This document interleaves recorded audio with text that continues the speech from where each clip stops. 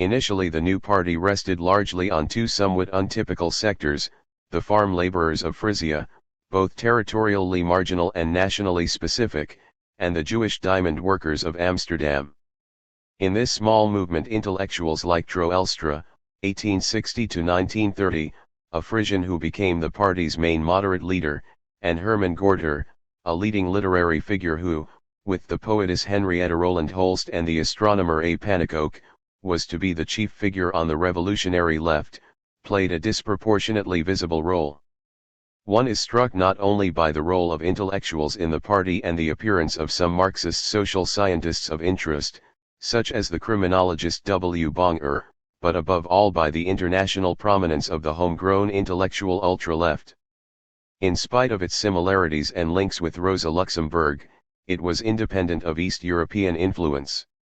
The Dutch were an anomalous case in Western Europe, though a small one. The powerful Austrian Social Democratic Party was both notably militant and notably identified with Marxism, if only through the close personal friendship between its leader Victor Adler, 1852–1918, and the old Engels. Indeed, Austria was the only country to produce a school of Marxism identified specifically with it, Austro-Marxism. In the Habsburg monarchy we enter, for the first time, a region in which the presence of Marxism in the general culture is undeniable, and the appeal of social democracy to intellectuals more than marginal. However, their ideology was, inevitably and profoundly, marked by that national problem which determined the fate of the monarchy. Characteristically, Austrian Marxists were the first to analyze it systematically. 27. The intellectuals of those nations which possessed no autonomy, such as the Czechs, were largely drawn to their own linguistic nationalism or, if parts of some Erdente, to that of the state they aspired to join, Romania, Italy. Even when influenced by the socialists, the national element was likely to prevail, as in the Narodni socialists who split from the Austrian party in the later 1890s to become essentially a Czech petty bourgeois radical party. Though keenly aware of Marxism, they remained largely immune to it. The most eminent Czech intellectual, Tomáš Masaryk, made his name internationally with a study of Russia and a critique of Marxism. There remained the intellectuals of the two dominant cultures, the German and Magyar, and the Jews. The influence of Marxism on general culture in the dual monarchy cannot be understood without some consideration of this anomalous minority.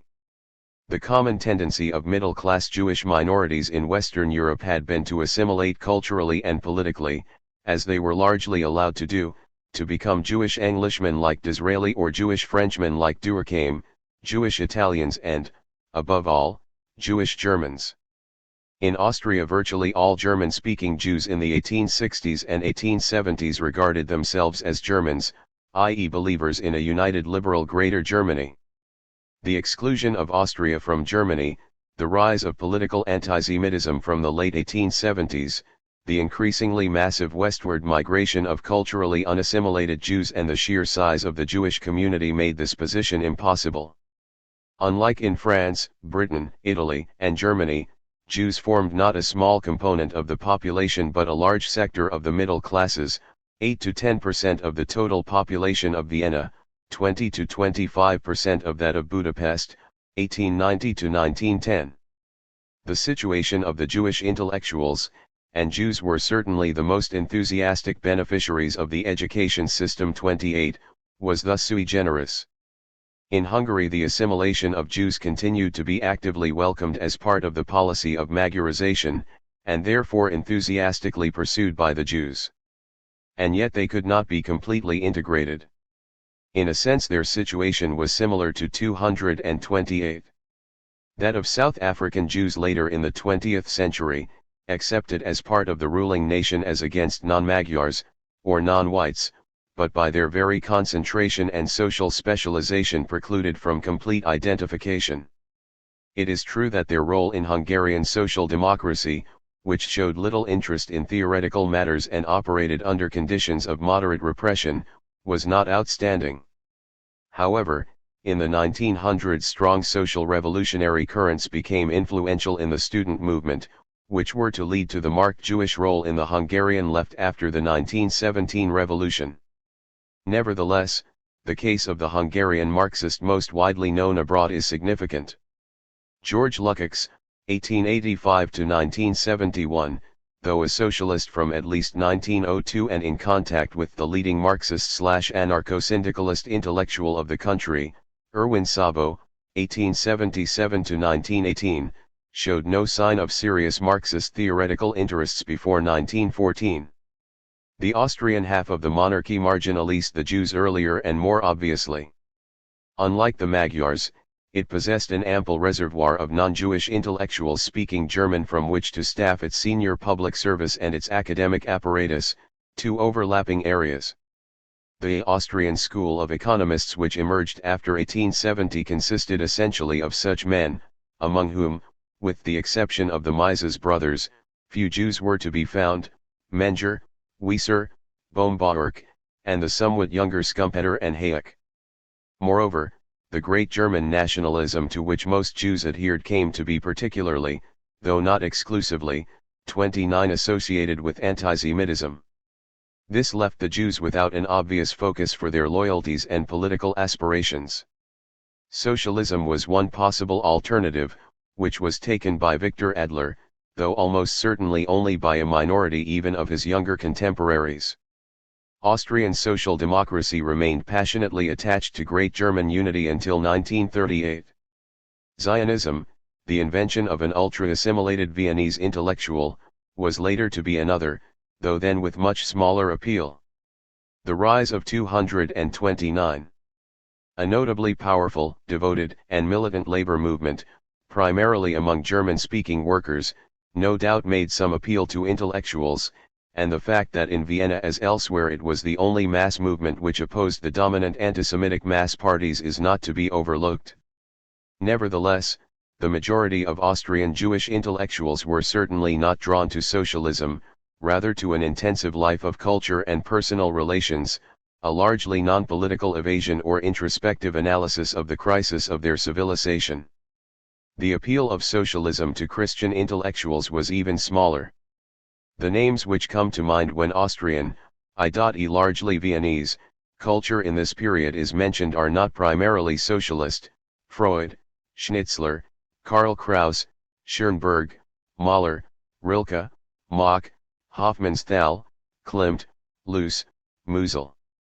On the other hand, in the main cities, particularly Vienna and Prague, social democracy, i.e. in intellectual terms, Marxism, became an unavoidable part of the experience of young intellectuals, as may be seen from the most vivid portrait of the, predominantly Jewish, cultured Viennese middle-class milieu in Arthur Schnitzler's novel Der Weg ins Freie, 1908.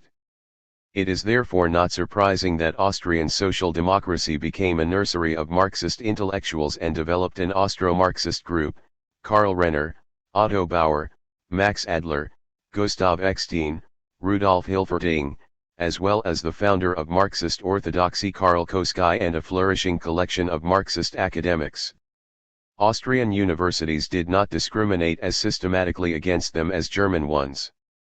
Among these, Karl Grunberg, Ludo M. Hartmann and Stefan Bauer are notable for founding in 1893 the journal which, under its later name of Viertelgeschrift für Soziale und Wirtschaftsgeschichte, was to become the main organ of economic and social history in the German-speaking world, but eventually ceased to reflect its socialist origins. Grunberg, from his chair in Vienna, founded the Archiv für die Geschichte des Sozialismus und der Arbeiterbewegung, commonly known as Grunberg's Archiv, 230. In 1910, which pioneered the academic study of the socialist, and particularly the Marxist, movement. Conversely, Austrian social democracy was distinguished by a particularly brilliant press and an unusual breadth of cultural interest.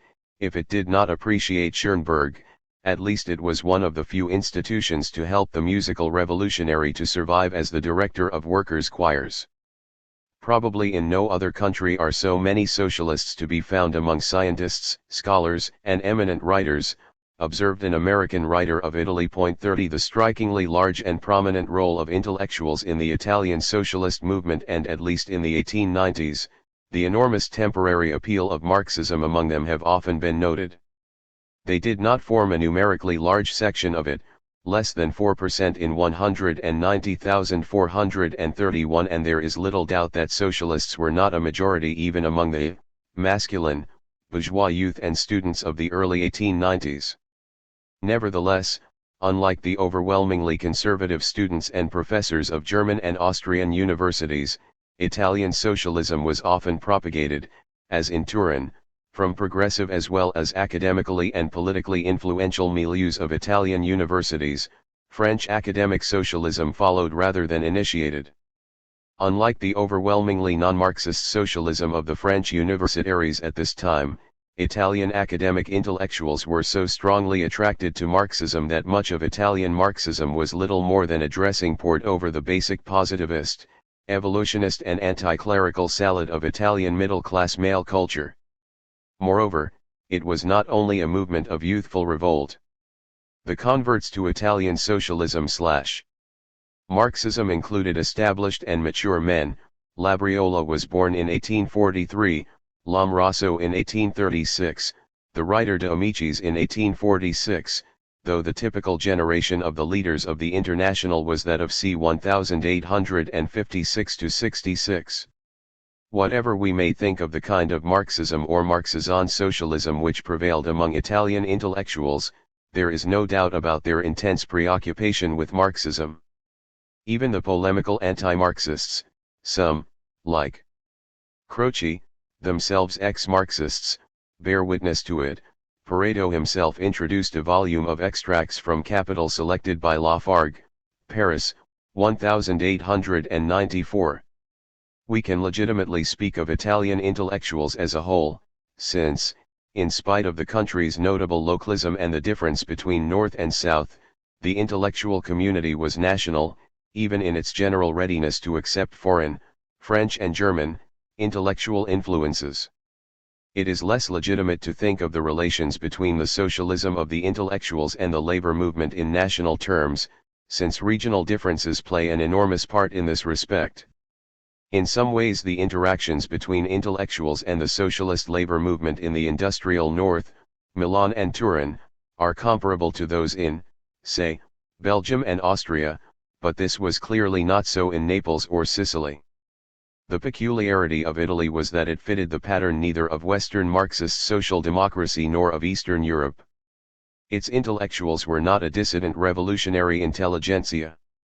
This is suggested not so much by the fact that the wave of their enthusiasm for Marxism, at its height in the early 1890s, subsided fairly rapidly, as by the rapid transfer of most of the Socialist Party's intellectuals to its reformist and revisionist wing after 1901, and by the failure of that party to develop a Marxist left opposition of any size within it, as happened in Germany and Austria. Italian intellectuals as a group conformed to the basic West European pattern of the period. They were members in good standing of their national middle class, and after 1898 accepted as part of the system even when they were socialist politicians. There were no doubt good reasons why many of them should become socialists in the 1890s, probably, given the political development of Italy since the Risorgimento, the miserable poverty of Italian workers and peasants and the great mass rebellions of the 1880s and 1890s, stronger reasons even than in Belgium. The generosity and rebelliousness of youth reinforced these. At the same time, not only were socialist middle class 232 intellectuals not discriminated against as such, their socialism being, with a few exceptions, accepted as a comprehensible extension of progressive and republican views, but the pattern of their lives and careers was not substantially different from that of non-socialist intellectuals. Felice Momigliano, 1866–1924, had a somewhat troubled career as a secondary school teacher for a few years after his militant adhesion to the Socialist Party in 1893, but thereafter there seems to have been little in his professional life as a teacher and university professor, or even, apart from the contents, in his literary activities, to distinguish him from non-socialist teachers in lycei with a Mazzinian background and strong intellectual interests. We can at most guess that, had he not been a socialist, he might have reached the university rather earlier. In short, most Western socialist intellectuals enjoyed at the very least what Max Adler described as personal immunity and the possibility of the free development of their spiritual, geistige, interests. 32 This was not the case of the intelligentsia of the Russian type, which, though initially and primarily sprung from the well-to-do classes of the population, was sharply distinguished from them by its essentially revolutionary definition. The gentry and officials in their majority cannot be classed in the category of intellectuals, as Pisahanov stated firmly in 1906.33. Their very vocation and the reaction of the regime and society they opposed precluded the Western type of integration, whether the intelligentsia was defined subjectively and idealistically, as by the Narodniks, or as a separate social stratum, a question much debated on the Russian left in the early 1900s. As it happened, the growth of both a proletariat and an increasingly self-confident bourgeoisie in the 1900s complicated their situation. Since an increasingly visible part of the intelligentsia now seemed to belong to the bourgeoisie, in Russia also, as in Western Europe, the intelligentsia is breaking up, and one of its fractions, the bourgeois fraction, places itself at the disposal of the bourgeoisie and merges itself definitively in it, as Trotsky 233 argued. 34 The nature, or even the separate existence of this stratum, no longer seemed clear. However, the very nature of these debates indicates the profound differences between Western Europe and the countries of which Russia was then the major example. In Western Europe it would hardly have been possible to argue, like the Russo-Polish revolutionary Makachski, 1866–1926, and some of his commentators, that the intellectuals as such were a social group seeking, by means of a revolutionary ideology, to substitute themselves for the bourgeoisie with the aid of the proletariat before exploiting the proletariat in their turn. 35. Given the central role of Marx as the inspirer of the analysis of modern society in Russia, the pervasiveness of Marxist influence among the intelligentsia hardly needs much comment. All positions on the left, whatever their nature and inspiration, had also to be defined in relation to it. Indeed, it was so central that even nationalist movements underwent its influence. In Georgia the Mensheviks were to become, in effect, the local national party, the Bund. The nearest thing at this time to a national political organization of the Jews was strongly Marxist, and even the then relatively modest Zionist movement clearly shows this influence. The founding fathers of Israel, who largely came to Palestine in the second Aliyah from Russia in the aftermath of the 1905 revolution, brought with them the revolutionary ideologies of Russia, which were to inspire the structure and ideology of the Zionist community there. But even peoples less likely to be influenced by Marxism than the Jews demonstrate its influence. What became the main champion of Polish nationalism was, nominally, the Polish Socialist Party of the Second International, to some extent a genuine workers' party, so much so that the older Marxist tradition had to reconstitute itself as a rival, and more truly Marxist, social democracy of the Kingdom of Poland and Lithuania, under Rosa Luxemburg and Leo Jogi Ces. A similar division developed in Armenia, with the rise of the Dashnaks, who nevertheless saw themselves as part of the Second International. In short, in Russia intellectuals who broke with the older traditions of their people were quite unable to escape the influence of Marxism in some form or another. This is not to suggest that they were all Marxists, or remained so, or that, when they regarded themselves as such, they agreed with one another about the right interpretation of Marxism, especially not the latter.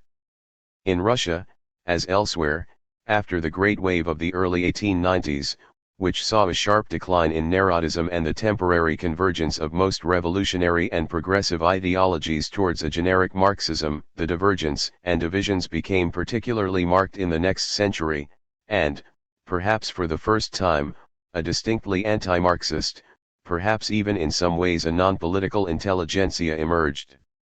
But it emerged from a melting pot in which it had, inevitably, come into contact with Marxism and undergone its influence.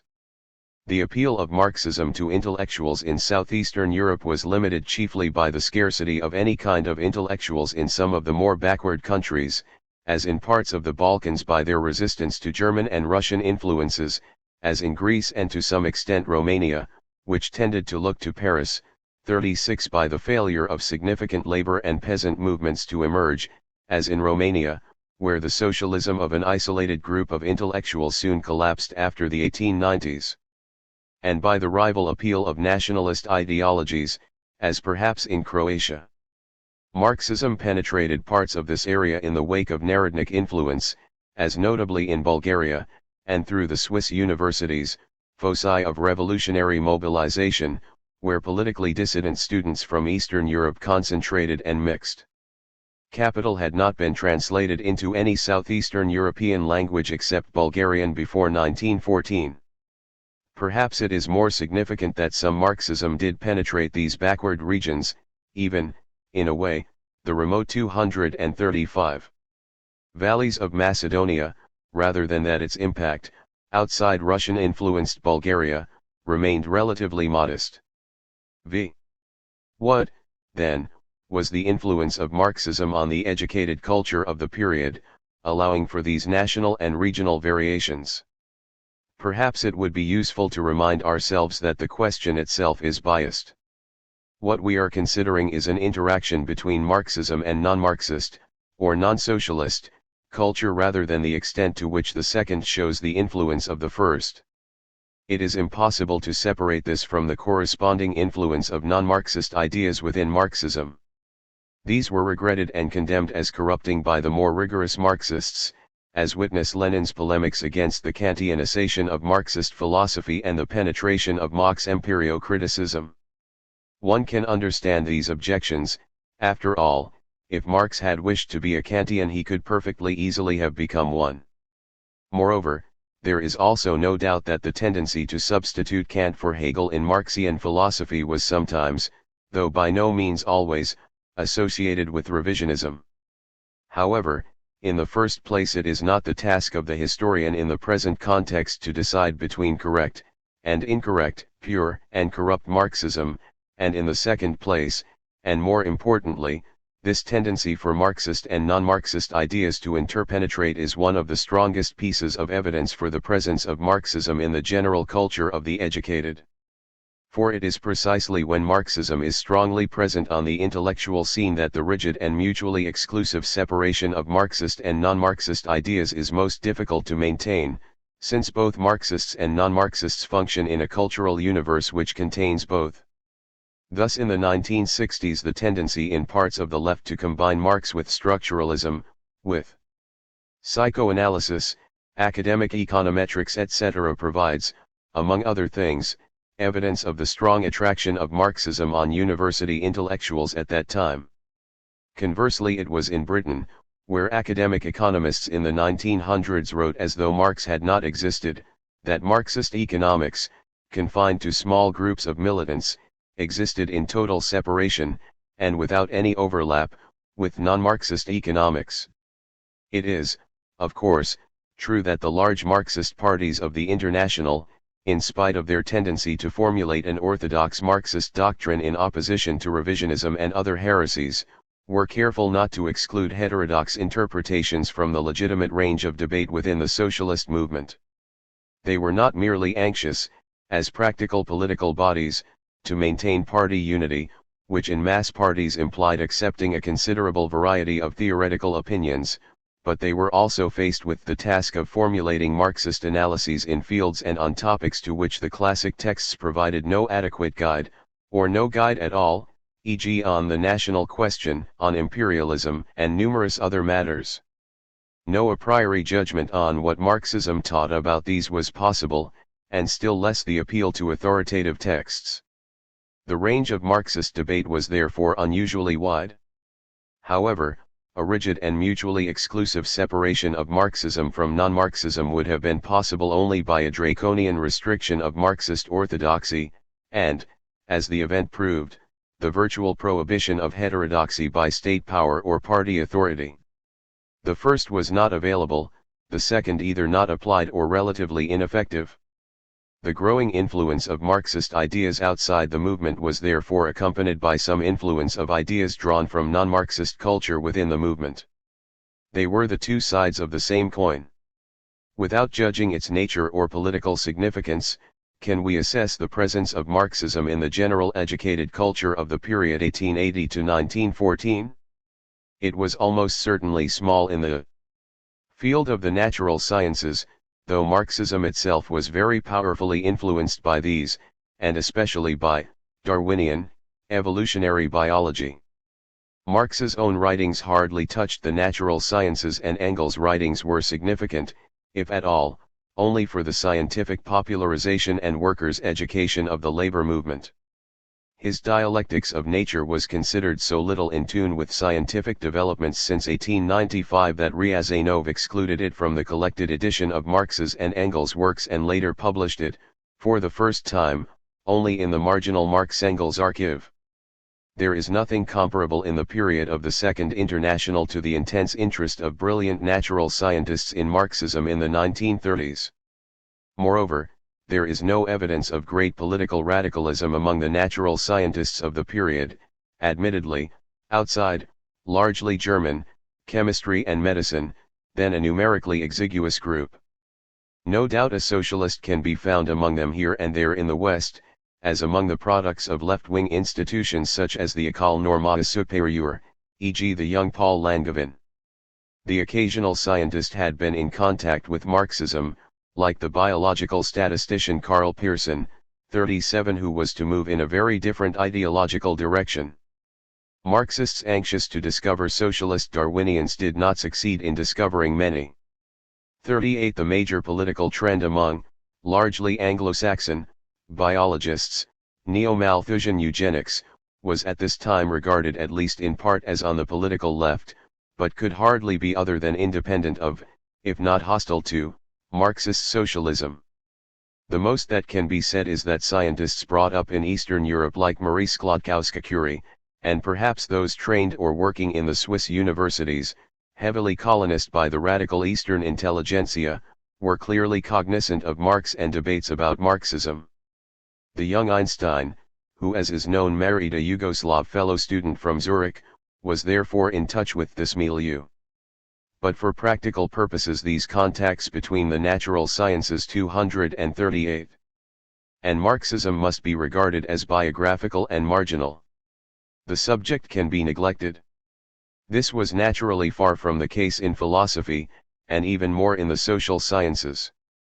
Marxism could not but raise profound philosophical questions which called for some discussion. Where the influence of Hegel was powerful, as in Italy and Russia, this discussion was intense. In the absence of a strong Marxist movement, the British philosophical Hegelians, mainly an Oxford group, showed little interest in Marx, though several were drawn towards social reform. Germany, the home of philosophers, was at this time notably non-Hegelian, and not only because of the family connection between Hegel and Marx. 39 Neueside had to rely on Russians like Plekhanov for its discussions of Hegelian themes, in the absence of German social democrats with this philosophical expertise.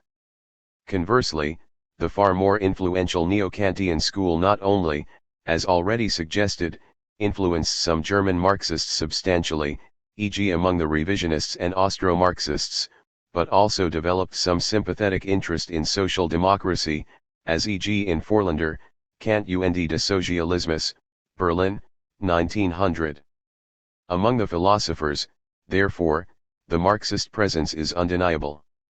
Of the social sciences, economics remained fairly solidly hostile to Marx, and the marginalist neoclassicism of the dominant schools, the Austrian, Anglo-Scandinavian, and Italo-Swiss, clearly had few points of contact with his kind of political economy. While the Austrians spent much time refuting him, Menger, Bohm-Bawerk, the Anglo-Scandinavians did not even bother to do so after the 1880s, when several of them had satisfied themselves that Marxian political economy was wrong. This does not mean that the Marxian presence was not felt. The most brilliant younger member of the Austrian school, Joseph Schumpeter, 1883 to 1950, was from the start of his scientific career, 1908, preoccupied with the historic fate of capitalism and the problem of providing an alternative interpretation of economic development to Marx's, see his Theorie der wirtschaftlichen Entwicklung, 1912. However, the deliberate restriction of the field of economics by the new orthodoxies made it difficult for it to contribute to such major macroeconomic problems as growth and economic crises. Curiously enough, the Italians' interest, from a strictly non-Marxist or anti-Marxist point of view, in socialism led to the demonstration, against the Austrian Mises, who had argued the contrary, that a socialist economy was theoretically feasible. Pareto had already argued that its impracticability could not be theoretically proved, before Barone, 1908, produced his fundamental paper on Il Ministro della Produzione nello Stato Collettivo, which was to make its impact on economic debate after our period. Some Marxist influence, or stimulus, may perhaps be detected in the institutional school or current of American economics then popular in the USA where, as already mentioned, the strong sympathy of many economists for progressivism and social reform inclined them to look favorably on economic theories critical of big business, R.T. Ely, the Wisconsin School, above all Thorstein Veblen. Economics as a discipline separate from the rest of the social sciences hardly existed in Germany, where the influence of the historical school and the concept of the Staatswissenschaften, best translated as policy sciences, was dominant. The impact of Marxism, i.e. of the massive fact of German social democracy, on economics cannot be treated in isolation. It need hardly be said that the official social sciences of Wilhelmine Germany were strongly anti-Marxist, though the old liberals, who had engaged in polemics with Marx himself, Lucio Brentano, Schaffel, 41 seem to have been more eager to plunge into controversy than the more Prussian-oriented school of Schmaler. Schmaler's Jahrbuch abstained from printing any article about Marx before 1898, while Schaffel's Zeitschrift für die Gesamtstaatswissenschaft reacted to the rise of social democracy with a salvo of articles, 7 between 1890 and 1894, before falling 240 silent on the subject. In general, as suggested earlier, the concern of German social science with Marxism increased with the strength of the SPD. If German social sciences kept its distance from a specialized economics, it also distrusted a specialized sociology, which it identified with France and Britain, and, as in other countries with too sympathetic an interest in the left. 42 And indeed sociology as a special field only began to emerge in Germany in the last years before the First World War, 1909. Still, if we survey sociological thought, whatever it chose to call itself, the influence of Marx was, then as later, strongly felt. Gothein had no doubt that Marx and Engels, whose approach to social science was more convincing than Kvitelit's and even more logical and coherent than Kant's, had provided the most powerful single impetus. 43 And at the end of our period a quotation from one of the most influential American sociologists may indicate the standing of Marxism. Marx, wrote Albion Small in 1912, was one of the few really great thinkers in the history of social science. I do not think that Marx added to social science a single formula which will be final in the terms in which he expressed it. In spite of that, I confidently predict that in the ultimate judgment of history Marx will have a place in social science analogous to Galileo in physical science. 44. The influence of Marxism was evidently promoted by the political radicalism of many sociologists who, Marxists or not, found themselves close to the social democratic movements, as in Belgium. Thus Leon Winiarski, whose now forgotten theories can hardly be called Marxist in any sense, is found contributing an article on socialism in Russian Poland to Neue Zeit, 1891. The direct influence of Marx on non-Marxists may be illustrated by the founders of the German Sociological Society, who included Max Weber and Ernst Troeltsch, George Simmel and Ferdinand Tönnies, of whom it has been said that it seems clear that Marx's resolute exposure of the seamier side of competition exerted an influence second only to that of Thomas. 241. Hobbes. 45 Weber's Archiv für Sozialwissenschaft und Sozialpolitik was perhaps the only organ of German social science which opened itself to the collaboration of writers close to, influenced by, or even identified with socialism. Little need be said about the mixture of eclectic borrowings from Marx with positivism and anti-Marxism polemic in Italian, Russian, Polish, or even Austrian sociology, except that they also demonstrate the presence of Marx. There is even less to say of remoter countries in which sociology and Marxism were virtually identified, as among the few Serbian practitioners of the subject.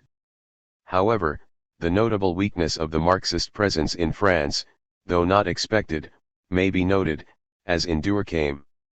Though the strongly Republican and Dreyfusard milieu of French sociology inclined it to the left, and several of the younger members of the anti-sociologic group became socialists, some Marxist influence has only been claimed in the case of Hobsbawm, 1977–1945, and is doubtful, at any rate before 1914.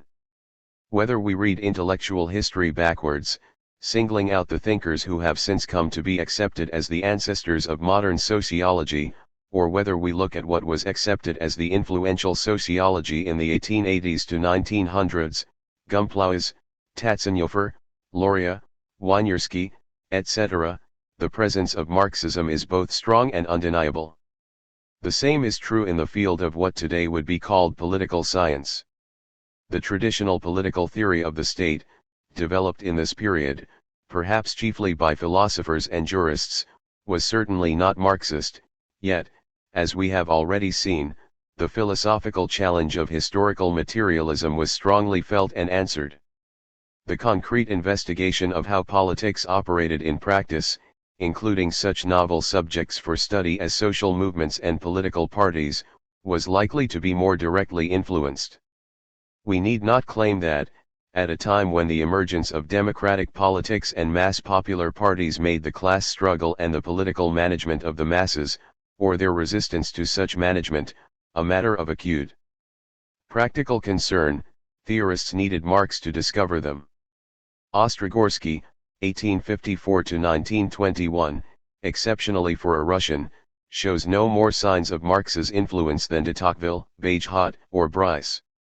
Nevertheless, Gumplaues' doctrine that the state is always the tool of the minority holding the majority in subjection, which may have even had some effect on Pareto and Mosca, was certainly in part influenced by Marx, and the Marxist influence on Searle and Michaels is obvious. Little more need be said about a field which was then little developed in comparison with more recent periods. If sociology was obviously influenced by Marx, the fortress of official academic history defended itself passionately against any such incursions, especially in the West. It was a defense not only against social democracy and revolution, but against all the social sciences. It denied historical laws, the primacy of forces other than politics and ideas, evolution through a series of predetermined stages. Indeed, it doubted the legitimacy of any historical generalization. The basic issue, argued the young Otto Hintze, is the old controversial question about whether historic phenomena have the regularity of law. Or, as a less cautious review of Labriola put it, history will and should be a descriptive discipline. The enemy was thus not only Marx but any encroachment by social scientists on the historian's field. In the acrimonious German debates of the mid-90s, which had some international echoes, the main adversary was not Marx but the polemically minded Karl Lamprecht, all historians inspired by Comte, or the tone of suspicion is clear, any economic history which tended to derive political history from socio-economic evolution, or even any economic history. And yet in Germany at least it was evident that Marxism was much in the minds of those who attacked all collectivist history as essentially a materialist conception of history. Conversely, Lamprecht, supported by younger historians like R. Ehrenberg, whose Zeitalter der Fugger came under similar attack, claimed that he was accused of 243 materialism in order to identify him with Marxism. Since the Neue Zeit, while criticizing him, also thought that among bourgeois historians he had come closest to historical materialism. His disclaimers carried little conviction among the orthodox, who hinted that he has perhaps learned more from Marx than his school is willing to admit to itself. 50. It would therefore be mistaken to look for the influence of Marxism only among frankly Marxist historians, of whom there were few, some of whom could, very properly, be dismissed as historically unqualified propagandists. 51. As in the field of sociology, it is to be looked for among writers who attempted to answer similar questions to Marx's, whether or not they arrived at similar answers. That is to say, it was felt among historians who sought to integrate the field of narrative, political, institutional and cultural history into a wider framework of social and economic transformations. Few of these were orthodox academic historians, though the influence of Lamprecht was clearly dominant in the Belgian Henry Piron, who was very far from any kind of socialism. 52. He wrote a determined defense of Lamprecht in the Revue Historique. 1897. 53. Economic and social history, largely separate from ordinary history, was the most receptive ground, and indeed younger historians, repelled by the aridity of official conservatism, began to feel themselves more at home in this specialized field. As we have seen, even in Germany itself the first journal of economic and social history was a, largely Austrian, Marxist initiative. The most brilliant economic historian of his generation in England, George Unwin, who took to his subject in order to refute Marx, was nevertheless convinced that Marx was trying to get at the right kinds of history. The orthodox historians ignore all the most significant factors in human development. 54. Nor should the influence of the Narodnik Marxist saturated Russian historians be underestimated, Karayev and Lauchesky in France, Vinogradov in Britain.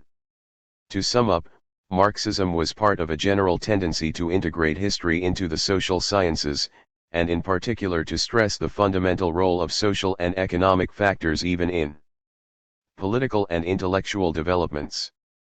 55. Since it was admittedly the most comprehensive, powerful and consistent theory attempting to do so, its influence, though not rigidly separable from others, was substantial.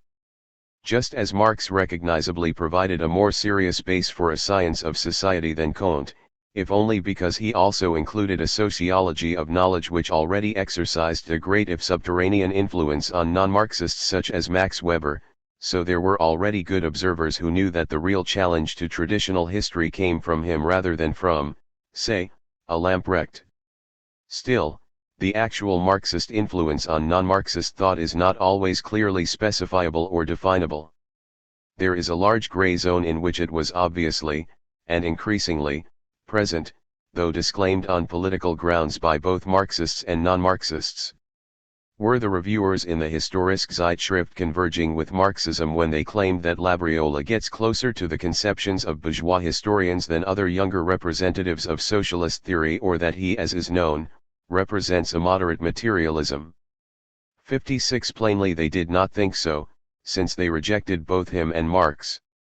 Yet it is in this gray zone in which non-Marxists recognized that they could not totally disagree with what Marxists said, that we must look for most of the Marxist influence upon them and upon the culture of non-Marxists in general. At the time of Marx's death it had been small, if only because Marx was little known or read outside the intelligentsia of Eastern Europe. By 1914 it had become very large. Few educated persons, in large areas of Europe, were now unaware of his existence, and some aspects of his theory had entered the public domain. 6. We are left with the even more general problem of the relations between Marxism and the arts, and especially the cultural 245. Avant-garde, which played an increasingly important role in the arts during this period. There is no necessary or logical connection between the two phenomena, since the assumption that what is revolutionary in the arts must also be revolutionary in politics is based on a semantic muddle. On the other hand, there is or was frequently an existential connection, since social democrats and the artistic and cultural avant-garde were both outsiders, opposed to and by bourgeois orthodoxy, not to mention the youth and, quite often, the relative poverty of many members of the avant-garde and bohème. Both were to some extent pressed into a not unfriendly coexistence, with each other and with other dissidents from the morals and value systems of bourgeois society. Politically revolutionary or progressive minority movements attracted not only the usual fringe of cultural heterodoxy and alternative lifestyles, vegetarians, spiritualists, theosophists, etc., but independent and emancipated women, challengers of sexual orthodoxy, and young people of both sexes who had not yet made their way into bourgeois society, or rebelled against it in whatever way they thought most demonstrative, or felt excluded from it. Heterodoxies overlapped. Such milieus are familiar to every cultural historian. The small British socialist movement of the 1880s provides several examples. Eleanor Marx was not only a Marxian militant but a free professional woman who rejected official marriage, a translator of Ibsen and an amateur actress. Bernard Shaw was a Marxist-influenced socialist activist, a self-made literary man, a hammer of conventional orthodoxy as a critic of music and drama, and a champion of the avant-garde in arts and thought, Wagner, Ibsen. The avant-garde arts and crafts movement, William Morris, Walter Crane, was drawn into Marxian socialism, while the avant-garde of sexual liberation, the homosexual Edward Carpenter and the champion of general sexual liberation Havelock Ellis, operated in the same milieu. Oscar Wilde, though political action was hardly his field, was much attracted to socialism and wrote a book on the subject. Fortunately for this coexistence of the avant-gardes and Marxism, Marx and Engels had written very little specifically about the arts and published even less. The early Marxists were therefore not seriously constrained in their tastes by a classical doctrine. Marx and Engels had shown no fondness for any contemporary avant-garde after the 1840s. At the same time, the absence of a body of aesthetic doctrine in the Founding Fathers obliged them to evolve one. The most obvious criterion of contemporary arts acceptable to social democracy, there was never any doubt about the Founding Fathers, was that they should present the realities of capitalist society frankly and critically, preferably with special emphasis on the workers, and ideally with a commitment to their struggles. This did not in itself imply a preference for the avant-garde. Traditional and established writers and painters could just as easily extend their subject matter or their social sympathies, and indeed among the painters the turn to the depiction of industrial scenes, workers or peasants, and sometimes even scenes of labor struggles, as in H. Herkimer's Strike, was most usually found in mildly progressive but far from avant-garde figures, Lieberman, Leibler. However, these require no special discussion. This kind of socialist aesthetics raised no special problems for the relations between Marxism and the avant-gardes in the 1880s and 1890s, an era dominated, at least in prose literature, by realistic writers with strong social and political interests, or those which could be interpreted in this way. Some were increasingly influenced by the rise of labor to take a specific interest in the workers. Marxists had no difficulty in welcoming, on these grounds, the great Russian novelists whose discovery in the West was largely due to the progressives, the drama of Ibsen as well as other Scandinavian literature, Homsen and, for modern eyes more surprisingly, Strindberg, but above all the writers of schools described as naturalist, who were so patently 247 preoccupied with those aspects of capitalist reality from which conventional artists turned aside, Zola and Maupassant in France, Hauptmann and Sudermann in Germany, Verga in Italy. That so many naturalists were political and social campaigners, or even, like Hauptmann, attracted to social democracy 57 made naturalism even more acceptable. Of course, the ideologists were careful to distinguish between socialist consciousness and mere muckraking. Mering, surveying naturalism in 1892-3, welcomed it as a sign that art begins to feel capitalism in its own body, drawing a parallel, then less unexpected than it would be today, between it and Impressionism. Indeed, in this manner we can easily explain the otherwise inexplicable pleasure which the Impressionists and the Naturalists take in all the unclean refuse of capitalist society. They live and work amid such rubbish, and, moved by obscure instinct, can find no more tormenting protest to throw at the faces of those who torment them. 58 But, he argued, this was at best a first step toward a true art. Nevertheless, Neue Zeit, which opened its columns to modernists, 59 reviewed or published Hauptmann, Maupassant, Korolenko, Dostoevsky, Strindberg, Homsen, Zola, Ibsen, Björnson, Tolstoy, and Gorky. And Mering himself did not deny that German naturalism was drawn to social democracy, even if he believed that bourgeois naturalists are socialist-minded, as feudal socialists were bourgeois-minded, no more and no less. A second significant point of contact between Marxism and the arts was visual. On the one hand, a number of socially conscious visual artists discovered the working class as a subject and were therefore drawn towards the labor movement. Here or elsewhere in the avant-garde culture, the role of the Low Countries, situated at the intersection of French, British, and to some extent German influences, and with a particularly exploited and brutalist labouring population, in Belgium, was significant. Indeed, the international cultural role of these countries, especially Belgium, was at this period, as already 248 mentioned, more central than for some centuries past. Neither symbolism nor Art Nouveau and later modernist architecture and avant-garde painting after the Impressionists can be understood without their contribution. Specifically, in the 1880s the Belgian Constantin Meunier, 1831–1905, one of a group of artists close to the Belgian Labour Party, pioneered what later became the standard socialist iconography of the worker, the muscular bare-chested labouring man, the emaciated and suffering proletarian wife and mother. Van Gogh's explorations in the world of the poor only became known later. Marxist critics like Plekhanov treated this extension of the subject matter of painting into the world of capitalism's victims with the usual reticence, even when it went beyond mere documentation or the expression of social pity. Nevertheless, for those artists primarily interested in their subject matter, it built a bridge between their world and the milieu in which Marxism was debated. A more powerful and direct link with socialism came through the applied and decorative arts. The link was direct and conscious, especially in the British arts and crafts movement, whose great master William Morris, 1834–96, became a sort of Marxist and made both a powerful theoretical as well as an outstanding practical contribution to the social transformation of the arts. These branches of the arts took as their point of departure not the individual and isolated artist but the artisan. They protested against the reduction of the creative worker craftsman into a mere operative by capitalist industry, and their main object was not to create individual works of art, ideally designed to be contemplated in isolation, but the framework of human daily life, such as villages and towns, houses, and their interior furnishings.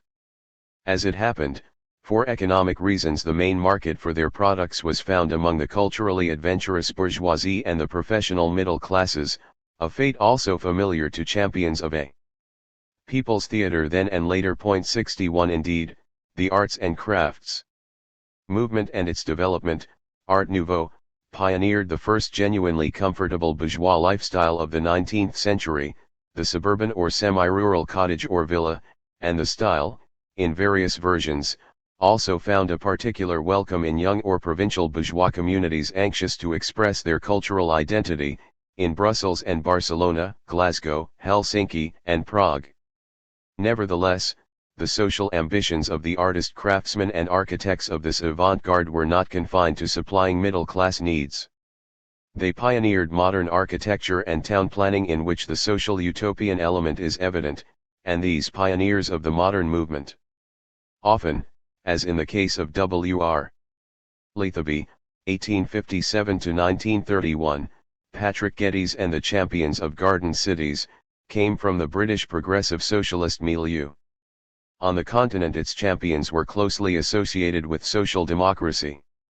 Victor Horta, 1861–1947, the great architect of the Belgian Art Nouveau, designed the Maison du Peuple of Brussels, 1897, at whose art section H. van de Velde, later a key figure in the development of the modern movement in Germany, gave lectures on William Morris. The socialist pioneer of Dutch modern architecture, H.P. Berliage, 1856–1934, designed the offices of the Amsterdam Diamond Workers Union, 1899. The crucial fact is that the new politics and the new arts converged at this point. Even more significantly, the original, mainly British, artists who pioneered this revolution in the applied arts were not merely directly influenced by Marxism, as for instance Morris, but also, with Walter Crane, provided much of the internationally current iconographical vocabulary of the social democratic movement. Indeed, William Morris developed a powerful analysis of the relations between art and society which he certainly considered Marxist, even though we can also detect the earlier influences of the Pre-Raphaelites and Ruskin. Curiously enough, orthodox Marxist thinking about the arts remained almost completely unaffected by these developments.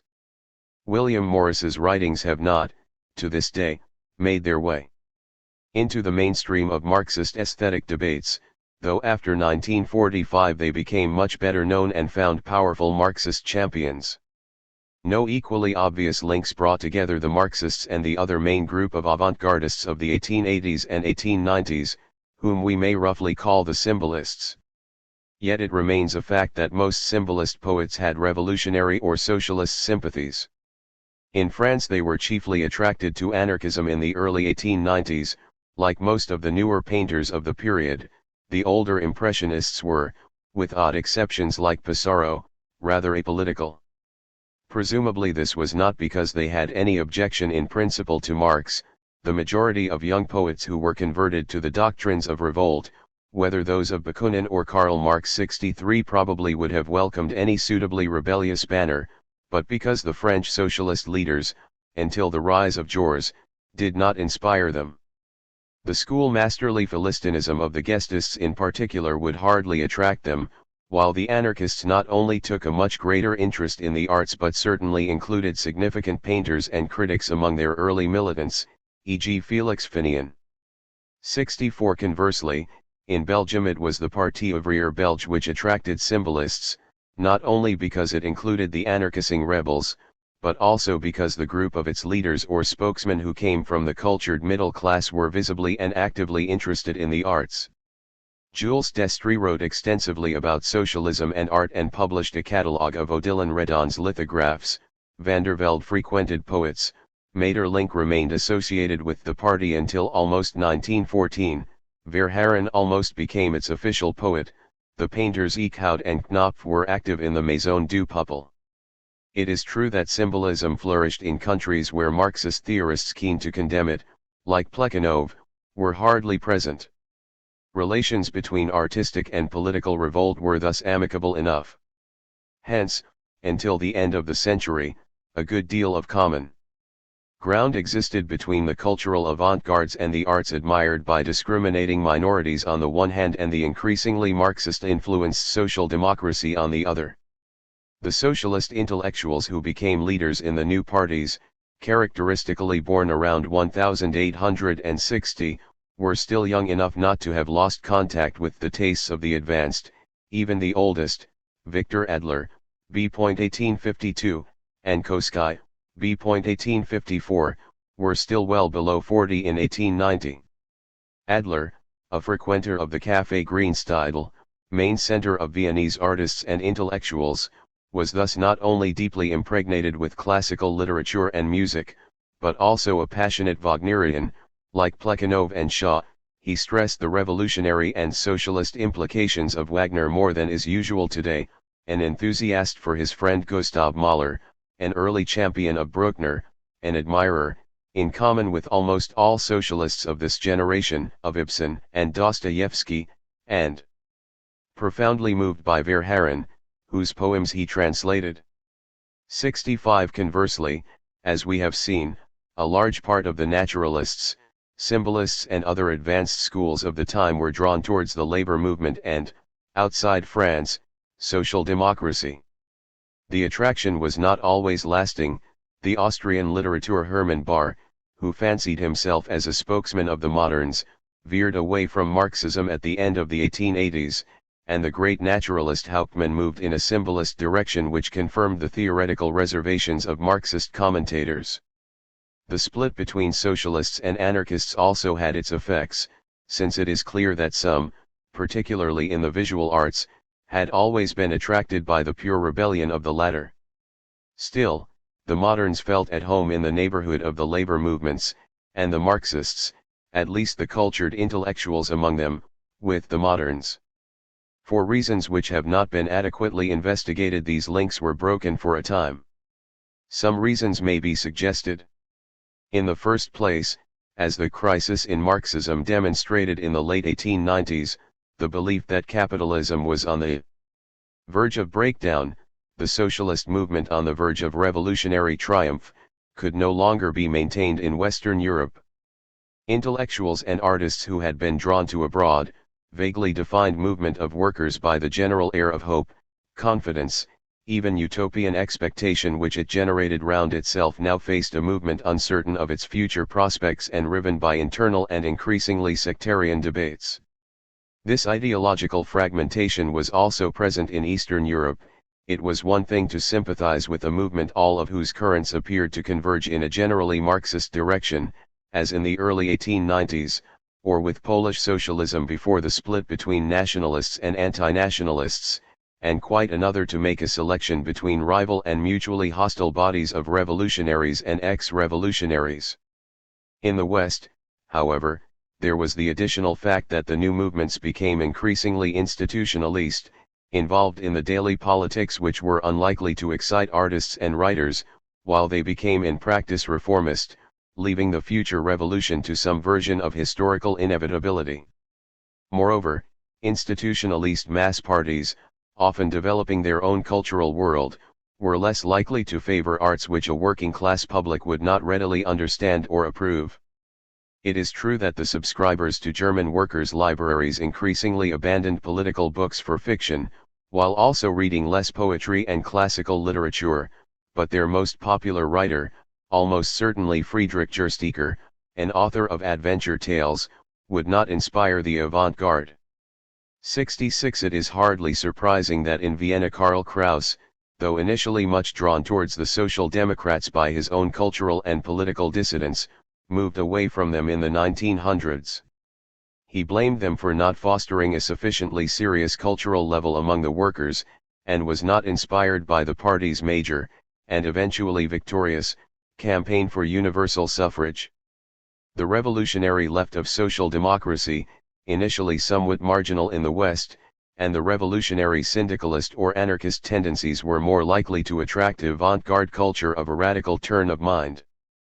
After 1900, the anarchists in particular increasingly found their social base, outside some Latin countries, in a milieu composed of bohemians and some self-educated workers, shading over into the lumpenproletariat, in the various Montmartres of the Western world, and settled down into a general subculture of those who rejected, or were not assimilable by, bourgeois lifestyles or organized mass movements. 68 This essentially individualist and antinomian rebellion was not opposed to social revolution.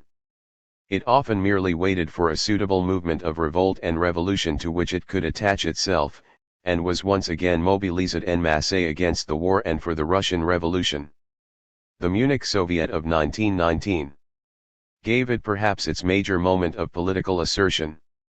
Yet both in reality and in theory it turned away from Marxism. Nietzsche, a thinker who was for fairly obvious reasons deeply unattractive to Marxists or other social democrats, in spite of his hatred of the bourgeois, became a characteristic guru of anarchist and anarchizing rebels, as of non-political middle-class cultural dissidents. Conversely, the very cultural radicalism of avant-garde developments in the new century cut them off from workers' movements whose members remained traditional in their tastes, inasmuch as they, and the movement, remained attached to the understood languages and symbolic codes of communication which expressed the contents of works of art. The avant-gardes of the last quarter of the century had not yet broken with these languages, though they had stretched them. With a little adjustment it was perfectly possible to discern what Wagner and the Impressionists, or even a good many of the symbolists, were about. From the early 20th century, perhaps the Paris Salon d'Automne of 1905 marks the break in the visual arts. This was no longer so.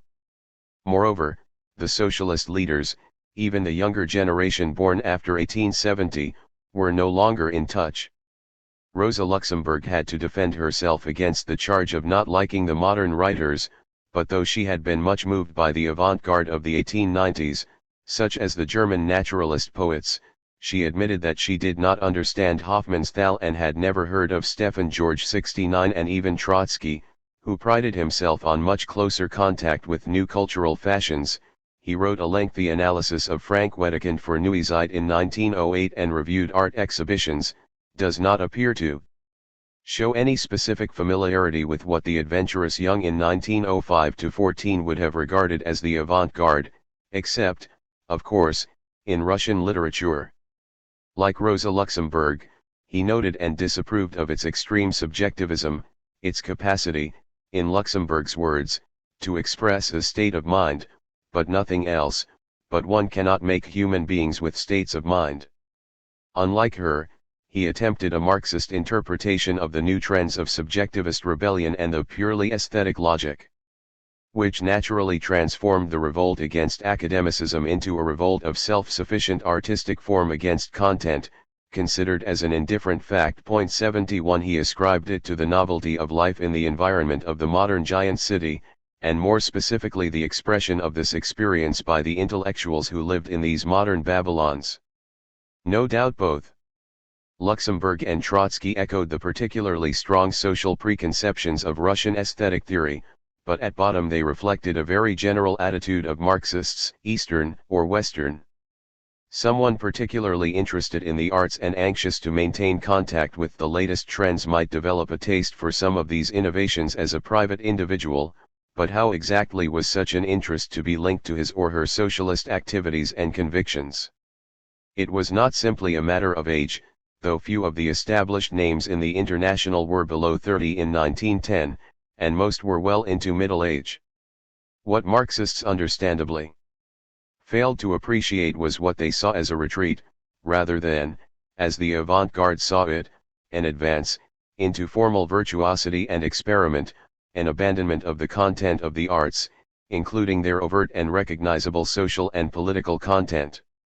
What they could not accept was the avant-garde's choice of a pure subjectivism, almost solipsism, such as Plekhanov detected in the Cubists. 72 It was already regrettable, if explicable, that among the bourgeois ideologists who go over to the side of the proletariat there are very few practitioners of the arts, Kunstler, and in the years before 1914 there seemed to be even fewer who were drawn towards the workers' movement than before 1900. The avant-garde of French painters was à la carte de toute agitation intellectuelle et sociale, confines dans les conflits de technique, removed from any intellectual and social agitation, confining itself to arguments about technique. 73 But more than this, in 1912-13 Plekhanov could state as something evident that the majority of today's artists occupy the bourgeois standpoint and are totally impervious to the great ideas of freedom of our time. 74 It was not easy, among the mass of artists who claimed to be anti-bourgeois, to find more than a few who were close to the organized socialist movements. Even the anarchists found fewer devoted enthusiasts among the painters than they had done in the 1890s, but it was a good deal easier to discover those who complained about the Philistinism of the workers, frank elitists like the Stefan George Circle in Germany or the Russian acmeists, searchers for, preferably female, aristocratic company. And even, especially in literature, potential and actual reactionaries. Moreover, it must not be forgotten that the new experimental avant-gardes rebelled not so much against academicism as against precisely those avant-gardes of the 1880s and 1890s which had been relatively close to the labor and socialist movements at that time. In short, what could Marxists see in these new avant-gardes except yet another symptom of the crisis of bourgeois culture, and the avant-gardes in Marxism except yet another proof that the past could not understand the future? No doubt there were some among the few dozen individuals on whose patronage, as collectors or dealers, the new painters depended who were also Marxist sympathizers, e.g. Morozov and Shchukin. The amateurs of rebellious art were unlikely to be politically conservative at this time.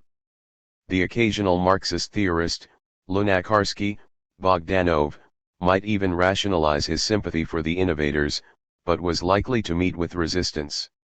Yet the cultural world of the socialist and labor movements had no obvious place for the new avant-gardes, and the orthodox aesthetic theorists of Marxism, de facto a Central and Eastern European species, condemned them. However, if some of the new avant-garde certainly remained remote from socialism or any other politics, and some were to become frankly reactionary or even fascist, a great part of the rebels in the arts were merely waiting for a historic conjuncture when artistic and political revolt could once again merge. They found it after 1914 in the movement against the war and in the Russian Revolution. After 1917 the junction between Marxism, in the shape of Lenin's Bolshevism, and the avant-garde was once again made, initially mainly in Russia and Germany. The era of what the Nazis called, not incorrectly, Kulturbolschewismus does not fall within the scope of this chapter, the history of Marxism in the period of the Second International. Nevertheless, the post-1917 developments must be mentioned, because they led to the bifurcation of Marxist aesthetic theory between the realists and the avant-gardists, the conflicts between Lukács and Brecht, the admirers of Tolstoy and those of James Joyce. And as we have seen, this division had its roots in the period before 1914. If we look back on the period of the Second International as a whole, we must conclude that the relation between Marxism and the arts was never comfortable, even before 1900, when it became so noticeably difficult. Marxist theorists had never felt completely happy about any of the modern movements of the 1880s and 1890s, leaving their enthusiastic championship to 257 intellectuals on the fringes of Marxism, as in Belgium, or to non-Marxist revolutionaries and socialists. The leading orthodox Marxist critics saw themselves as commentators or referees rather than supporters or players in the football match of culture.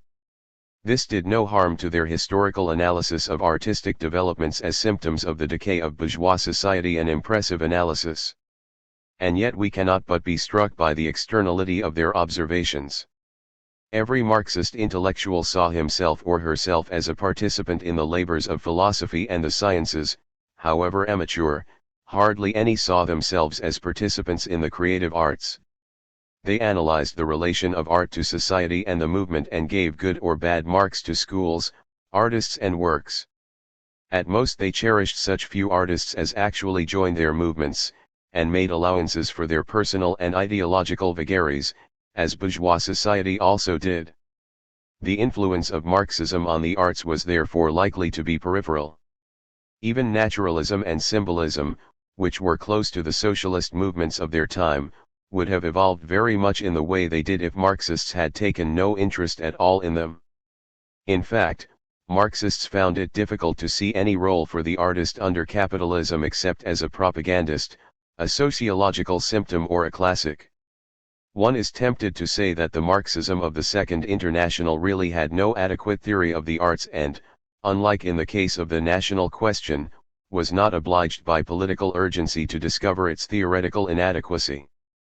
But within the Marxism of the Second International there was a genuine theory of the arts in society, though the official corpus of Marxist doctrine was not aware of it, the theory most fully developed by William Morris.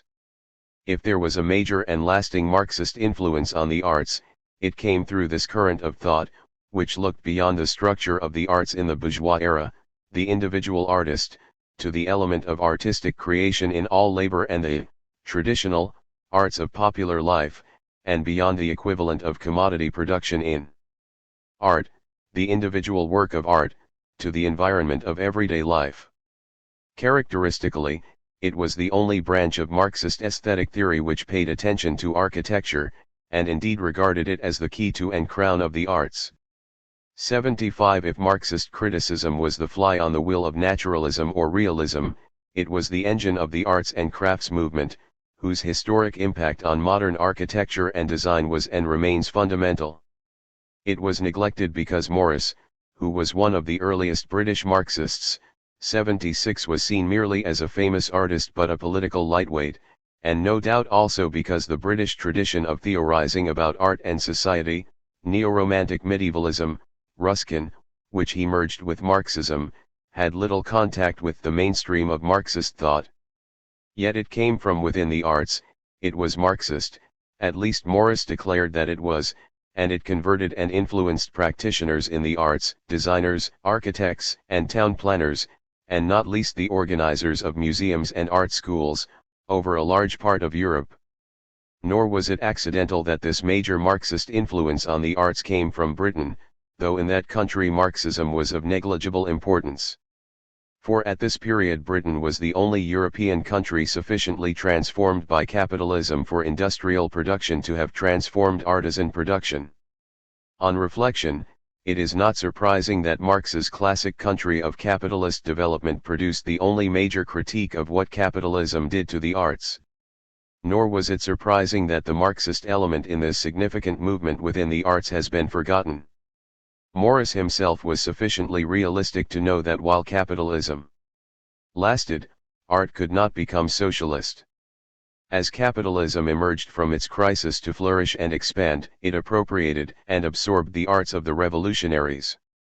The comfortable and cultured middle class, the industrial designers, took it over. The greatest work of H.P. Berliage, the Dutch socialist architect, is not the building of the Diamond Workers' Union but the 259 Amsterdam Stock Exchange. The nearest Morrisian town planners got to their people's cities were garden suburbs, eventually occupied by the middle class, and garden cities, remote from industry. In this manner the arts reflect the hopes and the disappointments of the socialism of the Second International. The 1930s is the decade in which Marxism became a serious force among the intellectuals of Western Europe and the English-speaking world. It had long been such a force in Eastern and parts of Central Europe, and the Russian Revolution had naturally attracted numerous Western socialists and other rebels and revolutionaries. However, contrary to common belief, after the revolutionary wave of 1917-20 subsided, the type of Marxism which became overwhelmingly predominant, that of the Communist International, did not demonstrate any very strong attraction for Western intellectuals, especially those of bourgeois origin. Some dissident Marxist groups were more attractive to them, notably Trotskyism, but such groups were numerically so small compared with the main communist parties that this is quantitatively negligible. Most communist parties in the West were predominantly proletarian, and the situation of the bourgeois intellectual in them was often anomalous and not always comfortable. 1,2 Moreover, particularly after the period of Bolshevization, the role of workers in the leadership 261 of such parties had been deliberately stressed. Unlike the parties of the Second International, few of the prominent leaders of communist parties were intellectuals, except in some of the underdeveloped and colonial countries, nor did such parties usually take pride in having intellectuals at their head, though they liked having prominent ones associated with them in other capacities. The influx of intellectuals into communist parties in the 1930s was therefore a new phenomenon. In Britain, almost 15% of the delegates to the CP Congress of 1938 were students or members of the professions. 3. The penetration of intellectual Marxism into these Western countries was not only novel but autochthonous. The significance of political refugees for the diffusion of socialism, and notably Marxism, in the era of the Second International has attracted some attention, and the 1930s was, alas, a period of massive political emigration. Moreover, the impact of such emigrants on the intellectual life of the receiving countries was profound, both in Britain and even more in the USA, though probably not so much in France. But on the Marxism of the native generations which now turned in this direction in the West it had no major impact. This was perhaps due to the fact that the version which overwhelmingly attracted them was that associated with the communist parties and the USSR, which was made available through the publication of the classics, now including Lenin and Stalin as well as Plekhanov, in translation. A standardist international version of Marxism now existed, most systematically exemplified by the section on dialectical and historical materialism in the history of the CPSU, B. Short Course of 1938. Orthodox communist refugees would not therefore bring with them, or care to propagate in public, anything they knew to be at variance with this standard version. Heterodox Marxists or Marxisans would be relatively isolated by the known fact of their heterodoxy, even if contact with them was not actually prohibited for loyal communists, as it was with the followers of Trotsky. Two further factors diminished the influence of the Marxist diaspora. The first was linguistic. The two major languages of earlier Marxist discourse, German and Russian, were not widely known in the West, or not known at all. 5. Outside the USA there was no major public of Russian or German origin capable of reading works in those languages and likely to be interested in left-wing literature. Thus even writers acceptable to orthodox communists were inaccessible unless translated. But they rarely were. The first collection of Lukács studies published in English in book form dates from 1950, and even so basic a text as Marx's Fruchtschriften, available since 1932, made its impact in France only through the 2 or 3 individuals who could read it in German, and then not immediately. Conversely, of course, the works that were translated acquired a disproportionate significance, as witness the revolutionary impact on British scientists of B. Hesson's paper on Newton, see page below. The second factor was the growing closure of native societies against the influx of immigrants. The political or other emigrants from Hitler's Germany were reluctantly accepted in the West, but with the partial exception of the USA they were neither welcomed nor, except in special cases, integrated. They remained marginal and often unknown. 6. The Western Marxists thus developed independently of the central Marxist tradition or traditions. It is perhaps no accident that the first, and still in many ways the best, account of Marxist economic theory in English which embodied the debates and developments of the period of the Second International was published in the USA, that is to say in a country where the separation between the Marxism, or knowledge of Marxism, of the emigrants and the native New Left of the period was least marked. 7. The penetration of Marxism was therefore a paradoxical phenomenon. It was homegrown and not imported, inasmuch as it took place in each country independent of outside influences other than official communism. At the same time it overwhelmingly took a uniform and standardist form for this very reason. And yet this uniformity cannot conceal a distinct tendency towards national intellectual segregation, which contrasts both with the period of the Second International and with the international character of intellectual Marxism since about 1960. This was due in part to the very centralist and disciplined structure of the Communist International and the increasingly official character of the writings which emanated from it and the USSR, but which, until about 1948, operated rather selectively, see below. International communist journals, published in various languages, with some regional variations in content, such as the International Press Correspondence and the Communist International, were overwhelmingly concerned with current politics and mainly written by political leaders and what might be called the international staff writers of the movement. There was in the 1930s no equivalent to the Neue Zeit in any language. 8. Conversely, the theoretical, intellectual and cultural Marxist or Marxism journals which began to appear in various Western countries in the later 1930s were left mainly to intellectuals lacking political authority, and had no significant international resonance beyond the native speakers of the languages in which they were written, though some established international connections. So, paradoxically, there was scope for local variation and development insofar as there was no international line on a subject, or insofar as that line was not adequately advertised as mandatory. There was thus, as we shall see, a good deal of independent Marxist theorizing, e.g. about the natural sciences and about literature in Britain, some of which eventually fell victim to the imposition of a more all-embracing orthodoxy in the Zdanov period. However, basically, each country or cultural area in which Marxism was not officially prohibited adapted the standard international model in its own way and in the light of its local conditions, a development facilitated by the change in the Comintern's international line after 1934. In one field only can we speak of a genuine non-centralist internationalism of intellectuals on the left. Characteristically it was in the field of literature and the arts. These were linked to the politics of the left not so much through theoretical reflection as through an emotional commitment of their practitioners and admirers to the struggles of the period. Art and the left re-established strong links in the First World War, but not through orthodox Marxist theory. In the field of culture alone do we encounter a genuine resistance, even among communist intellectuals, to the imposition of orthodoxy. Few communists openly challenged socialist realism, which became official in the USSR.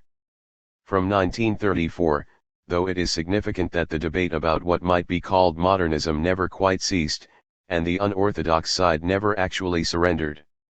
Brecht did not give in to Lukács.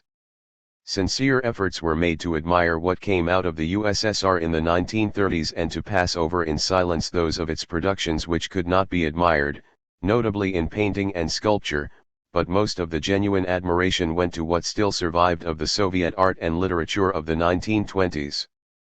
Few were prepared to disagree publicly with the official critique of the most celebrated international figures of the modern movement in the arts, but even fewer were prepared, at least in private, to cease their admiration for Joyce, Matisse, or Picasso, even when sincerely propagating styles closer to socialist realism. Jazz did not meet with the approval of the official orthodoxy, but its most passionate and active admirers, champions, and practical supporters in the Anglo-Saxon world included a disproportionately large number of communists and their sympathizers. Marxist intellectuals not cut off from the rest of the world therefore tended, whatever their country of origin, to share an international left-wing culture. It included writers and artists who identified themselves with communism or at least with commitment to the anti-fascist struggle, of whom there was fortunately a great number: Malraux, Silone, Brecht, insofar as he was then known, Garcia Lorca, Dos Passos, Eisenstein, Picasso, etc. 10 For members of the communist parties it might include the corpus of writers more or less officially approved as communist or progressive: Barbusset, Roland, Gorky, Anderson Nexo, Dreiser et al. It would almost certainly include the names which formed part of the international dramatis personae of educated culture, unless they were known to be identified with reaction and fascism, writers like Joyce and Proust, the famous, mainly French, painters of the early 20th century, the celebrated architects of the modern movement and, not least, the famous Russian filmmakers and Charlie Chaplin. The novelty of the 1930s lay not in the existence of such an international culture whose names were indifferently drawn from a variety of countries, in fact, mainly from France, America, the British Isles, Russia, Germany, and Spain, but in its close association with political commitment to the left. 11 It was certainly not a specifically Marxist culture, but the role of a minority of committed Marxists, i.e., for practical purposes, of communists, in crystallizing it was undoubtedly crucial. 2.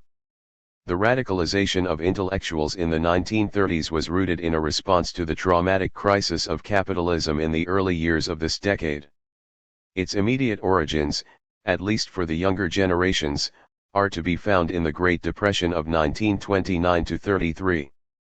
Thus in Britain the first serious signs of the growth of an interest in Marxism and the Communist Party among intellectuals are to be found in 1931, when dialectical and historical materialism became a topic of debate among a small number of academics and a student communist group established itself here and there, e.g. in the University of Cambridge, after an absence of some years.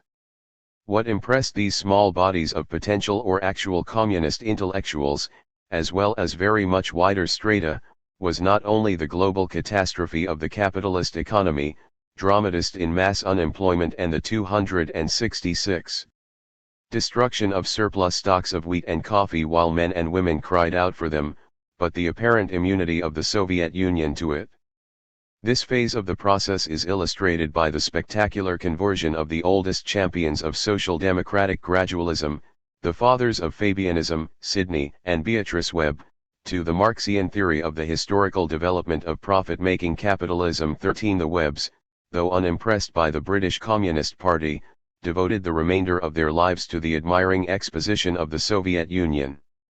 If the contrast between capitalist breakdown and planned socialist industrialization turned some intellectuals towards Marxism, the triumph of Hitler, an evident political consequence of the crisis, turned very many more into anti-fascists. With the establishment of the National Socialist regime, anti-fascism became the central political issue for three main reasons. First, fascism itself, hitherto primarily seen as a movement identified with Italy, became the major international vehicle of the political right. Fascist political movements, or those wishing to associate themselves with the prestige and power of the two major European states now under fascist rule, multiplied and grew in a number of countries. Other movements of militant reaction found themselves associated with domestic or foreign fascism, or seeking support from foreign fascism, or at least considering the rise of international and especially German fascism to be a bulwark against their domestic left, as the phrase went. Better Hitler than Leon Blum. The left naturally inclined to assimilate all such movements to fascism or philo-fascism, and to stress their links with Berlin and Rome. Like communism for the right, fascism for the left in each country was now not merely a problem for foreigners, but a domestic danger made all the more ominous by its international character and the sympathy and possibly the support of two great powers. It is impossible to understand the international wave of support for the Spanish Republic in 1936 without the sense that the battles fought in that barely known and marginal country of Europe were, in the most specific sense, battles for the future of France, Britain, the USA, Italy, etc.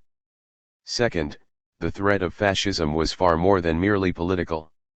What was at issue, and nobody was more aware of this than intellectuals, was the future of an entire civilization. If fascism stamped out Marx, it equally stamped out Voltaire and John Stuart Mill. It rejected liberalism in all its forms as implacably as socialism and communism. It rejected the entire heritage of the 18th century Enlightenment together with all regimes sprung from the American and the French revolutions as well as the Russian Revolution.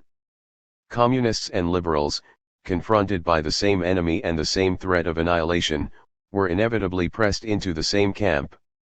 It is impossible to understand the reluctance of men and women on the left to criticize, or even often to admit to themselves, what was happening in the USSR in those years, or the isolation of the USSR's critics on the left, without this sense that in the fight against fascism, communism, and liberalism were, in a profound sense, fighting for the same cause. Not to mention the more obvious fact that each needed the other and that, in the conditions of the 1930s, what Stalin did was a Russian problem, however shocking, whereas what Hitler did was a threat everywhere. This threat was immediately dramatized by the abolition of constitutional and democratic government, the concentration camps, the burnings of books, and the massive expulsion or emigration of political dissidents and Jews, including the flower of German intellectual life.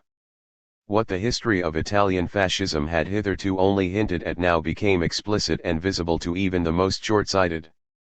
The significance of this aspect of the menace of fascism is indicated by the inability of Nazi Germany to make any significant political capital out of its undoubted and rapid economic success. To have liquidated unemployment served Hitler's propaganda less well in the 1930s than the claim to have made the 268th trains run on time had served Mussolini's propaganda in the 1920s. Nazi Germany, it was clear, was a regime to be judged by other criteria than its success in recovering from economic depression. Third, and most crucially, fascism meant war. Every year after 1933 made this dramatically clear as the Nazi putsch in Austria, 1934, was followed by the Ethiopian War, 1935, Hitler's reoccupation of the Rhineland and the Spanish Civil War, 1936, the Japanese invasion of China, 1937, and the German occupation of Austria and the subjugation of Czechoslovakia after Munich, 1938. The generations after 1918 lived in the shadow and in the fear of another world war. Few believed after 1933 that it could be permanently avoided, and yet none but fascists and fascist governments regarded it without horror. The line between aggressors and defenders was never more clearly drawn than in this period, but so, increasingly, was the line between those in the non-fascist countries who were prepared to resist, if necessary with arms, and those who, for whatever reason, were not. It did not simply divide right from left, there were resistors among traditional conservatives and patriots, and appeasers or pacifists on the non-communist left, particularly in France and Britain, and even the resistors did not call for war, but rather believed, not without plausibility until after Munich, that there was a good chance of avoiding the catastrophe by constructing a powerful and broad front of states and peoples willing to resist the aggressors and capable of overawing them. Because capable if necessary of defeating them. Yet as aggression advanced and succeeded, the necessity of resistance became increasingly obvious, and drew politically conscious opinion into the anti-fascist camp. And indeed eventually war and resistance clarified the issue beyond any doubt. And as it became so clarified, anti-fascism came increasingly closer to the communists, who had not merely pioneered the policy of the broad anti-fascist alliance and of resistance in theory, but visibly played a leading role in the struggle in practice. So long as the fascist danger, represented after May 1940 by the actual 269 conquest of vast areas of Europe, remained acute, even the absurd temporary reversal of international communist policy in 1939 could not halt this trend. Nevertheless, the process by which intellectuals and others were drawn into anti-fascism and therefore towards the left, and often the Marxist left, was neither as linear nor as unproblematical as might appear at first sight. The zigzags and turns of Comintern and Soviet policy have already been mentioned, and need not detain us, the delay in liquidating the sectarian strategy of the Third Period and the about turn of 1939–41. However, some other complicating factors must be briefly discussed. Globally speaking, the most important of these concern the dependent and colonial countries.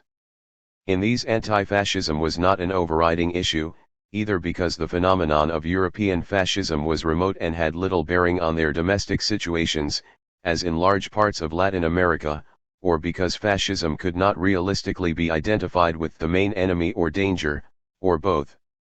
It is true that in Latin America the traditional right, especially where it relied on the church, was likely to sympathize with the relevant European right, which was increasingly drawn into alliance with fascism, as notably in the Spanish Civil War. Some ultra-right movements on the fascist model also developed here and there, such as the synarchists in Mexico and Plinio Salgado's integralistas in Brazil. To this extent the left would also have identified with anti-fascism, even if it had not already been tempted to do so on other grounds, such as a sympathy for Marxist anti-imperialism and the very powerful European cultural influence on Latin American intellectuals, and their personal experiences. The Spanish Civil War evidently played a crucial part here, particularly in Mexico, Chile, and Cuba.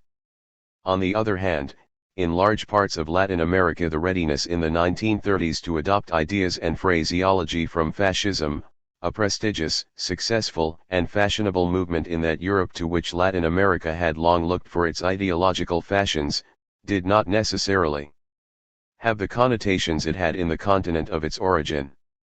There it would have been unthinkable for politicians or politically minded young officers who were attracted by such ideas to make their major impact on national life by mobilizing the working class as a trade unionist and electoral force, as in Argentina, or to join with the trade unions to make a social revolution, as in Bolivia. Perhaps this did not greatly affect the bulk of the continent's intellectuals, but it should warn us against too facile an application of the European political alignments in Latin America. Moreover, that continent was not effectively involved in World War II. The situation was more complex in Asia and, insofar as it was politically mobilized, Africa, where there was no local fascism. 15, though Japan, a militantly anti-communist power, was allied with Germany and Italy, and where Britain, France, and the Netherlands were the obvious main adversaries for anti-imperialists. The bulk of secular intellectuals were certainly opposed to European fascism, given its racialist attitude to peoples of yellow, brown, and black skins. Moreover, movements in these countries were often strongly influenced by those of the metropoles, i.e. by the liberal and democratic traditions of Western Europe, as notably in the Indian National Congress. Nevertheless, it was logical for anti-imperialists to take the view long held among Irish rebels, namely that England's difficulty is Ireland's opportunity. Indeed, the tradition of seeking support from the enemies of local colonialists went back to the First World War, when both Irish and Indian revolutionaries, including some who later became Marxists, had looked to Germany for help against Britain. Therefore anti-fascism, based on the priority of defeating Germany, Italy, and Japan over immediate colonial liberation, conflicted with the instincts and the political calculation of local anti-imperialism, except in special cases such as Ethiopia and China. The question ceased to be academic with the outbreak of war, and had begun to complicate local political life some years earlier, e.g. in Indochina. Orthodox Communists 16 who put global anti-fascism first, risked and generally achieved political isolation as soon as the war moved sufficiently close, as it did in the Middle East from 1940, and in South and Southeast Asia in 1942. Intellectuals of the left identified with theoretical anti-fascism or even some sort of Marxism might, like Jawaharlal Nehru and the bulk of the Indian National Congress, launch themselves directly into a confrontation with British imperialism, or, like Subhas Bose of Bengal, actually organize an Indian army of liberation under the aegis of the Japanese. There is no doubt that the overwhelming bulk of anti-imperialism in the Muslim Middle East, whatever its ideology, was pro-German. In short, the relation between intellectuals and anti-fascists outside Europe did not, and could not, conform to the European pattern. European anti-fascism had its own complexities.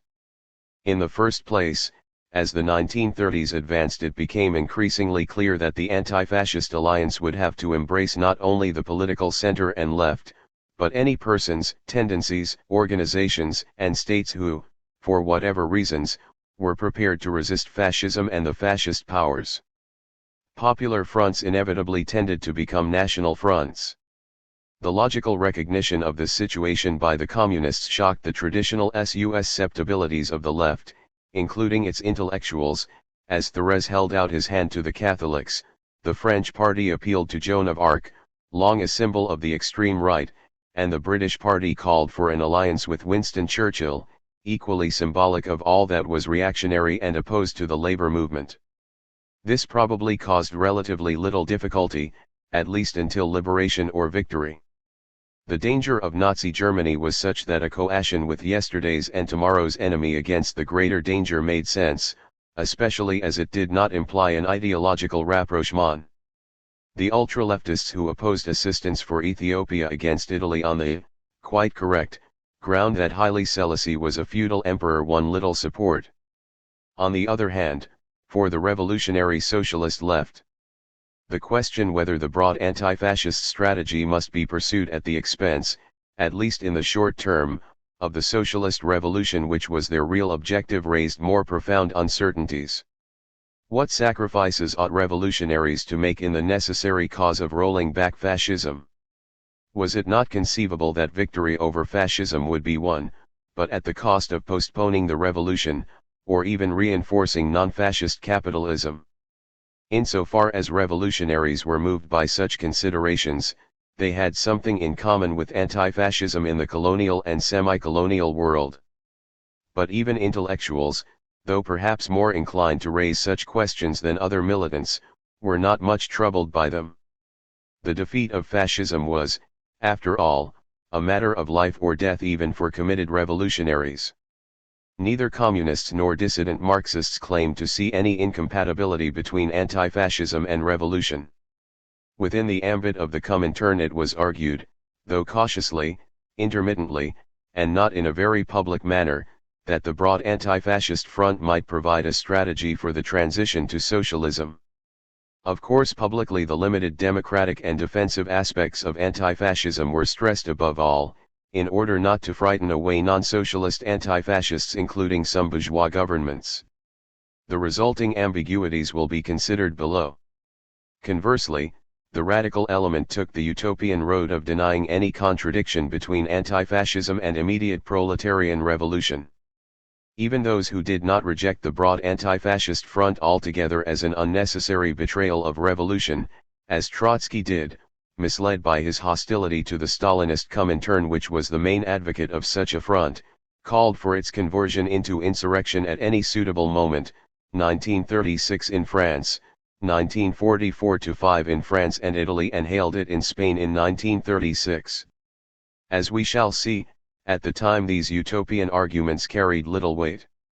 They may even account for the isolation and lack of influence of those who propounded them, such as the Trotskyite and other dissident Marxist groups. People who fought with their backs to the wall against the encroaching forces of fascism gave priority to the immediate struggle. If it was lost, then the revolution of tomorrow, even, in Spain, the revolution of today, had no chance. The logic of the struggle also clarified another complexity of the anti-fascist left, pacifism. As a specific ideology, this was largely confined to the Anglo-Saxon world, where it flourished both within the labor movement 17 and, at least temporarily in the 1930s, among a substantial body of liberal intellectuals, and a much wider movement in favor of general disarmament, international understanding, and the League of Nations. In the form of a deep-rooted emotional revulsion against war, a fear of another mass holocaust like the First World War, or, as in the USA, a refusal to be involved in the wars of Europe, it was very widespread. In the nature of things, the hatred of war and militarism was primarily a phenomenon of the political left.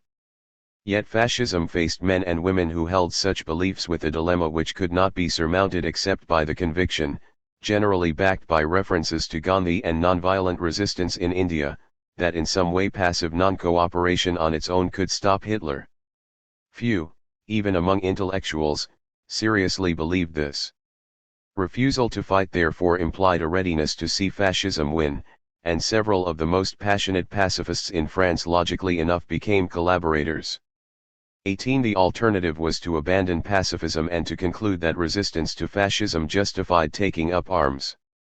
This was in fact the view taken by the bulk of anti-fascist peace lovers, other than those committed to pacifism by their religion, such as the Quakers. After June 1940, many young British intellectuals who had registered as conscientious objectors at the outbreak of war put on uniform. The refusal to wage any war, even a war against fascism, remained a serious political force only in the form of isolationism, i.e. in countries like the USA, which were sufficiently remote from Nazi Germany not to take the threat of their conquest by Hitler too seriously. In short, anti-fascism prevailed over all other considerations on the European left. Just as even the fight for proletarian insurrection found its immediate practical expression in the armed levies of the Spanish Republic against Franco, and the armed partisans resisting Hitler and Mussolini, so the fight against war paradoxically led to the mobilization of intellectuals for anti-fascist war. The British scientists, many of them radicalized in and through the Cambridge Scientists Anti-War Group, and who spent much of the 1930s warning the people that there was no effective protection against the horrors of air raids and poison gas which haunted the imagination of the post-1918 generations, turned into the scientific war makers. Leading radical and communist figures, Bernal, Haldane, Blackett, in fact became involved in the war effort through their original investigations of the ways in which the civilian population could be protected against aerial bombardment. This was what initially brought them into contact with government planners. 19. 3. We have spoken of intellectuals in general, and indeed the mobilization of what may be called the public intellectuals against fascism was extremely striking.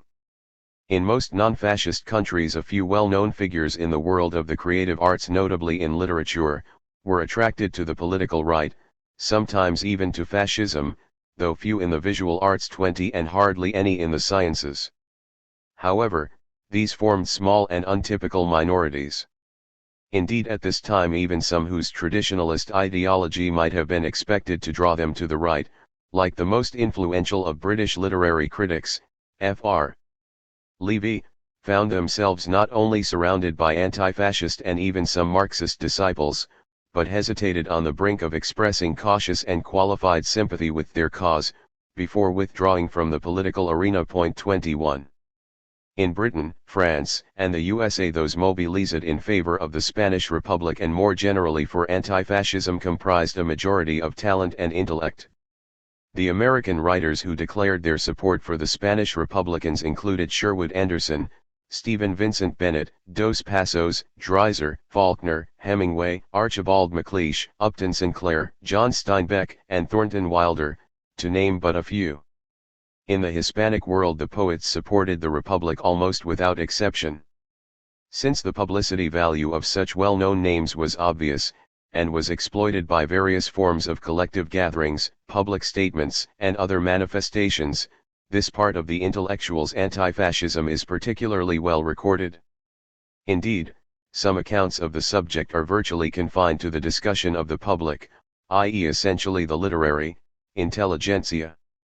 The anti-fascism of persons of unusual talent, intelligence, and established or future intellectual achievement, is historically significant, and so is their attraction in this period to Marxism, which was particularly marked among the generations which reached adult maturity in the 1930s and 1940s. This phenomenon was particularly striking in countries where Marxism had no established intellectual tradition, such as Britain and the USA. In the latter country, dissident Marxism, mainly of the Trotskyite kind, attracted a larger number of intellectuals than elsewhere. This selective recruitment of the unusually gifted at particular periods is difficult to explain satisfactorily at present, but the facts are not in doubt.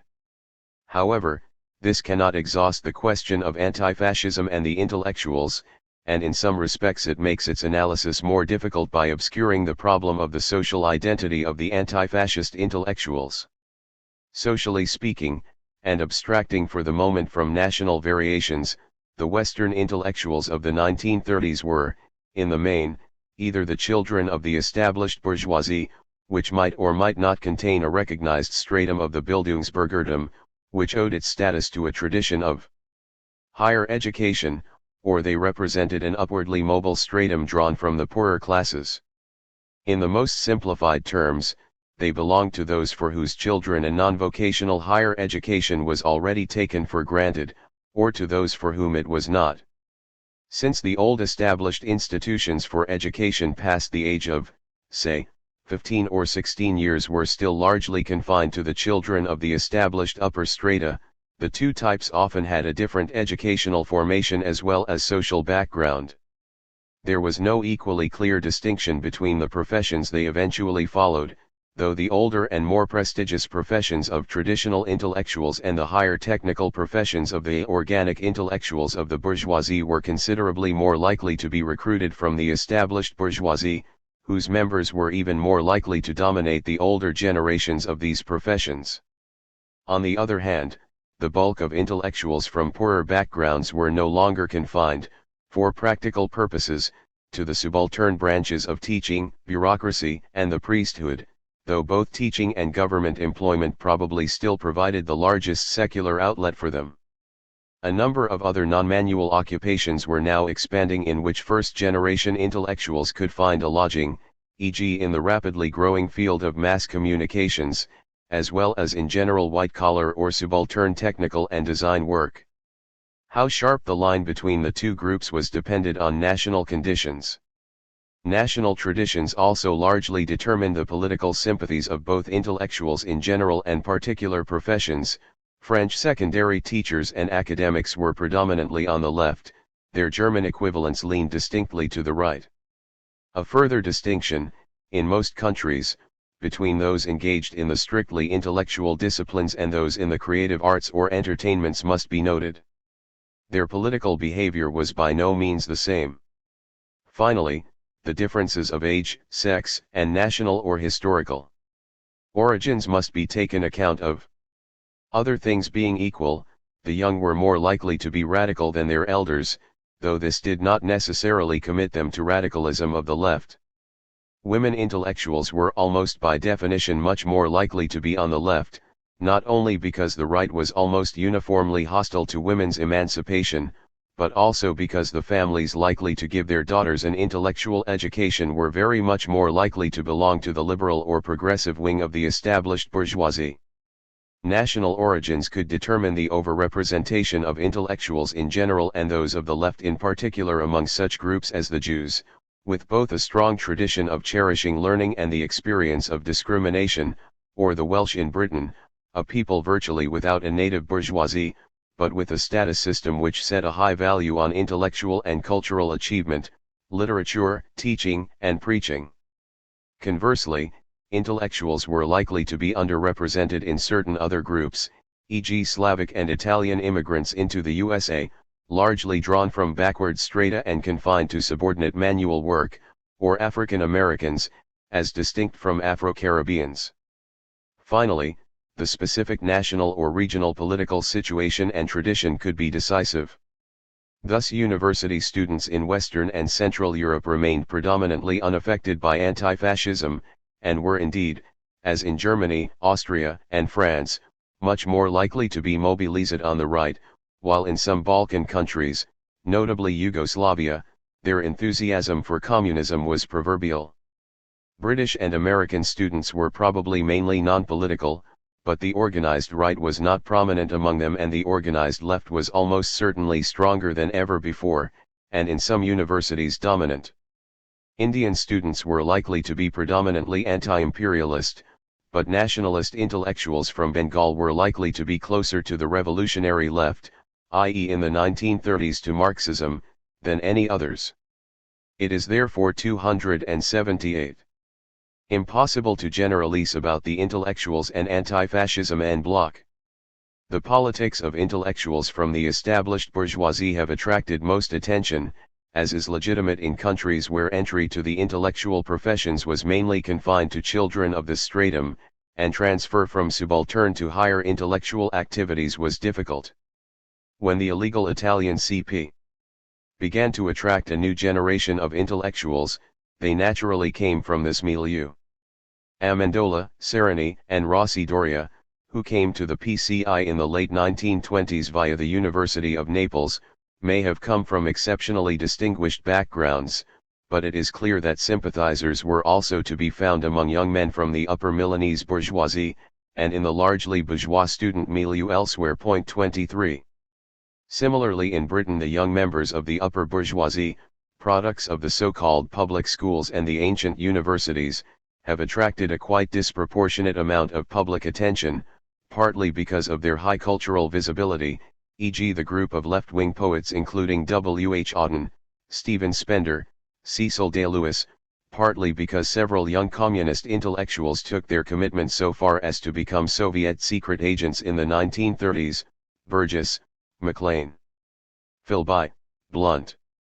This is not the place to speculate about the causes of the conversion to communism of a significant, though numerically tiny, minority of the children of a ruling class as self-confident and unshaken as the British.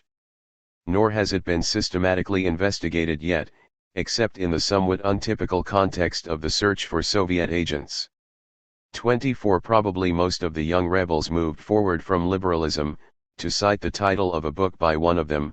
25. There are several examples of traditionally liberal or progressive families of the upper middle class in which the generations of the 1920s and 1930s thus became communist, for longer or shorter periods. 26. However, there were breakaways even from traditionally conservative and imperialist families.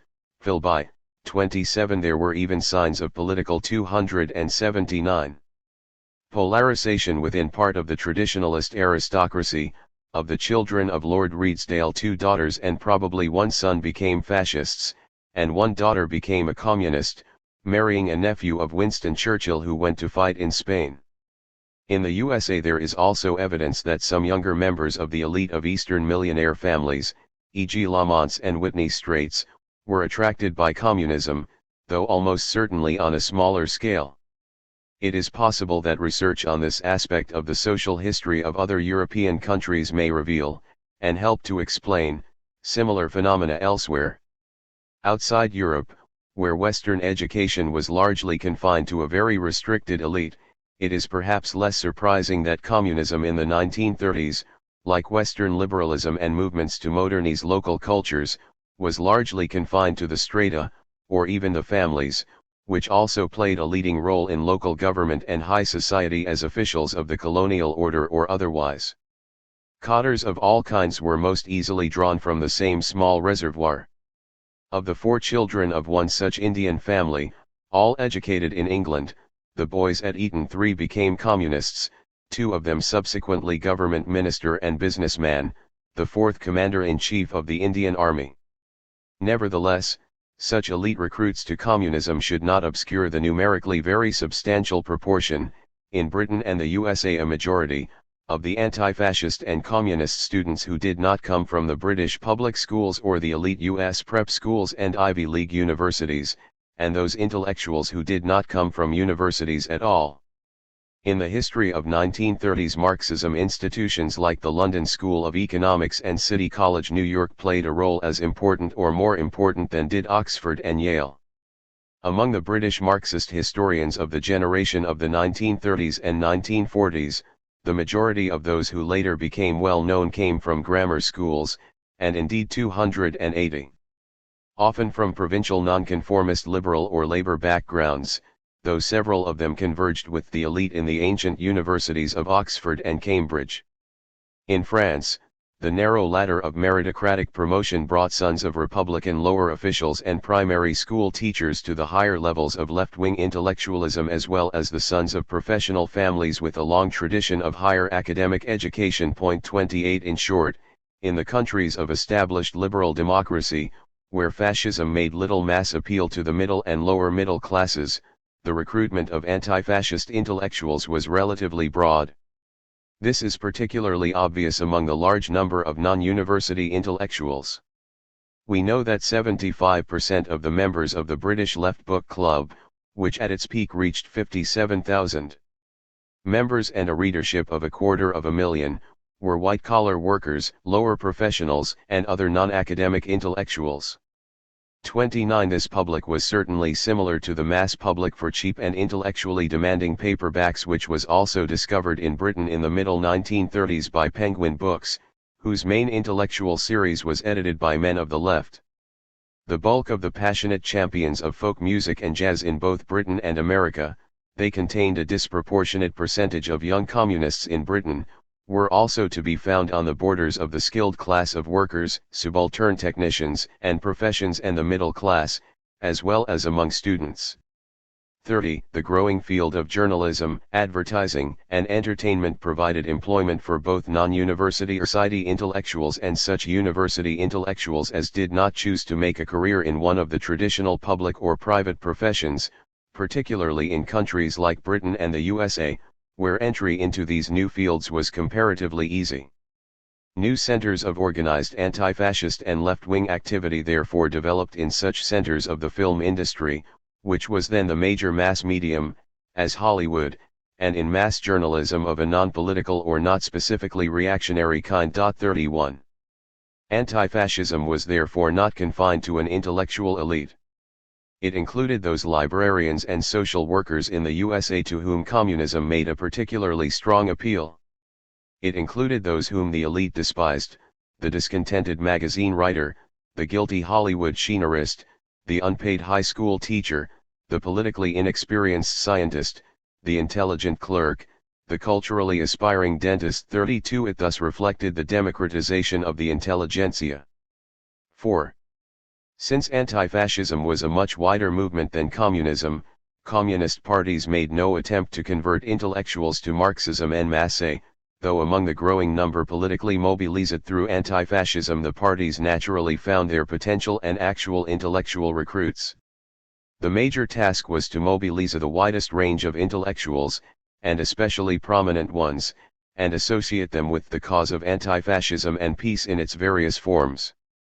Ideological criteria could hardly be stressed in an appeal signed by such diverse figures as Aragon, Bernanos, Campson, Colette, Guiheno, Malraux, Maritain, Montherlant, Jules Romains, and Schlumberger after Hitler's occupation of Prague. 33.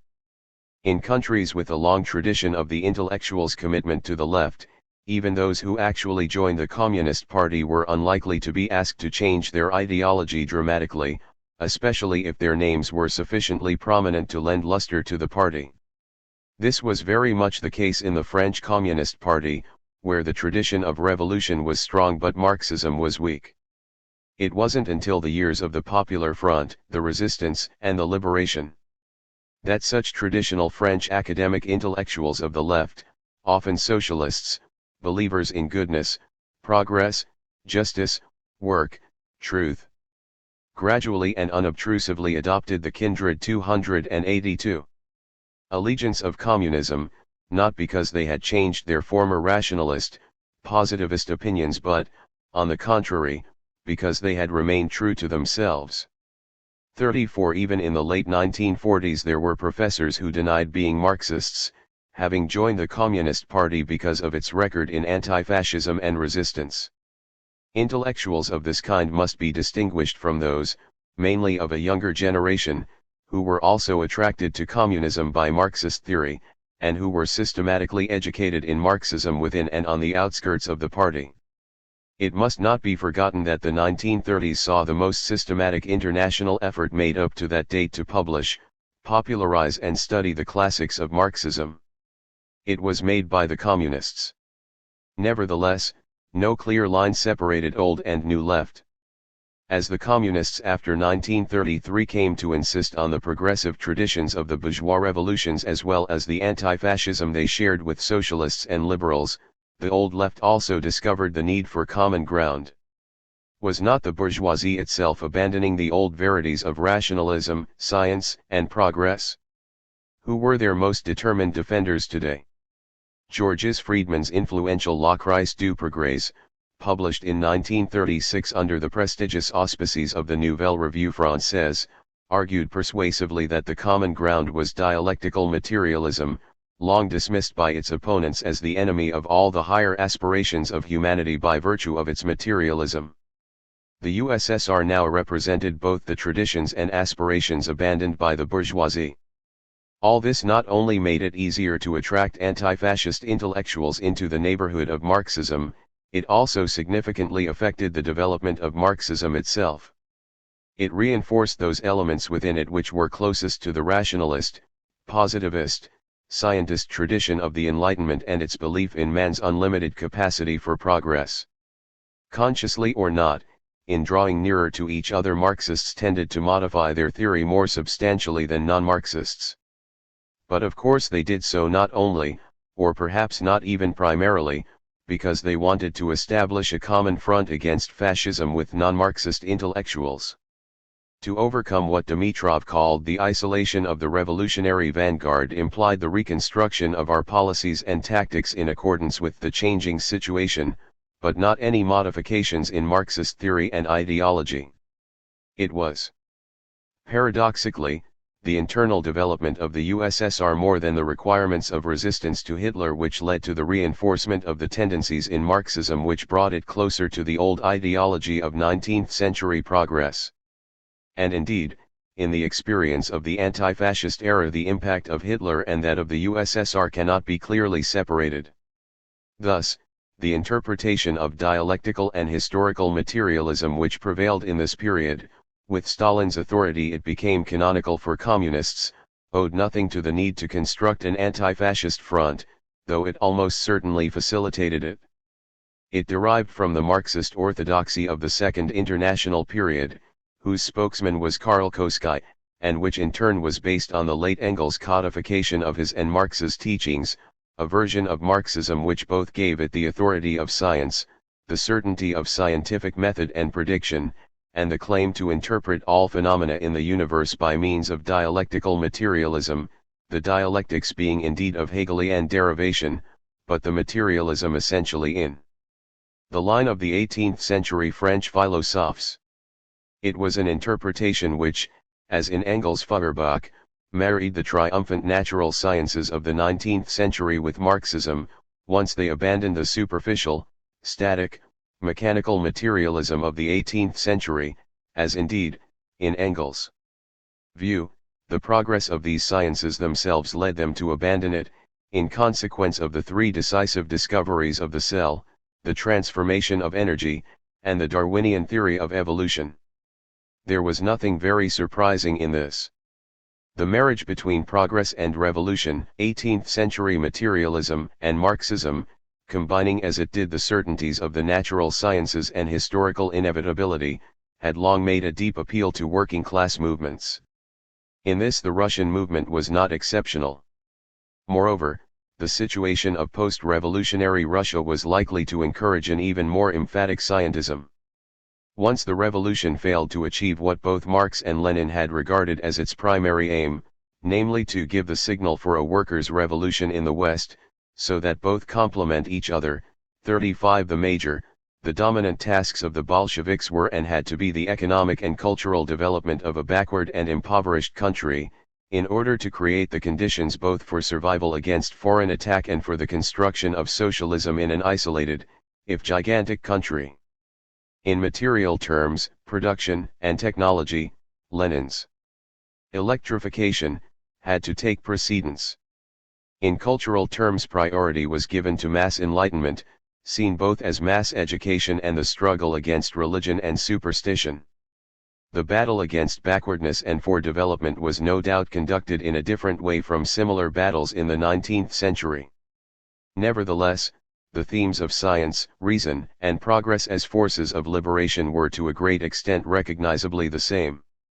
Dialectical materialism in such a society derived its force not simply from tradition and authority, but also from its usefulness as a weapon in this battle, and its appeal to party militants and future cadres, themselves workers and peasants, to whom it gave confidence, certainty, and instruction in what was both scientifically true and destined to triumph. As already observed, it was the combination of the crisis of progress in bourgeois society with a confident reassertion of its traditional values in the USSR that attracted intellectuals to Marxism. They came to it as the bearer of the banner of reason and science which the bourgeoisie had dropped, the defender of the values of the Enlightenment against fascism, which was dedicated to its destruction. And in doing so they not only accepted but welcomed and developed dialectical materialism as now formulated in the Soviet and international orthodoxy, especially if they were new Marxists, and the great majority of Marxist intellectuals in this period were new Marxists, for whom Marxism itself was as much of a novelty as, say, jazz, sound films and private eye novels. V. The context of Marxism in the late 20th century, and therefore the experience of most readers of this history, is so different that the specific historical character of the Marxism of the anti-fascist era must be underlined, if anachronistic and therefore mistaken interpretations of it are to be avoided. Intellectual Marxists since the 1960s have been submerged in a flood of Marxist literature and debate. They have access to something like a giant supermarket of Marxisms and Marxist authors, and the fact that at any time the choice of the majority in any country may be dictated by history, political situation, and fashion does not prevent them from being conscious of the theoretical range of their options. This is all the more wide since Marxism, again mainly from the 1960s, has been increasingly integrated into the content of formal higher education, at least in the humanities and social sciences. The new Marxists of the 1930s in most Western countries had access only to a relatively exiguous literature, almost entirely excluded from official culture and education, except as a target for hostile criticism. Even their own contributions to Marxist literature were as yet quite small in quantity. Thus before 1946 the sum total of works on history in English which could be described as Marxist or near Marxist, omitting the writings of the classics, consisted of some 30 books and at most a couple of dozen articles. Insofar as older Marxist traditions existed, the new Marxists were largely cut off from them for four reasons. The split between social democracy and communism made them suspicious of most pre-1914 social democratic Marxism and its later developments. The formation of a standard communist version of Marxism, Leninism, largely buried such native traditions of revolutionary Marxism as had survived into the early years of communism, e.g. in Britain those associated with the Plebs League. 37 It also marginalized certain tendencies within communist Marxism, even when these were not condemned. The elimination of Stalin's opponents and other deviationists removed a section of Bolshevik Marxist writings from effective circulation, e.g. Bogdanov and eventually Bukharin, not to mention Trotsky. To this extent the Bolshevization of the later 1920s was not only political and organizational, but intellectual. Lastly, as already suggested, technical reasons, both linguistic and political, e.g. the effects of Hitler's triumph, simply made much existing work unavailable.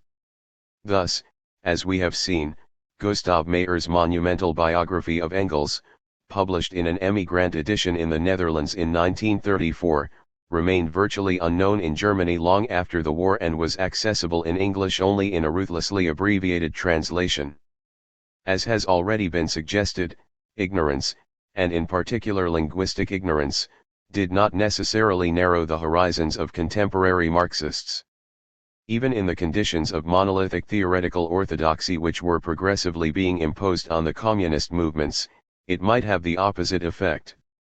Contemporary Western Marxists were largely ignorant of the Soviet orthodoxy which became more clearly defined, specific and binding in the USSR in the early 1930s on a variety of matters ranging from literature and the arts through economic theory, history, and philosophy, and amounting to the creation of a dialectical materialism which, as is now evident, included major revisions of Marx himself. 38 However, as already suggested, this orthodoxy was not yet formally imposed on communists outside the USSR.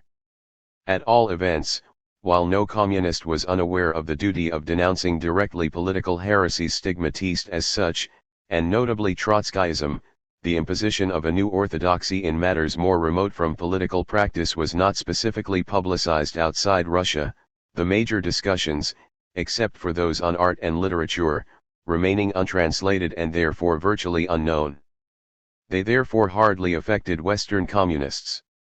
British, American, Chinese, and other writers continued throughout the 1930s, and in English-speaking countries even later, to operate with the Asiatic mode of production, while Russian ones were already careful to avoid doing so. 39 A Soviet philosophical textbook adapted for British use, and published by a non-communist publisher, contained the now standard denunciations of Deborin and Lupol, but a work by Lupol was still happily published by the official publishing house of the French CP in 1936.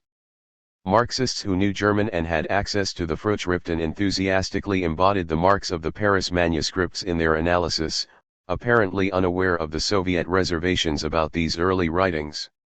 And indeed, even the famous fourth chapter of the History of the CPSU, B short course, which embodied the new dogmas of dialectical and historical materialism, was read not as a call to criticize those who deviated from them, but in most cases simply as a lucid and powerful formulation of basic Marxist beliefs.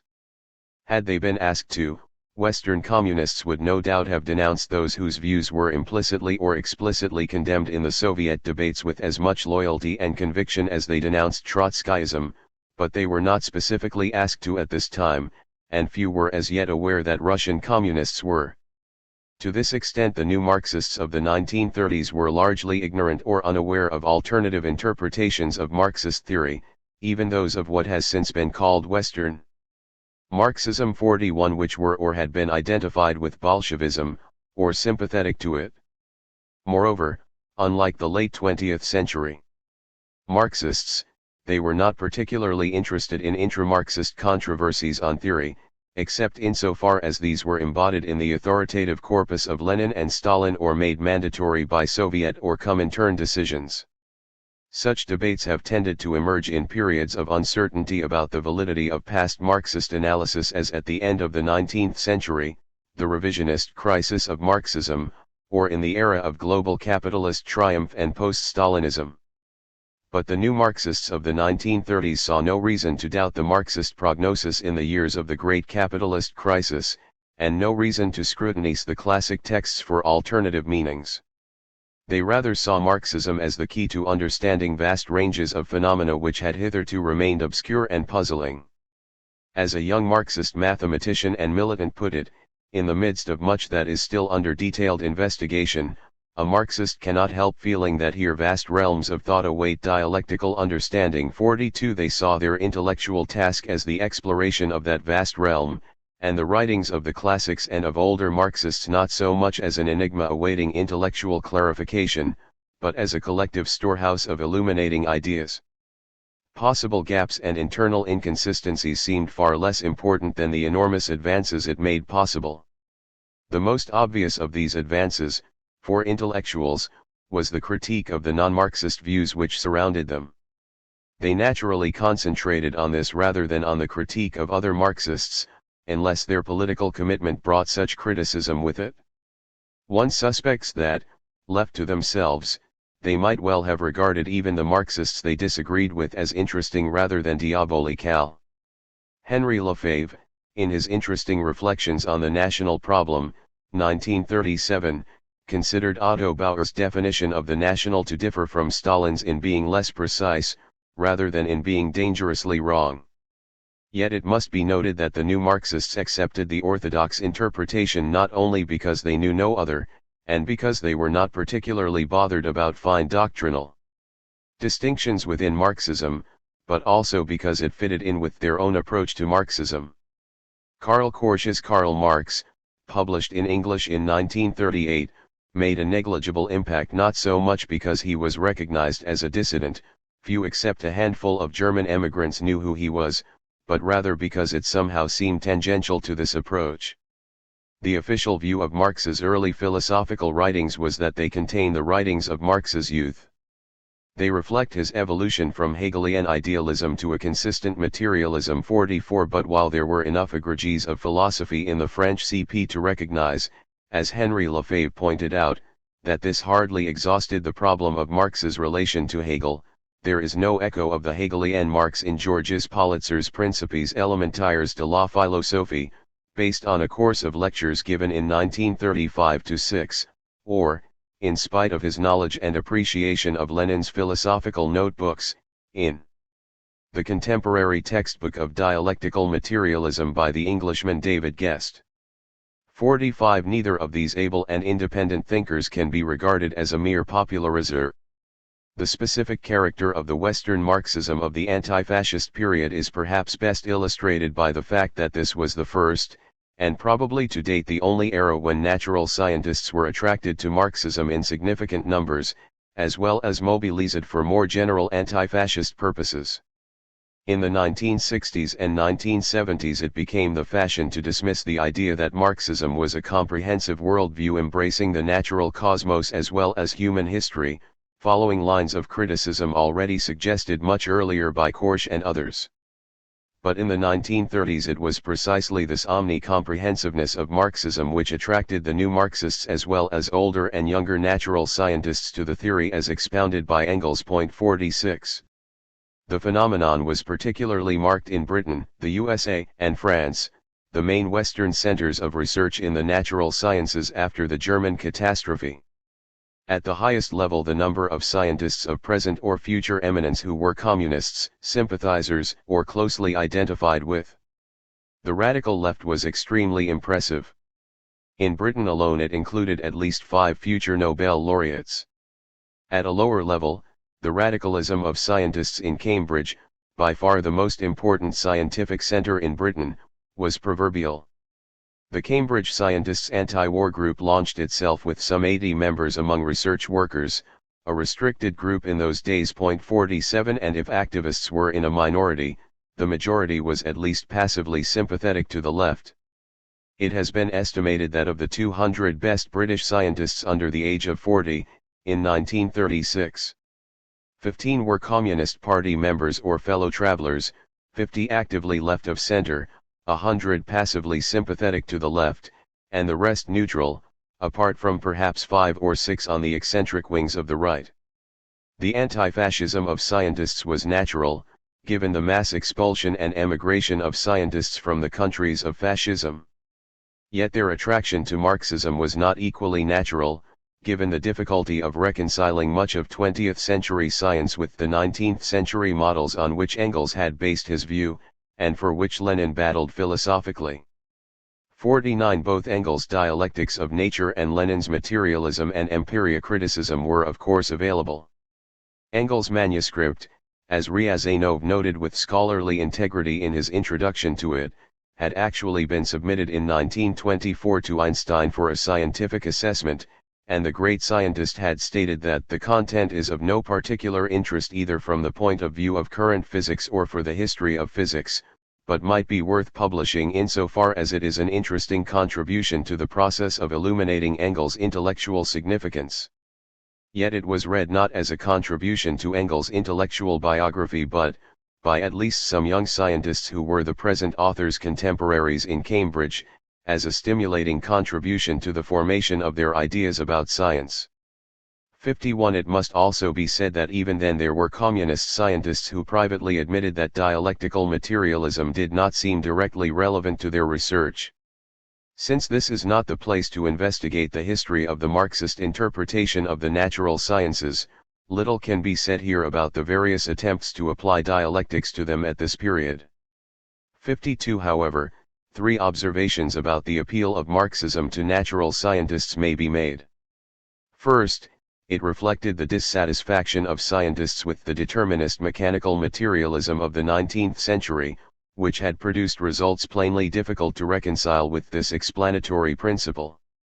This produced not merely considerable difficulties within each science, but a general fragmentation of science, and a growing contradiction between the revolutionary advances of scientific knowledge and the increasingly chaotic and incoherent image of the total reality it purported to explain. As a brilliant young Marxist, soon to be killed in Spain, put it, a point is reached where practice with its specialized theory has in each department so contradicted the general unformulated theory of science as a whole that in fact the whole philosophy of mechanism explodes. Biology, physics, psychology, anthropology, and chemistry find their empirical discoveries too great a strain for the general unconscious theory of science, and science dissolves into fragments. Scientists despair of a general theory of science and take refuge in empiricism, in which all attempts at a general worldview are given up, or in eclecticism, in which all the specialized theories are lumped together to make a patchwork worldview without an attempt to integrate them, or in specialization, in which all the world is reduced to the particular specialized theory of science with which the theorist is practically concerned. In any case, science dissolves in anarchy, and man for the first time despairs of gaining from it any positive knowledge of reality. 53.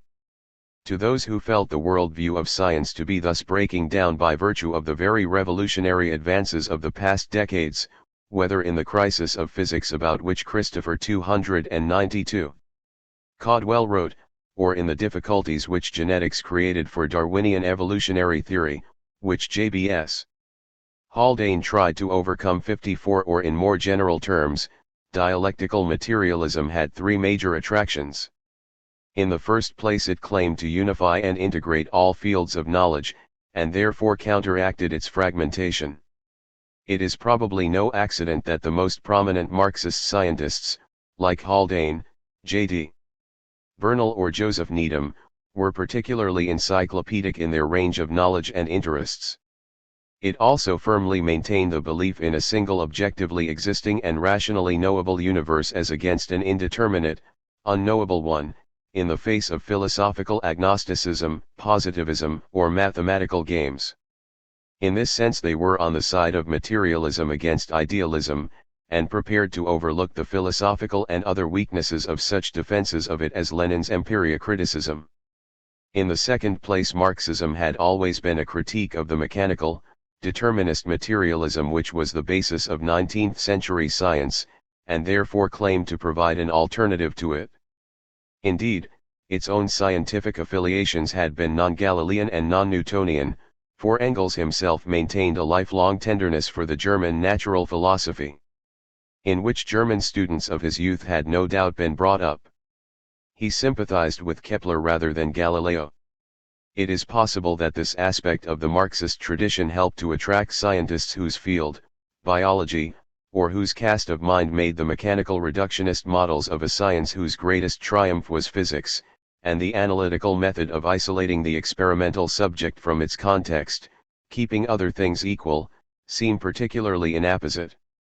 Such men, Joseph Needham, C.H. Waddington, were interested in wholes rather than parts, in general systems theory, the phrase was not yet familiar, in ensembles which integrate, in a living reality, phenomena which conventional scientific methods separated, for instance, bombed yet still functioning cities, to use an illustration by Needham suitable to the age of anti-fascism, 55.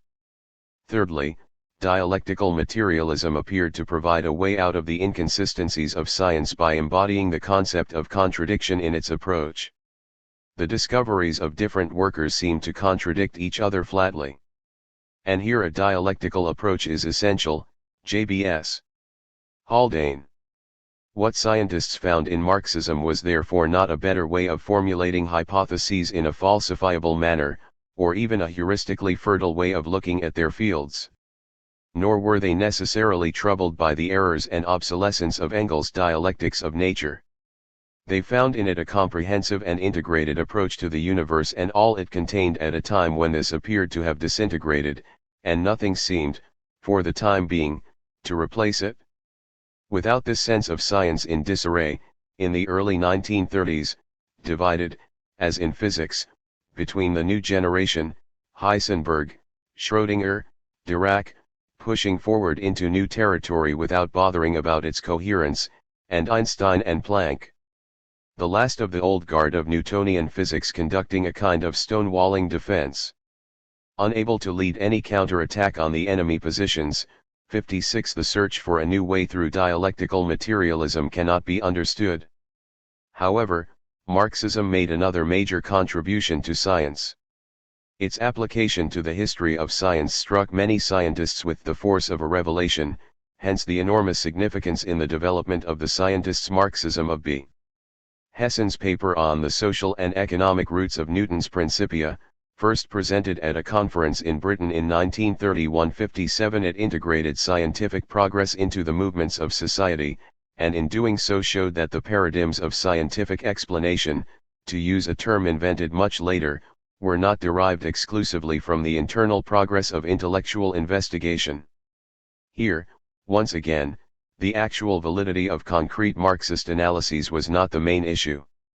Hessen's own paper was even then open to justified criticism. It was the novelty and fertility of the approach which made its impact. And it did so in part because it was linked with the third major contribution, not so much of Marxism as of Marxist scientists and the USSR, to the world of science, the insistence on the social significance of science, the need to plan its development, and the role of the scientist in doing so. It is no accident that Marxism first entered the discussions of the influential British Club of Scientists and other intellectuals, the Tots and Quotes, early in 1932 in the form of a paper by the Marxist mathematician H. Levy, supported by Haldane, Hobsbawm, and Bernal, on the need to plan science in accordance with the trends of social development. 58 Nor that, in a society like France, where scientific research lacks systematic support, scientists of the left should have made themselves its champions and the Popular Front government should have been convinced by them of its necessity. The socialist Jean Perrin and the communist sympathizer, and later communist, Paul Langevin were the main movers behind the Caisse nationale de la recherche scientifique, which later became the Centre national de la recherche scientifique, and Irina Joliot-Curie became Under-Secretary of State for Science. In this sense perhaps the most significant, and certainly by far the most influential publication of Marxist science was J.D. Bernal's The Social Function of Science, London, 1939, simply because it was a Marxist who in it formulated sentiments and opinions which were shared by a wide range of scientists who otherwise had no particular sympathy for Marxism. The claim of scientists to be treated as a fourth or fifth estate and the critique of states and societies which failed to recognize the fundamental role of science in production, and war, and for planning the resources of society with its help. The call met with so wide a response at this time because scientists felt that only they knew what the theoretical and practical implications of the new scientific revolution were, e.g. nuclear physics. It is an irony of history that the first and greatest success of scientists in persuading governments of the indispensability of modern scientific theory to society was in the 295 war against fascism. It is an even greater and more tragic irony that it was anti-fascist scientists who convinced the American government of the feasibility and necessity of manufacturing nuclear arms, which were then constructed by an international team of largely anti-fascist scientists. The appeal of Marxism to a number of significant natural scientists proved to be short-lived. It would probably not have lasted even if internal developments in the USSR, notably the Lysenko affair, had not antagonized scientists in general and made the position of communist ones almost impossible after 1948. It has almost been forgotten in historiography and Marxist discussion, at least in the period when it became the fashion to deny that Marx had anything to say, or even intended to say anything, about the natural sciences, and Engels' own writings on the subject were dismissed as the work of merely another 19th-century evolutionist and a scientific and philosophical amateur. Yet it is not only a reminder that the relations of Marxism to the natural sciences cannot be so dismissed, but an essential element of the Marxism of intellectuals in the era of anti-fascism. It reflects both the continuity with the pre-Marxist tradition of rationalism and progress and the recognition that this tradition could be carried forward only through a revolution in practice and theory. And it helps to explain why dialectical and historical materialism in the orthodox Soviet version was genuinely and sincerely hailed by contemporary Marxist intellectuals, and not merely accepted, with more or less rationalization, because it came from the USSR. For the Marxists, Marxism implied both continuity with the old bourgeois, and indeed proletarian, tradition of reason, science, and progress and its revolutionary transformation in both theory and practice. For non-Marxist intellectuals who found themselves converging with the communists by whose side they fought against the common enemy, it had no such major theoretical implications. They found themselves on the same side as 296. The Marxists. They recognized, or thought they could recognize, familiar attitudes and aspirations even when they found the arguments strange, or at the very least they admired and respected the hope, the confidence, the elan and moral force, and very often the heroism and self-sacrifice, of the young zealots, as J.M. Keynes, in no sense a sympathizer with Marxism or even with socialism of any kind, did. There is no one in politics today worth sixpence outside the ranks of the liberals, except the post-war generation of intellectual communists under 35. Them, too, I like and respect.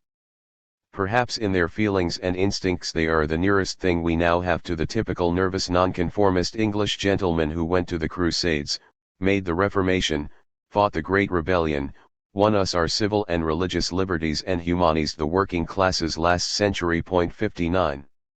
The various intellectual fellow travelers whose history has been written with retrospective scepticism and derision 60. Belonged essentially to this milieu.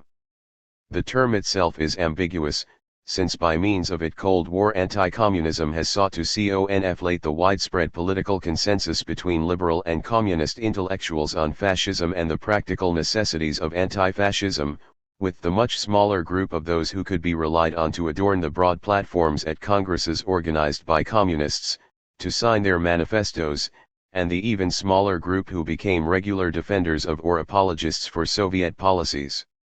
The line between these groups was vague and shifting, but it must nevertheless be drawn. The imperatives of anti-fascism discouraged criticism of its most active and effective forces, just as the imperatives of war were to discourage anything which might weaken the unity of the forces fighting Hitler and the Axis. But this implied no fellow traveling. The literary fortunes of George Orwell in Britain illustrate 297. The difficulties of this writer, critical of Stalinism, the communist policy in the Spanish Civil War and various tendencies on the British left, came not so much from the communists, with whom he had little to do, or from their sympathizers, but rather from quite non-communist and non-Marxist editors and publishers who were sincerely reluctant to publish writings likely to give aid and comfort to the other side. 61. Indeed, until the post-war era, which gave Orwell a mass audience, the public was quite unreceptive to such writings. His Homage to Catalonia, 1938, did not sell more than a few hundred copies.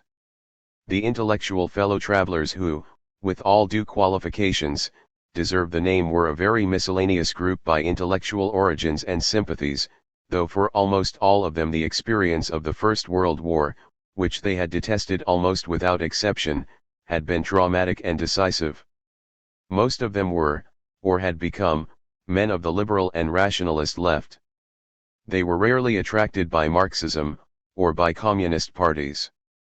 Indeed, their own, generally elevated image of the role of the intellectual precluded constant activism and submission to party discipline.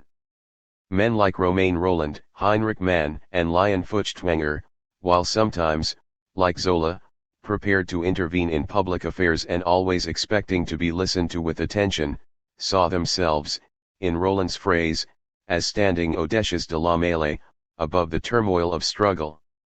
They were not even greatly attracted by the drama of the Russian or any other revolution, and indeed, like Rolland, Mann and Arnold Zweig, had been alienated by the repressive and terrorist aspects of internal Soviet policy. Before Hitler's triumph they had even protested against it. 62 in the 1930s anti-fascism alone would have led them to support and defend the USSR. As Thomas Mann was to put it in 1951, if nothing else were to command me to respect the Russian Revolution, it would be its immutable opposition to fascism. 63 Yet basically it was the heritage of the Enlightenment, of rationalism, science. 298. And progress, which they believed they recognized in the USSR. They did so at the very moment when the reality of the USSR might have been expected to repel Western liberal intellectuals, at the time of the Stalinist terror and among the advancing glaciers of the ice age of Russian culture. But it was also the time of earthquakes for the bourgeois liberal societies of the West, of the triple trauma of slump, fascist triumph, and approaching World War. The backwardness and barbarism long associated with Russia seemed less relevant than its passionate public commitment to the values and aspirations of the Enlightenment amid the twilight of liberalism in the West, its planned industrialization which contrasted dramatically with the crisis of the liberal economy, not to mention its anti-fascist role. USSR in construction. To use the phrase which became the title of an opulently illustrated periodical for foreign propaganda, could appear as a society built in the image of reason, science, and progress, the lineal descendant of the Enlightenment and the Great French Revolution. It became the exemplification of social engineering for human purposes, of the force of human hope for a better society. It was this phase of Soviet history which appealed to writers who had been unmoved by the utopian hopes, the social eruption of the revolution itself, by the mixture of poverty and high hope, of ideals and absurdity, and the cultural effervescence of the 1920s. Moreover, whereas Soviet Russia in its revolutionary phase and the early communist parties had rejected their liberal humanism, they now underlined what they had in common with it. George Lukács argued, against the avant-gardists, that it was precisely the great bourgeois classics and their successors. Gorky, Rolland, the two Manns, who produced not only the best literature but the politically most positive literature.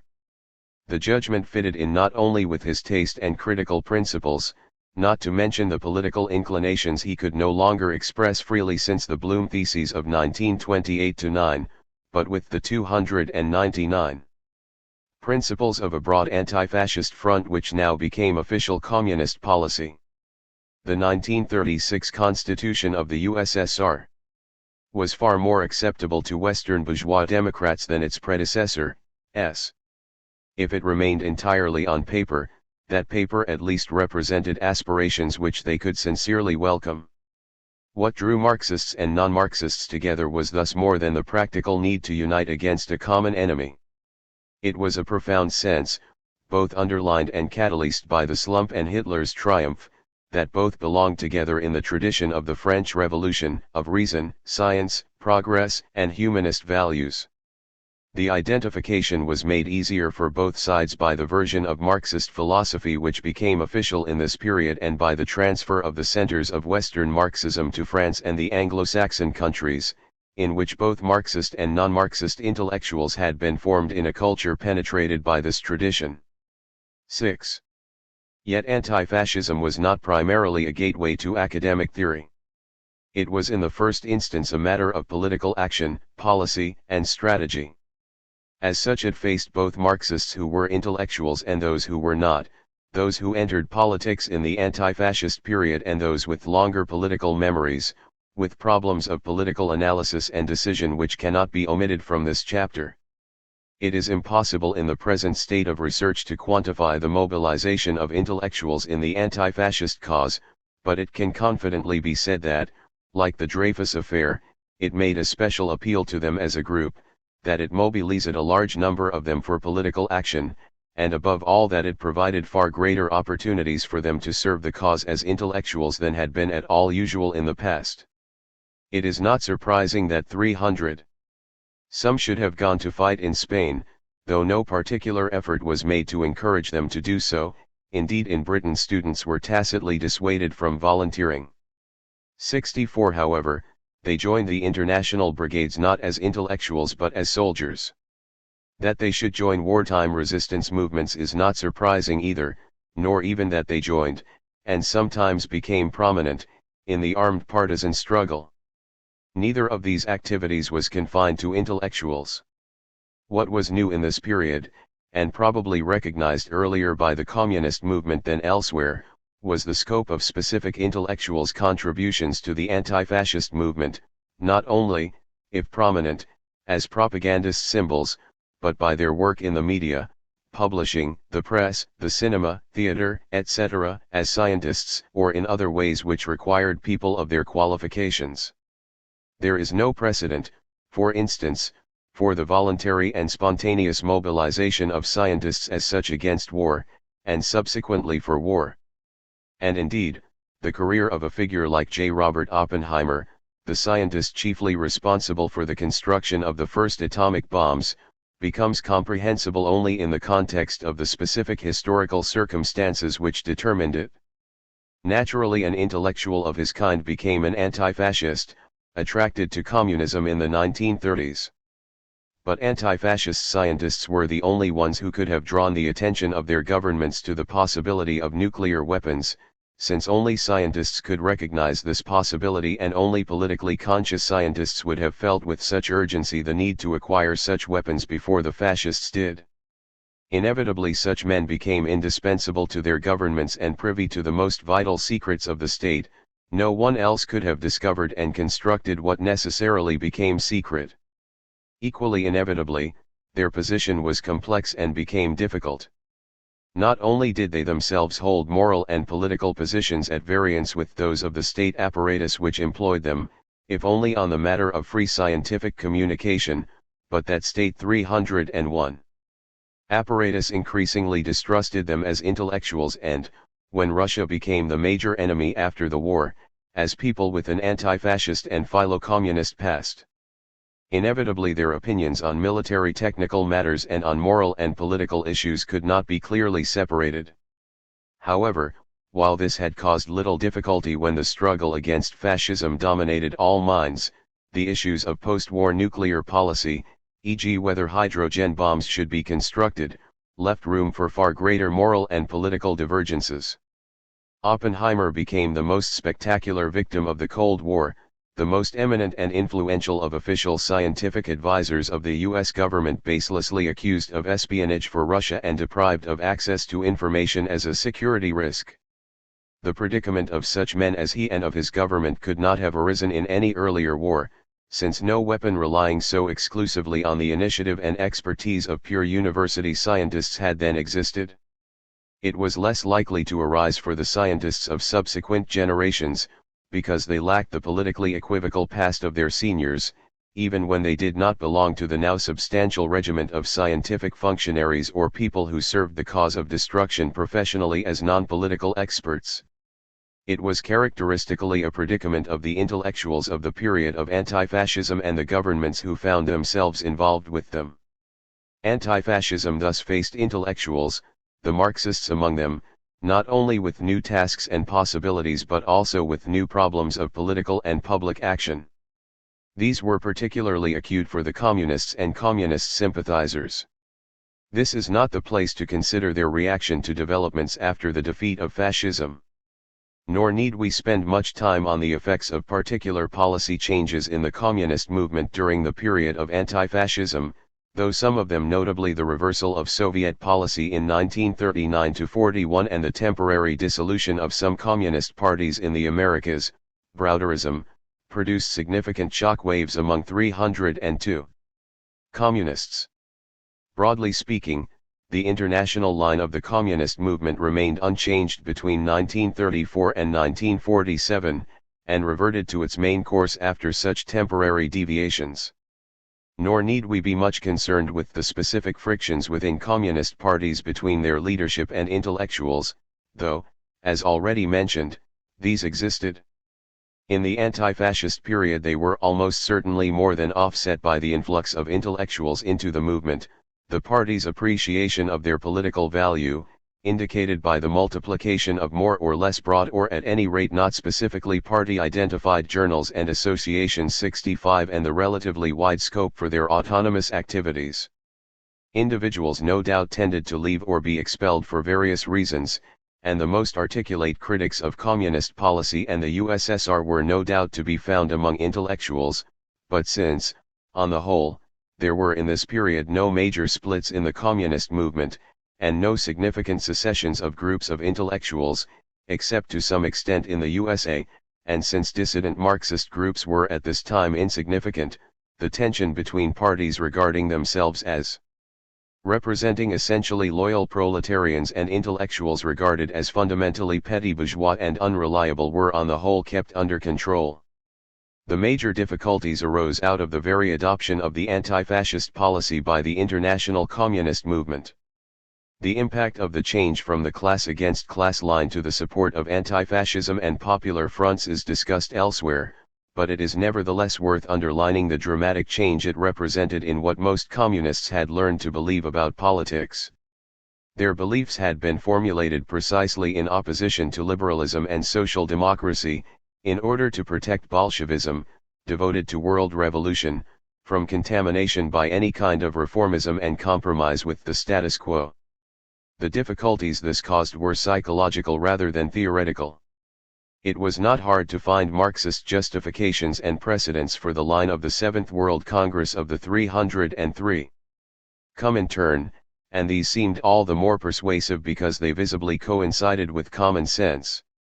What was difficult for communists brought up in the period of Bolshevization and class against class was to envisage the new line in other than purely tactical terms, as a temporary concession to a temporary situation, after which the old struggles would resume, or as other than a sort of disguise.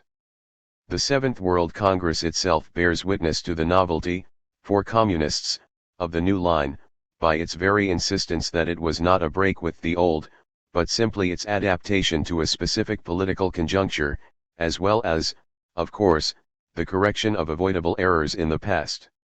At the same time the novelty of the new perspectives was obscured by the reluctance to discuss them freely and clearly for tactical reasons, as well as, presumably, in order not to foreclose the options of USSR state policy.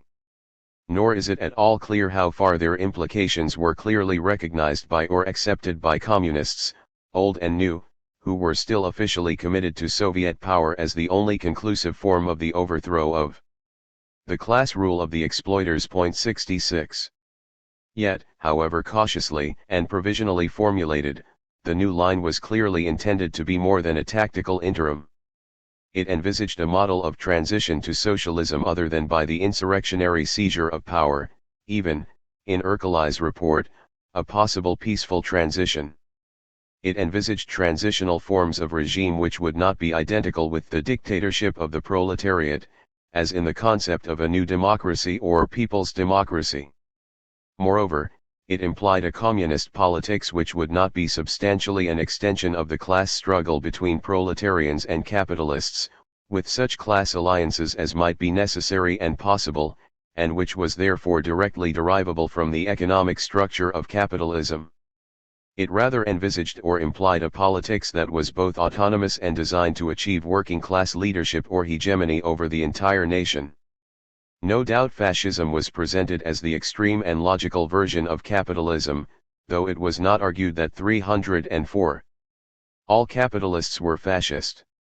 The minority of philo-fascists among them could be identified with the monopoly capitalists, such as the 200 families in France, who could be represented as the exploiters of the peasants, artisans, and petty bourgeois masses, as well as of the workers.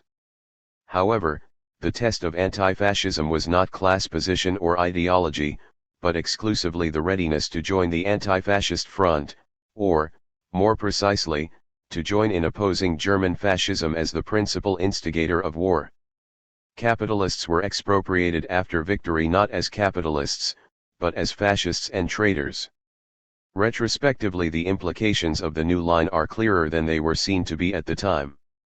If we reread an official communist analysis of the Spanish Civil War, written by Palmiro Togliatti at its outset under the significant title The Spanish Revolution, December 1936, its tenor is not in doubt. The struggle of the Spanish people is the greatest event in the struggle of the masses of the people in capitalist countries for their emancipation, second only to the October Socialist Revolution of 1917. It was a revolution. While it was solving the tasks of the bourgeois democratic revolution, it was solving them in a new way which is in accordance with the deepest interests of the vast mass of the people, i.e. it was not merely a bourgeois democratic revolution, as Togliatti also suggested by arguing that it was not entirely comparable either to 1905 or 1917. It did so in conditions of armed struggle, brought on by the military rising. It was forced to confiscate the property of the insurgent section of landlords and employers. It could draw on the experience of the Russian Revolution, and finally the Spanish working class is striving to accomplish its leading role in the revolution, and place upon it a proletarian imprint by the sweeping range and form of its struggle. At the same time, this was not a classic struggle conducted by workers and peasants only, for the Spanish Popular Front had a much broader basis. Nor did it merely represent the equivalent of the democratic dictatorship of the proletariat and the peasantry. 305. Which Lenin had envisaged in 1905, for under the pressure of the Civil War it is adopting a series of measures which go somewhat further than the program of revolutionary democratic dictatorship. It would be forced to go further in the direction of the strict regulation of the whole economic life of the country by the necessities of war. Consequently, should the people be victorious, this new democracy cannot but be alien to all conservatism, for it possesses all the conditions for its own further development. It provides the guarantees for further economic and political achievements by the working people of Spain. In short, what Togliatti, acting as a spokesman of the Comintern, presented was a strategy of transition to socialism growing out of the specific conditions of anti-fascist struggle, in this instance in the form of civil war, and different from the Russian revolutionary process of 1905 to 17. There could be room for argument about the forms of this struggle, i.e. about the policies of the Republican government and the best ways of winning the war. There was indeed argument, and the debate still continues. But there can be no room for argument about the revolutionary perspectives of this analysis, even though it must be said that later communist statements about Spain tended to play down the revolutionary character of events in that country. Yet the studied vagueness and elusiveness of Togliatti's formulations, in accordance with the deepest interests of the vast mass of the people, go somewhat further, all the conditions for its own further development, etc., clear though their implications were for old Bolsheviks, contained an element of deliberate ambiguity. It was hardly expedient either to remind non-socialist anti-fascists that communists saw the final victory of the People's Front over fascism as a preparation for the victory of the proletariat, or to spell out too clearly to communists how great a break with their past assumptions about revolutionary strategy was implied in the new line. For both it was best to concentrate on the immediate tasks of the anti-fascist struggle. This did not affect the great mass of those who passionately supported the Spanish Republic in 1936-9.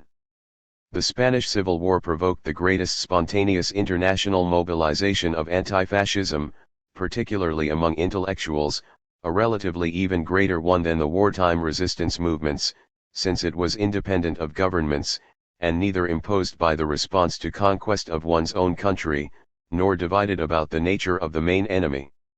It divided the international right. 4 sections of it, even among Catholics, were sympathetic to the Republic or hostile to its enemies. It united the left, from liberal Democrats to anarchists, in spite of the mutual hostilities between its sections.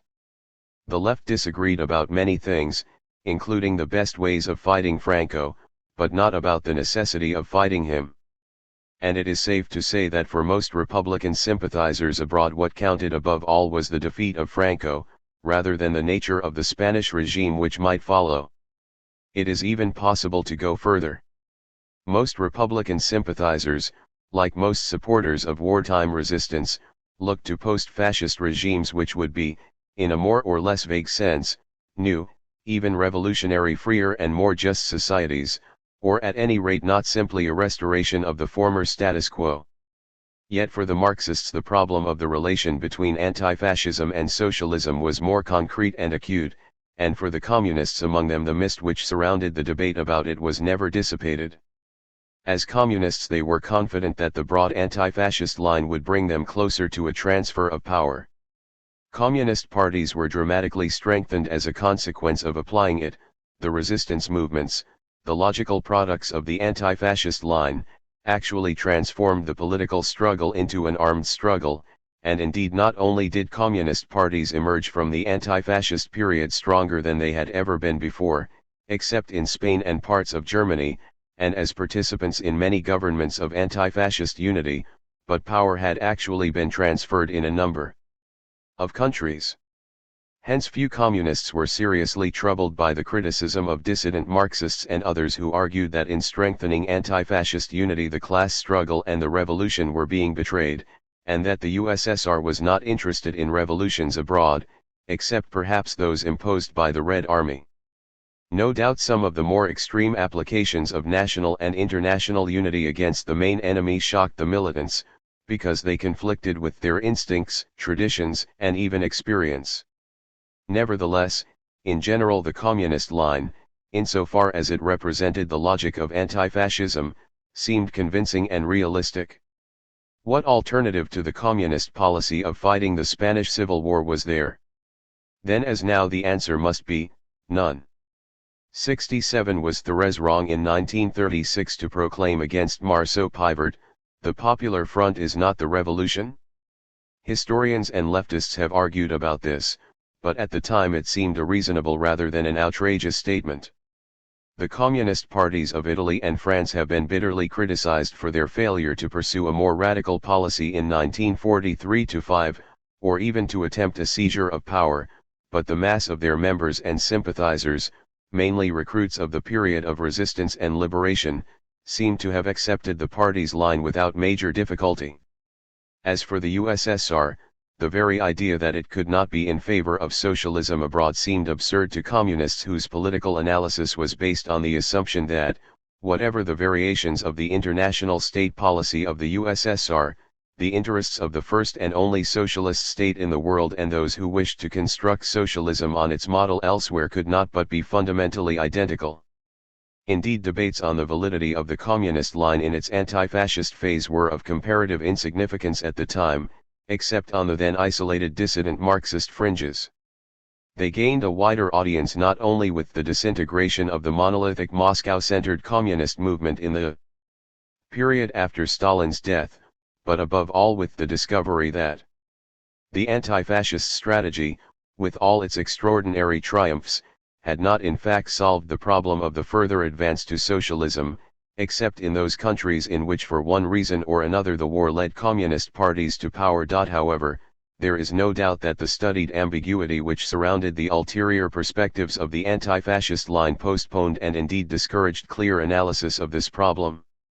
For this reason a discussion of the attitude of Marxist intellectuals, or of any communist Marxists, to it is unusually difficult, and perhaps impossible.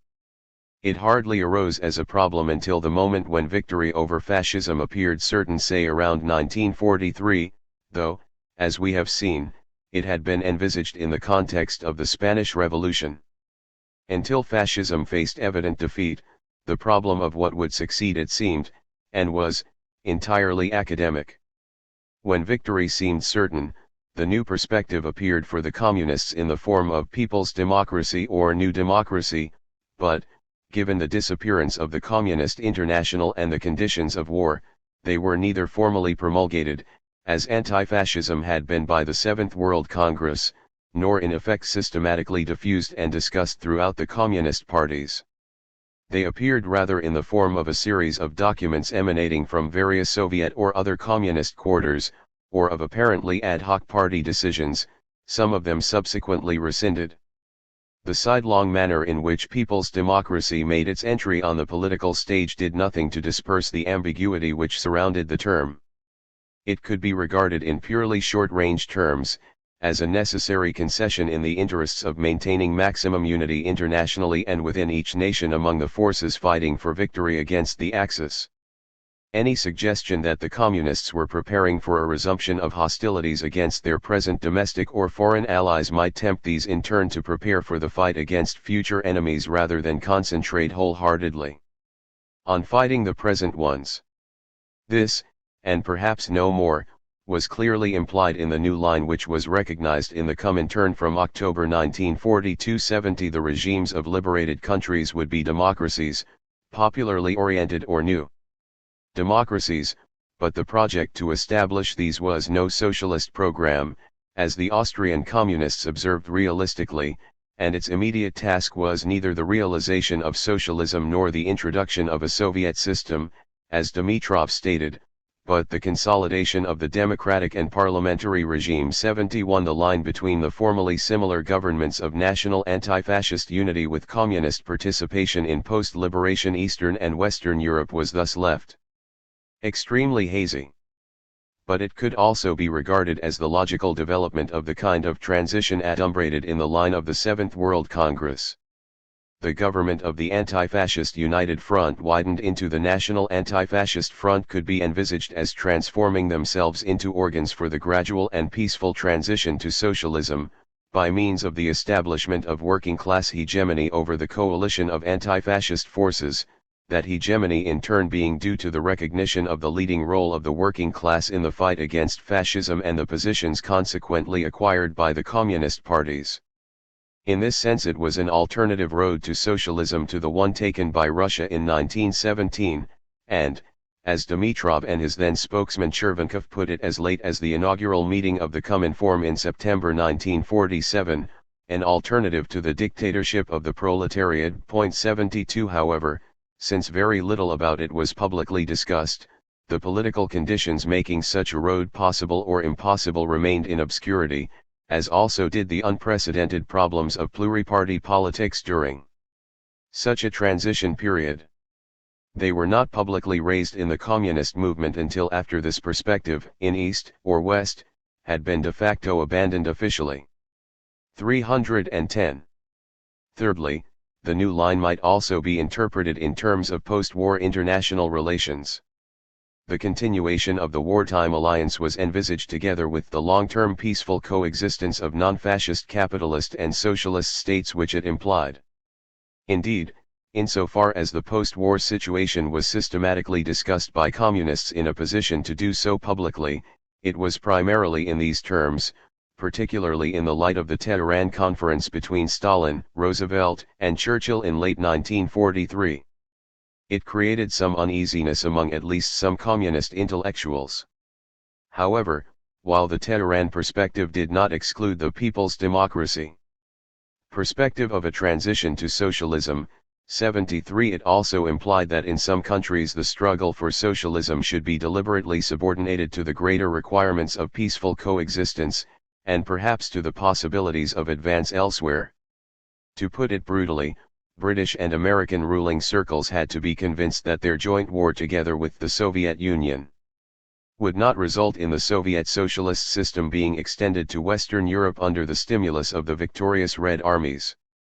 74. In the USA it was reasonable to assume that, since there was no realistic chance of socialism, the maintenance of capitalism, a capitalism ready to cooperate with the USSR, would be the basis of communist policy in that country, but the foreclosing of left-wing options elsewhere could hardly be welcomed, which is perhaps why Browderism was denounced in 1945 in France. Nevertheless, the Tehran perspective implied that some communist parties outside the expected zone of influence of the USSR might accept a lengthy capitalist future for their countries, though it left entirely unclear which countries these were, and for how long or short a period they would abandon the struggle for a socialist transformation, or what the future perspectives of their communists were in these circumstances. The questions remained unanswered because, with the exception of the short-lived Browder episode in the USA, they remained unasked. 311. These were uncertainties and obscurities of a specific and relatively brief period, when the era of anti-fascism was coming to an end.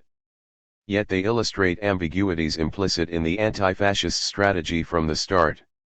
It implied, as Trotskyists and other leftists rightly pointed out, an approach to the struggle for socialist power difficult to reconcile with that of proletarian revolution, as hitherto conceived by Bolsheviks and other social revolutionaries. In this they were right, though they condemned themselves to isolation by rejecting policies which for most intellectuals, Marxist or not, were necessary if fascism was to be defeated, and because they themselves produced no plausible alternative. Yet this strategy only hovered on the edge of explicitness, it was never clearly formulated, and indeed the discussions on the post-fascist future, other than in the vaguest of terms, were muted and discouraged for most of the period. It was perfectly possible for equally loyal communists, say, Togliatti and Tito, to read into the anti-fascist line very different implications for political action unless possible choice was eliminated by a decision from higher authority. The theoretical fog which thus swirled around the future troubled most communist intellectuals less than it might or perhaps ought to have done, chiefly because the tasks of the present were so clear and, until victory over fascism seemed certain, communist strategy, omitting temporary episodes such as 1939–41, provided so lucid and convincing a guide to what had to be done now. For, in the final analysis, for most of them the fight against fascism came first. If it were lost, arguments about the future became academic. For Marxist intellectuals, old or young, anti-fascism was obviously not an end in itself. It was justified by its contribution to the eventual overthrow of world capitalism, or at least capitalism in a large part of the world. Yet in a real sense it needed no such justification. Whatever the future might bring, fascism was evil and had to be resisted. A generation of intellectuals came to Marxism in and mainly through the slump and the struggle against fascism, in times of falling darkness. Those who survived have often been disappointed. They have delved into their past to discover whether they were mistaken, what their errors might have been, or what went wrong with their high hopes. Many have ceased to be Marxists. But it is safe to say that very few, if any of them, reject their participation in the fight against and the defeat of fascism. It is hard to find a man or woman who regrets their support of the Spanish Republic or their share, however small, in the war against fascism, whether as civilians, uniformed soldiers, or resistors. It is a part of their past on which they look back with modest pride. For some it is the only part of their political past on which the survivors of that time look back with unqualified satisfaction. Gramsci. Antonio Gramsci died in 1937. For the first 10 of the subsequent 75 years he was virtually unknown except to his old comrades from the 1920s, since very little of his writings was published or available. This does not mean that he lacked influence, for Palmiro Togliatti may be said to have led the Italian Communist Party on Gramscian lines, or at least on his interpretation of Gramscian lines. Nevertheless, for most people anywhere until the end of the Second World War, even for communists, Gramsci was little more than a name. During the second decade after his death he became extremely well known in Italy, and was admired far beyond communist circles. His works were extensively published by the CP, but above all by the House of Einaudi. Whatever criticisms were subsequently made of these early editions, they made Gramsci widely available and allowed Italians to judge his stature as a major Marxist thinker, and more generally, a major figure in 20th-century Italian culture. but only Italians. For during this decade Gramsci remained for practical purposes quite unknown outside his own country, since he was virtually untranslated. Indeed, attempts to get even his moving prison letters published in Britain and the USA failed. Except for a handful of people with personal contacts in Italy and who could read Italian, mostly communists, he might as well not have existed this side of the Alps. During the third decade, there were the first serious stirrings of interest in Gramsci abroad. They were no doubt stimulated by de-Stalinization and even more by the independent attitude of which Togliatti made himself the spokesman after 1956. At all events in this period we find the first English selections from his work and the first discussions of his ideas outside communist parties. Outside Italy, the English-speaking countries seem to have been the first to develop a sustained interest in Gramsci. Paradoxically, in Italy itself, during the same decade, criticism of Gramsci became articulate and sometimes shrill, and arguments about the interpretation of his work by the Italian CP developed. Finally, in the 1970s Gramsci came fully into his own. In Italy itself the publication of his works was for the first time put on a satisfactory scholarly basis by the complete edition of the Prison Letters, 1965, the publication of various early and political writings, and above all by Garetana's Monument of Scholarship, the chronologically ordered edition of the Prison Notebooks, 1975. Both Gramsci's biography and his role in the history of the Communist Party now became much clearer, thanks largely to the systematic historical work on its own records promoted and encouraged by the Communist Party.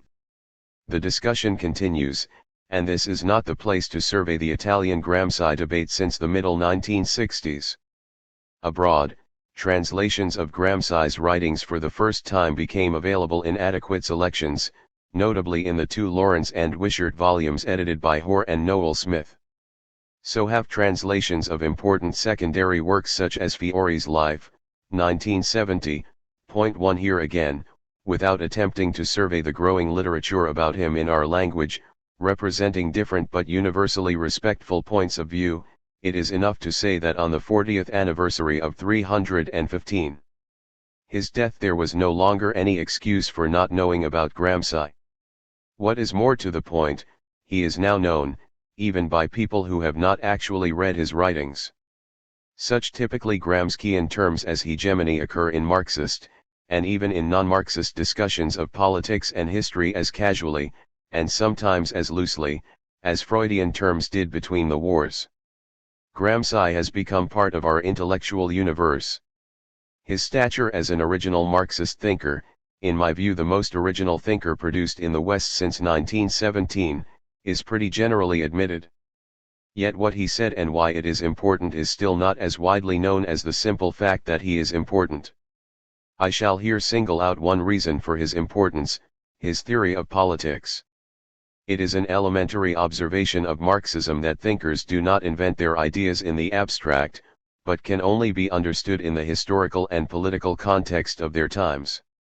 If Marx always stressed that men make their own history, or, if you like, think out their own ideas, he also stressed that they can only do so, to quote a famous passage from the 18th Brumaire, under the conditions in which they find themselves immediately, under conditions which are given and inherited.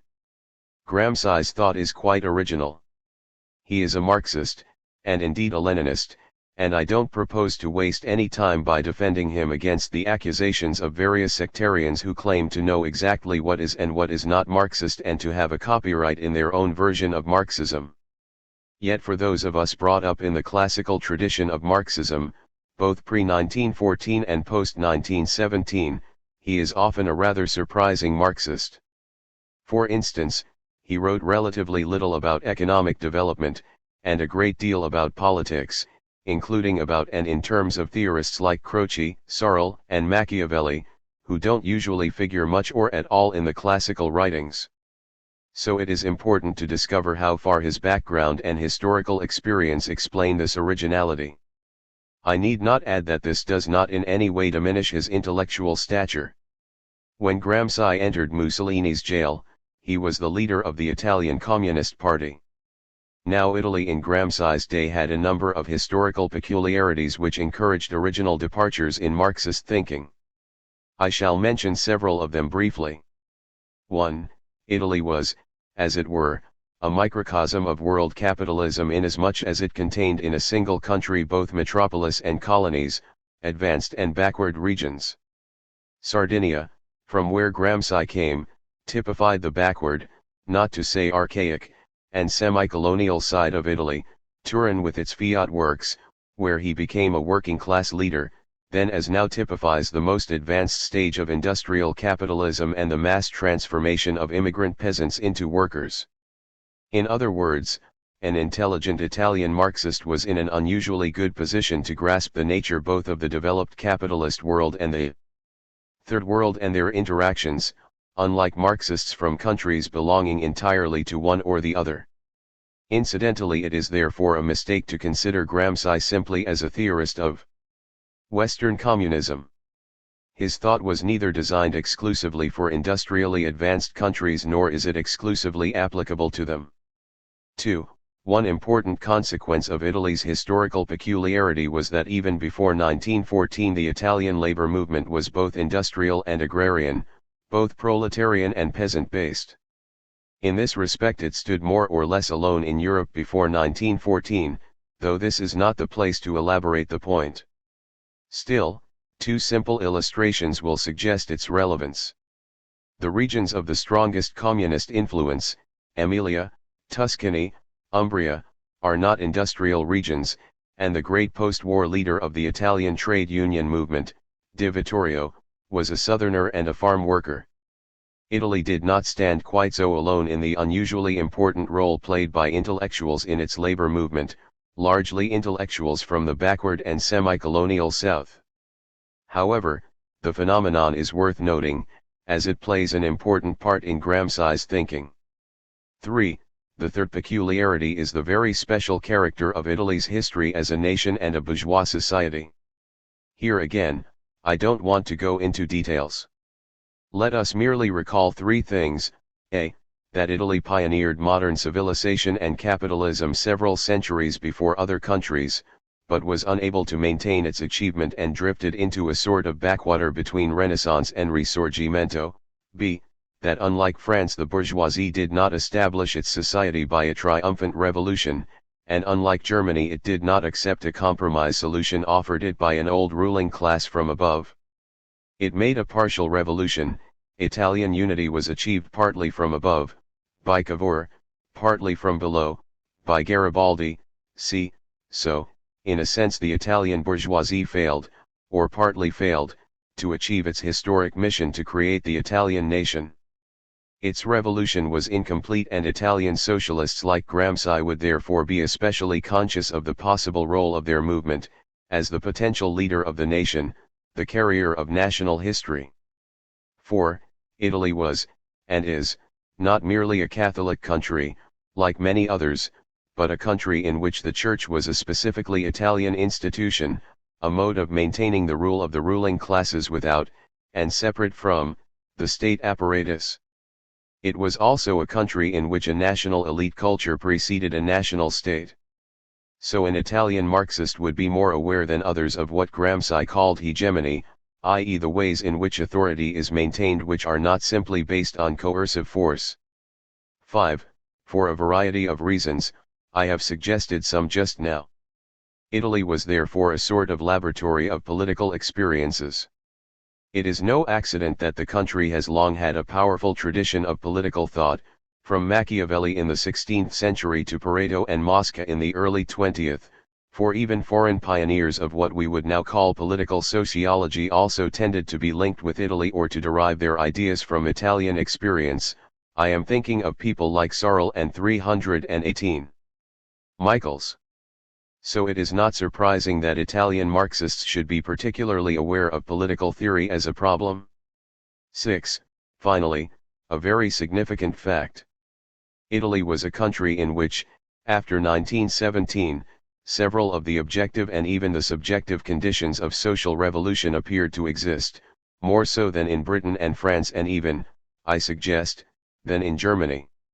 Yet this revolution did not come off. On the contrary, fascism came to power.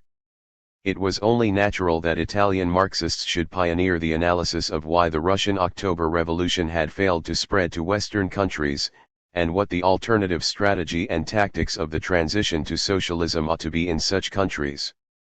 That, of course, is what Gramsci set out to do.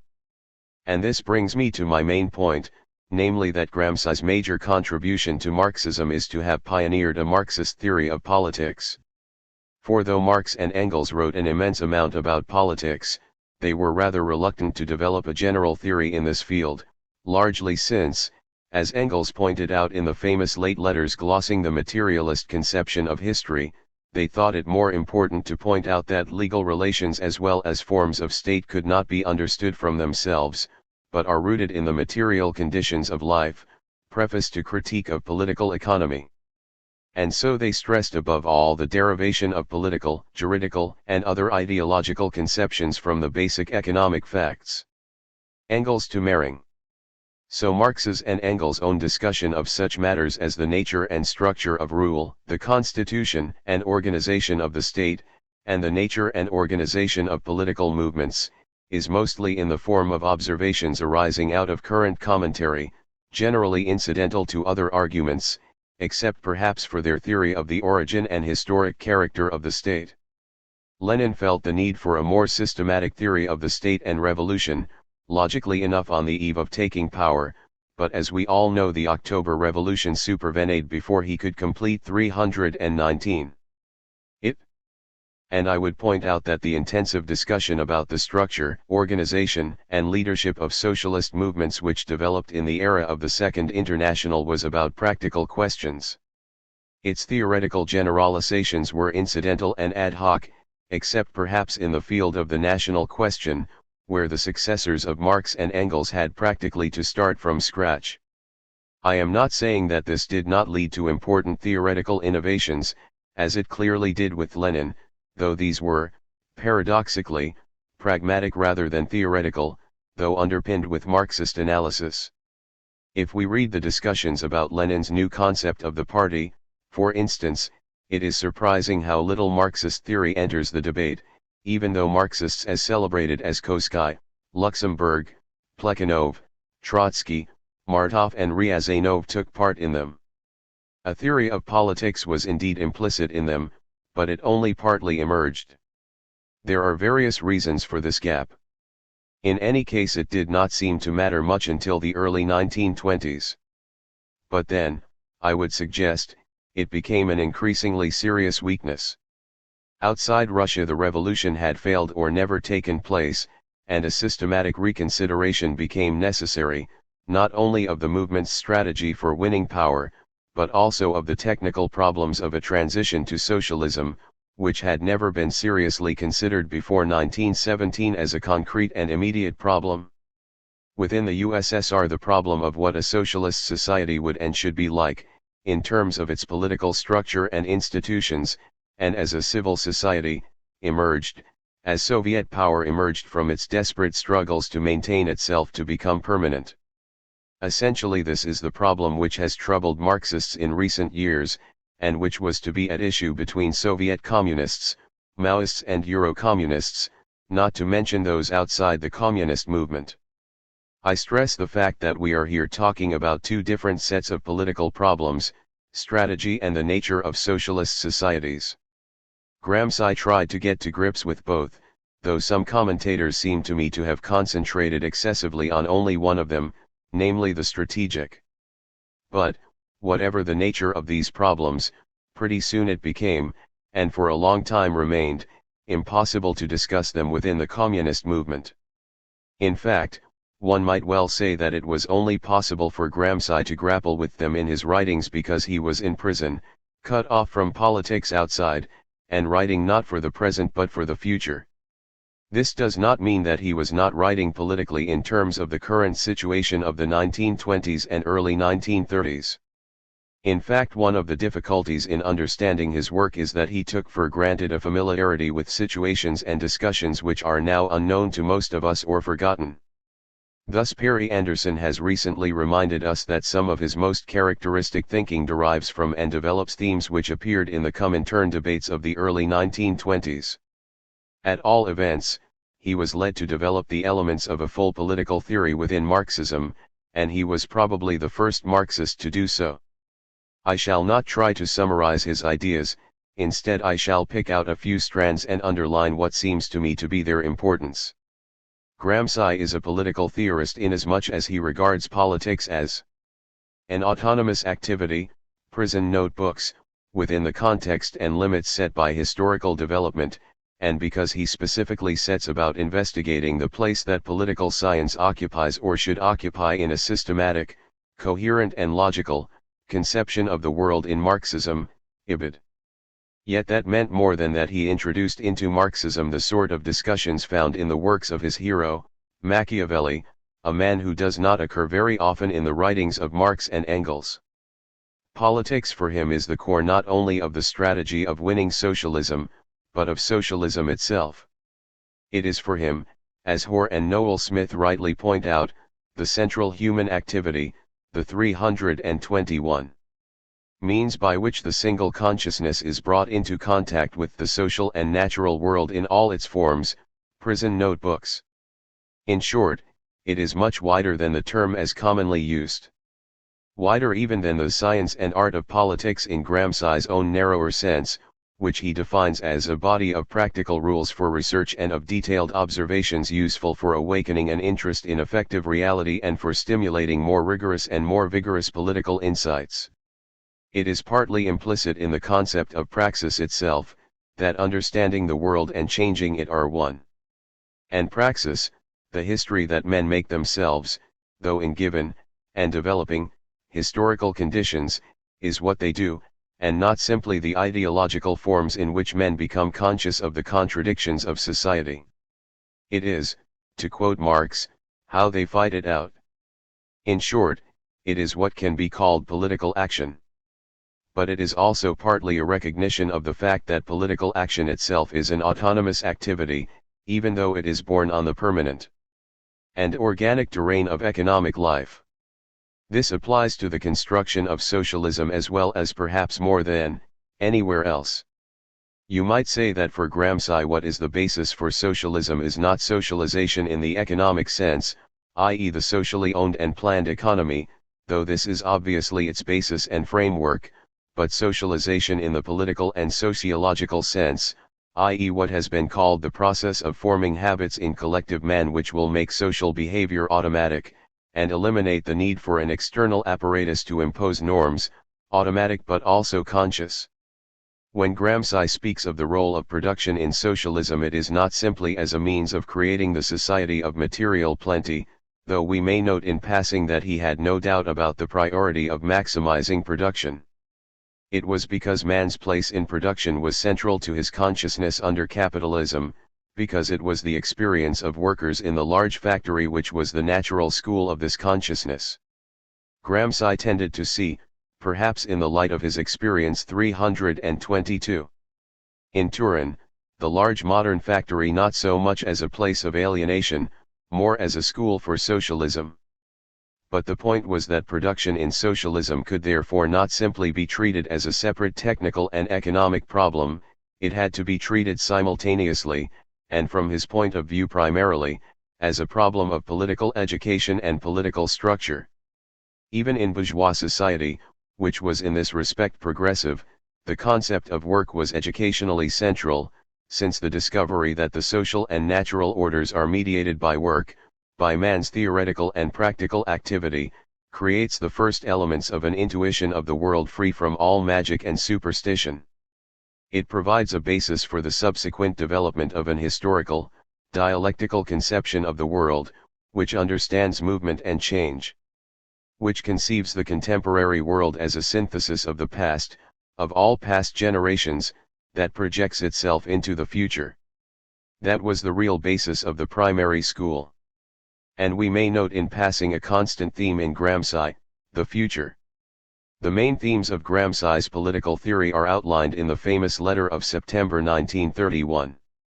My study of the intellectuals is a vast project. I greatly extend the notion of intellectuals beyond the current meaning of the word, which refers chiefly to great intellectuals. This study also leads me to certain determinations of the state. Usually this is understood as political society, i.e. the dictatorship of coercive apparatus to bring the mass of the people into conformity with the type of production and economy dominant at any given moment, and not as an equilibrium between political society and civil society, i.e. the hegemony of a social group over the entire national society exercised through the so-called private organizations such as the church, the trade unions, the schools, etc. Civil society is precisely the special field of action of the intellectuals. Point 2. Now the conception of the state as an equilibrium between coercive and hegemonic institutions, or if you prefer, a unity of both, is not in itself novel, at least for those who look realistically at the world. It is obvious that a ruling class relies not only on coercive power and authority but on consent deriving from hegemony, what Gramsci calls the intellectual and moral leadership exercised by the ruling group and the general direction imposed upon social life by the dominant fundamental group. What is new in Gramsci is the observation that even bourgeois hegemony is not automatic but achieved through conscious political action and organization. The Italian Renaissance city bourgeoisie could have become nationally hegemonic only, as Machiavelli proposed, through such action, in fact through a kind of Jacobinism. A class must transcend what Gramsci calls economic corporative organization to become politically hegemonic, which is, incidentally, why even the most militant trade unionism remains a subaltern part of capitalist society. It follows that the distinction between dominant or hegemonic and subaltern classes is fundamental. It is another Gramscian innovation, and crucial to his thought. For the basic problem of the revolution is how to make a hitherto subaltern class capable of hegemony, believe in itself as a potential ruling class and be credible as such to other classes. Here lies the significance for Gramsci of the party, the modern prince. For quite apart from the historic significance of the development of the party in general in the bourgeois period, and Gramsci has some brilliant things to say about this, he recognizes that it is only through its movement and its organization, i.e. in his view through the party, that the working class develops its consciousness and transcends the spontaneous economic corporative or trade unionist phase. In fact, as we know, where socialism has been victorious it has led to and been achieved by the transformation of parties into states. Gramsci is profoundly Leninist in his general view of the role of the party, though not necessarily in his views about what the party 324 organization should be at any given time or about the nature of party life. However, in my view, his discussion of the nature and functions of parties advances beyond Lenin's. Of course, as we know, considerable practical problems arise from the fact that party and class, however historically identified, are not the same thing, and may diverge, particularly in socialist societies. Gramsci was well aware of these, as well as of the dangers of bureaucratization etc. Indeed, his hostility to Stalinist developments in the USSR caused him trouble even in prison. I wish I could say that he proposes adequate solutions to these problems, but I am not sure that he does, any more than, so far, anyone else. Nevertheless, Gramsci's remarks on the bureaucratic centralism, though concentrated and difficult, e.g. in prison notebooks, are well worth serious study. What is also new is Gramsci's insistence that the apparatus of rule, both in its hegemonic and to some extent in its authoritarian form, consists essentially of intellectuals. He defines these not as a special elite or as a special social category or categories, but as a sort of functional specialization of society for these purposes. In other words, for Gramsci all people are intellectual, but not all exercise the social function of intellectuals. Now this is important, in the sense that it underlines the autonomous role of the superstructure in the social process, or even the simple fact that a politician of working class origin is not necessarily the same as a worker at the bench. However, though it often makes for brilliant historical passages in Gramsci, I cannot myself see that the observation is as important for Gramsci's political theory as he himself evidently thought. In particular, I think that his distinction between the so-called traditional intellectuals and the organic intellectuals produced by a new class itself is, at least in some countries, less significant than he suggests. It may be, of course, that I have not entirely grasped his difficult and complex thought here, and I ought certainly to stress that the question is of great importance to Gramsci himself, to judge by the amount of space he devoted to it. On the other hand, Gramsci's strategic thought is not only, as always, full of quite brilliant historical insights, but of major practical significance. I think we ought to keep three things quite separate in this connection: Gramsci's general analysis, his ideas about communist strategy in specific historical periods, and lastly, the Italian Communist Party's actual ideas about strategy at any given time, which have certainly been inspired by Togliatti's reading of Gramsci's theory, and by that of Togliatti's successors. I don't want to go into the third of these, because such discussions are irrelevant for the purposes of the present essay. Nor do I want to discuss the second at length, because our judgment of Gramsci does not depend on his assessment of particular situations in the 1920s and 1930s. It is perfectly possible to hold that, say, Marx's 18th Brumaire is a profound and basic work, even though Marx's own attitude to Napoleon III in 1852-70 and his estimate of the political stability of his regime were often unrealistic. This does not, however, imply any criticism of either Gramsci's own or Togliatti's strategy. Both are defensible. Leaving aside these matters, I would like to single out three elements in Gramsci's strategic theory. The first is not that Gramsci opted for a strategy of protracted or positional warfare in the West, as against what he called frontal attack or a war of manœuvre, but how he analyzed these options. Granted that in Italy and most of the West there was not going to be an October Revolution from the early 1920s on, and there was no realistic prospect of one, he obviously had to consider a strategy of the long haul. But he did not in fact commit himself in principle to any particular outcome of the lengthy war of position which he predicted and recommended. It might lead directly into a transition to socialism, or into another phase of the war of maneuver and attack, or to some other strategic phase. What would happen, must 326 depend on the changes in the concrete situation. However, he did consider one possibility which few other Marxists have faced as clearly, namely that the failure of the revolution in the West might produce a much more dangerous long-term weakening of the forces of progress by means of what he called a passive revolution. On the one hand, the ruling class might grant certain demands to forestall and avoid revolution; on the other, the revolutionary movement might find itself in practice, though not necessarily in theory, accepting its impotence and might be eroded and politically integrated into the system. See prison notebooks. In short, the war of position had to be systematically thought out as a fighting strategy rather than simply as something for revolutionaries to do when there was no prospect of building barricades. Gramsci had of course learned from the experience of social democracy before 1914 that Marxism was not a historical determinism. It was not enough to wait for history somehow to bring the workers to power automatically. The second is Gramsci's insistence that the struggle to turn the working class into a potential ruling class, the struggle for hegemony, must be waged before the transition of power, as well as during and after it. But this struggle is not merely an aspect of a war of position, it is a crucial aspect of the strategy of revolutionaries in all circumstances.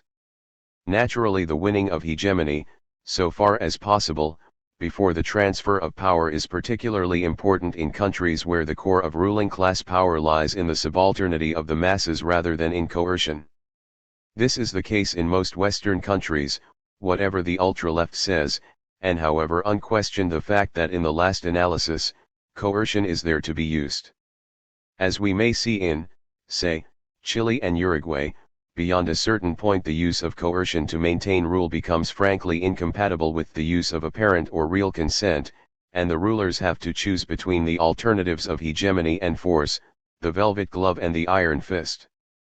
Where they choose force, the 327 results have not usually been favorable to the working class movement. However, as we may see even in countries in which there has been a revolutionary overthrow of the old rulers, such as Portugal, in the absence of hegemonic force even revolutions can run into the sand. They must still win enough support and consent from straighten not yet detached from the old regimes. The basic problem of hegemony, considered strategically, is not how revolutionaries come to power, though this question is very important. It is how they come to be accepted, not only as the politically existing or unavoidable rulers, but as guides and leaders. There are obviously two aspects to this: how to win assent, and whether the revolutionaries are ready to exercise leadership. There is also the concrete political situation, both national and international, which may make their efforts more effective or more difficult. The Polish communists in 1945 were probably not accepted as a hegemonic force, though they were ready to be one, but they established their power thanks to the international situation. The German Social Democrats in 1918 would probably have been accepted as a hegemonic force, but they did not want to act as one. Therein lies the tragedy of the German Revolution. The Czech communists might have been accepted as a hegemonic force both in 1945 and in 1968, and were ready to play this role, but were not allowed to do so. The struggle for hegemony before, during and after the transition, whatever its nature or speed, remains crucial. The third is that Gramsci's strategy has as its core a permanent organized class movement. In this sense his idea of the party returns to Marx's own conception, at least in later life, of the party as it were, the organized class, though he devoted more attention than Marx and Engels, and even than Lenin, not so much to formal organization as to the forms of political leadership and structure, and to the nature of what he called the organic relationship between class and party. At the time of the October Revolution most mass parties of the working class were social democratic. Most revolutionary theorists, including the Bolsheviks before 1917, were obliged to think only in terms of cadre parties or groups of activists mobilizing the spontaneous discontent of the masses as and when they could, because mass movements were either not allowed to exist or were, usually, reformist.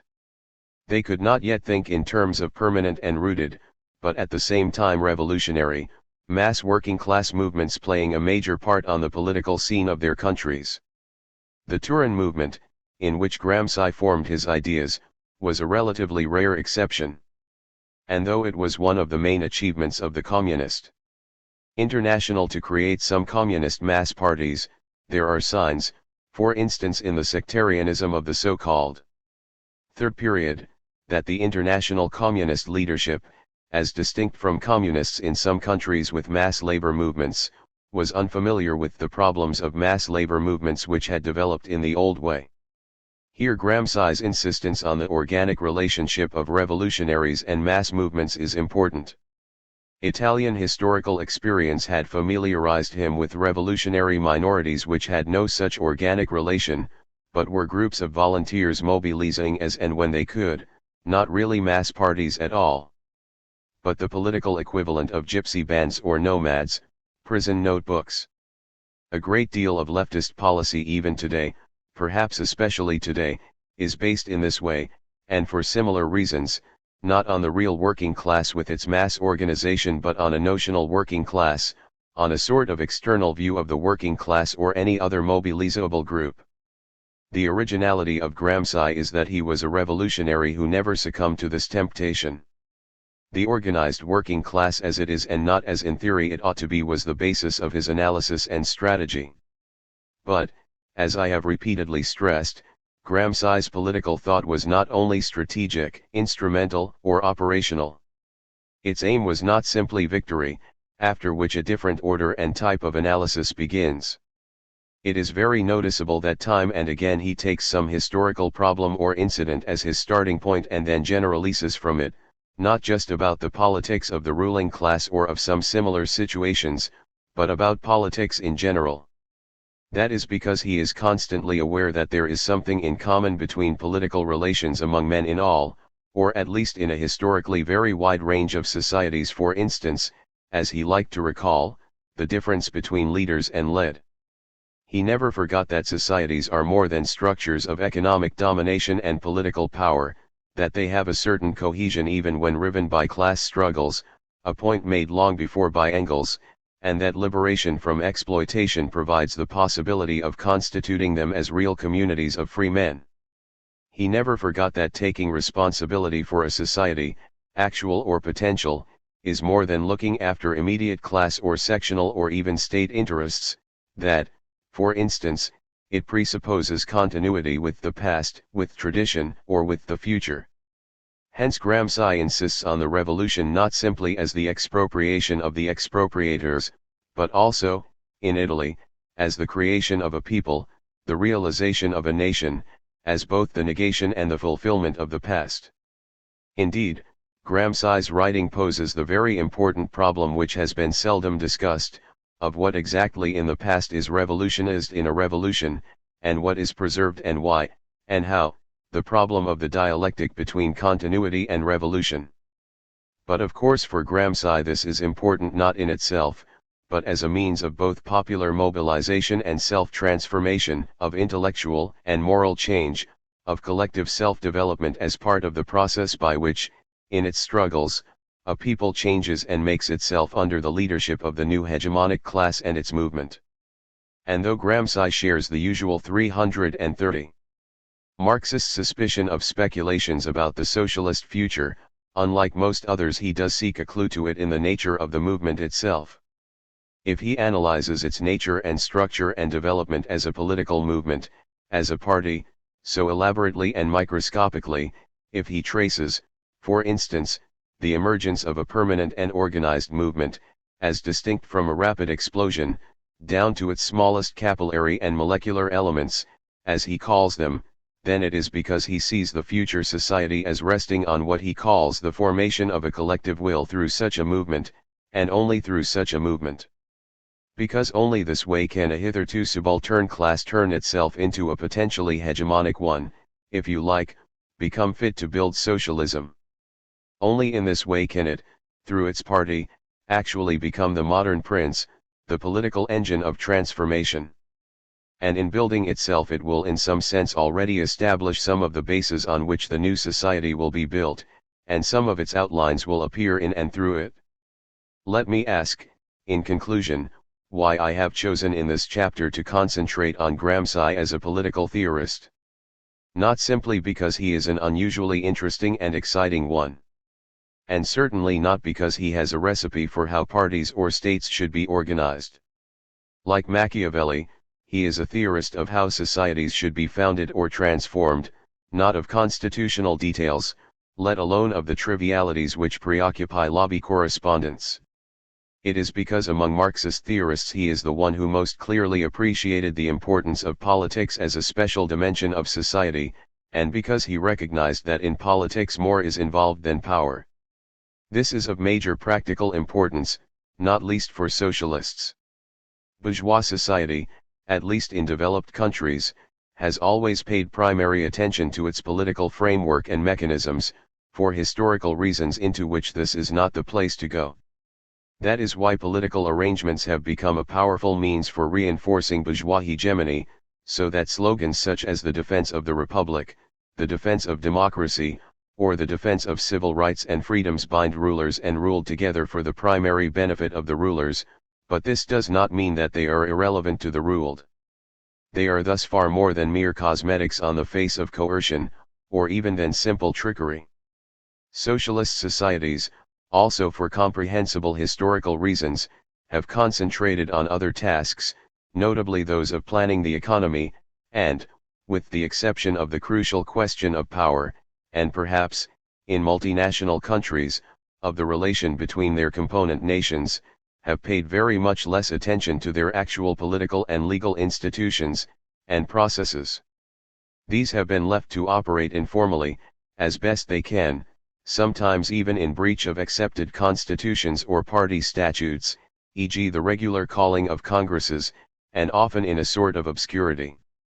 In extreme cases, as in China in recent years, the major political decisions affecting the future of the country appear to emerge suddenly from the struggles of a small group of rulers at the top, and their very nature is unclear, since they have never been publicly discussed. In such cases something is clearly wrong. Quite apart from the other disadvantages of this neglect of politics, how can we expect to transform human life, to create a socialist society, as distinct from a socially owned and managed economy, when the mass of the people are excluded from the political process, and may even be allowed to drift into depoliticization and apathy about public matters? It is becoming clear that the neglect of their political arrangements by most socialist societies is leading to serious weaknesses, which must be remedied. The future of socialism, both in countries which are not yet socialist and in those which are, may depend on paying much more attention to them. In insisting on the crucial importance of politics, Gramsci drew attention to a crucial aspect of the construction of socialism as well as of the winning of socialism. It is a reminder that we should heed. And a major Marxist thinker who made politics the core of his analysis is therefore particularly worth reading, marking and inwardly digesting today. Asterisk. Gramsci in Europe and America. Probably all who read a book about Gramsci's international impact in 1994 will agree with the statement of his first Spanish champion, quoted by Professor Fernández Buey, Gramsci es un clásico, o si un autor que sin derecho a no estar de moda nunca y a ser leído siempre. Gramsci is a classic, that is to say an author who is never fashionable yet is read at all times. And yet, every chapter of this book testifies to the paradox that the international fortunes of this classic writer have fluctuated with the changes of fashion on the intellectual left. Thus in the 1960s the vogue for Althusser in Latin America largely blocked the way for Gramsci, although in France itself Althusser's prominence also gave publicity to the then barely known Italian, whom he both praised and criticized. The element of fashion was particularly evident inasmuch as the reception of Gramsci coincided largely with the heyday of the new lefts of the 1960s and 1970s, whose this chapter was originally written as an introduction to the collective work Gramsci in Europa e America, Antonio A. Santucci, ed., Rome and Bari, 1996. Capacity to consume what Carlos Nelson Coutinho calls the zuppa eclectica, eclectic soup, of mutually incompatible intellectual ingredients was considerable. The element of fashion is even more evident in the 1990s, when former leftists transformed into neoliberals no longer cared to be reminded of anything that recalled old enthusiasms. As Irina Grigorieva notes of post-1991 Russia, today everything connected with the heritage of ideas related to Marxism is condemned. Hence Russia in 1993 was perhaps the least Gramscian country in the world. It is equally evident that Gramsci could not have become a major figure on the world intellectual scene but for a complex concatenation of circumstances in the 40 years after his death. He would not have been known at all but for the determination of his comrade and admirer Palmiro Togliatti to preserve and publish his writings and to give them a central place in Italian communism. Under the conditions of Stalinism this was by no means an inevitable choice, especially given the known heterodoxy of Gramsci, even though the line of the Seventh World Congress of the International made it a little less risky. Whatever the subsequent criticisms of Togliatti's own views on Gramsci, his concern after Gramsci's death to sottrarli alle traverse del presente e garantirli por la vita of venire del partito, remove him from the troubles of the present and safeguard him for the future life of the party, one and his insistence on Gramsci's centrality from the moment of his return to Italy were the foundations of Gramsci's subsequent fortunes. The editorial deficiencies and omissions of the early post-war years were the price paid for making Gramsci known, in retrospect a price worth paying. Thanks to Togliatti's determination, and the new prestige of the PCI, at least the lettera were published in a number of countries, including some people's democracies, before the death of Stalin. Where the local communist parties failed to do so, no one else did. Though excellent English translations were almost immediately made, it took decades actually to find publishers for the lettera in Britain and the USA. Even so, apart from a few foreigners with personal memories of the Italian resistance and personal friendships on the post-war Italian left, the Rezeptionsgeschichte of Gramsci begins with the 20th Congress of the CPSU. For 2 decades it was part of the attempt by the international communist movement to emancipate itself from the heritage both of Stalin and the Communist International.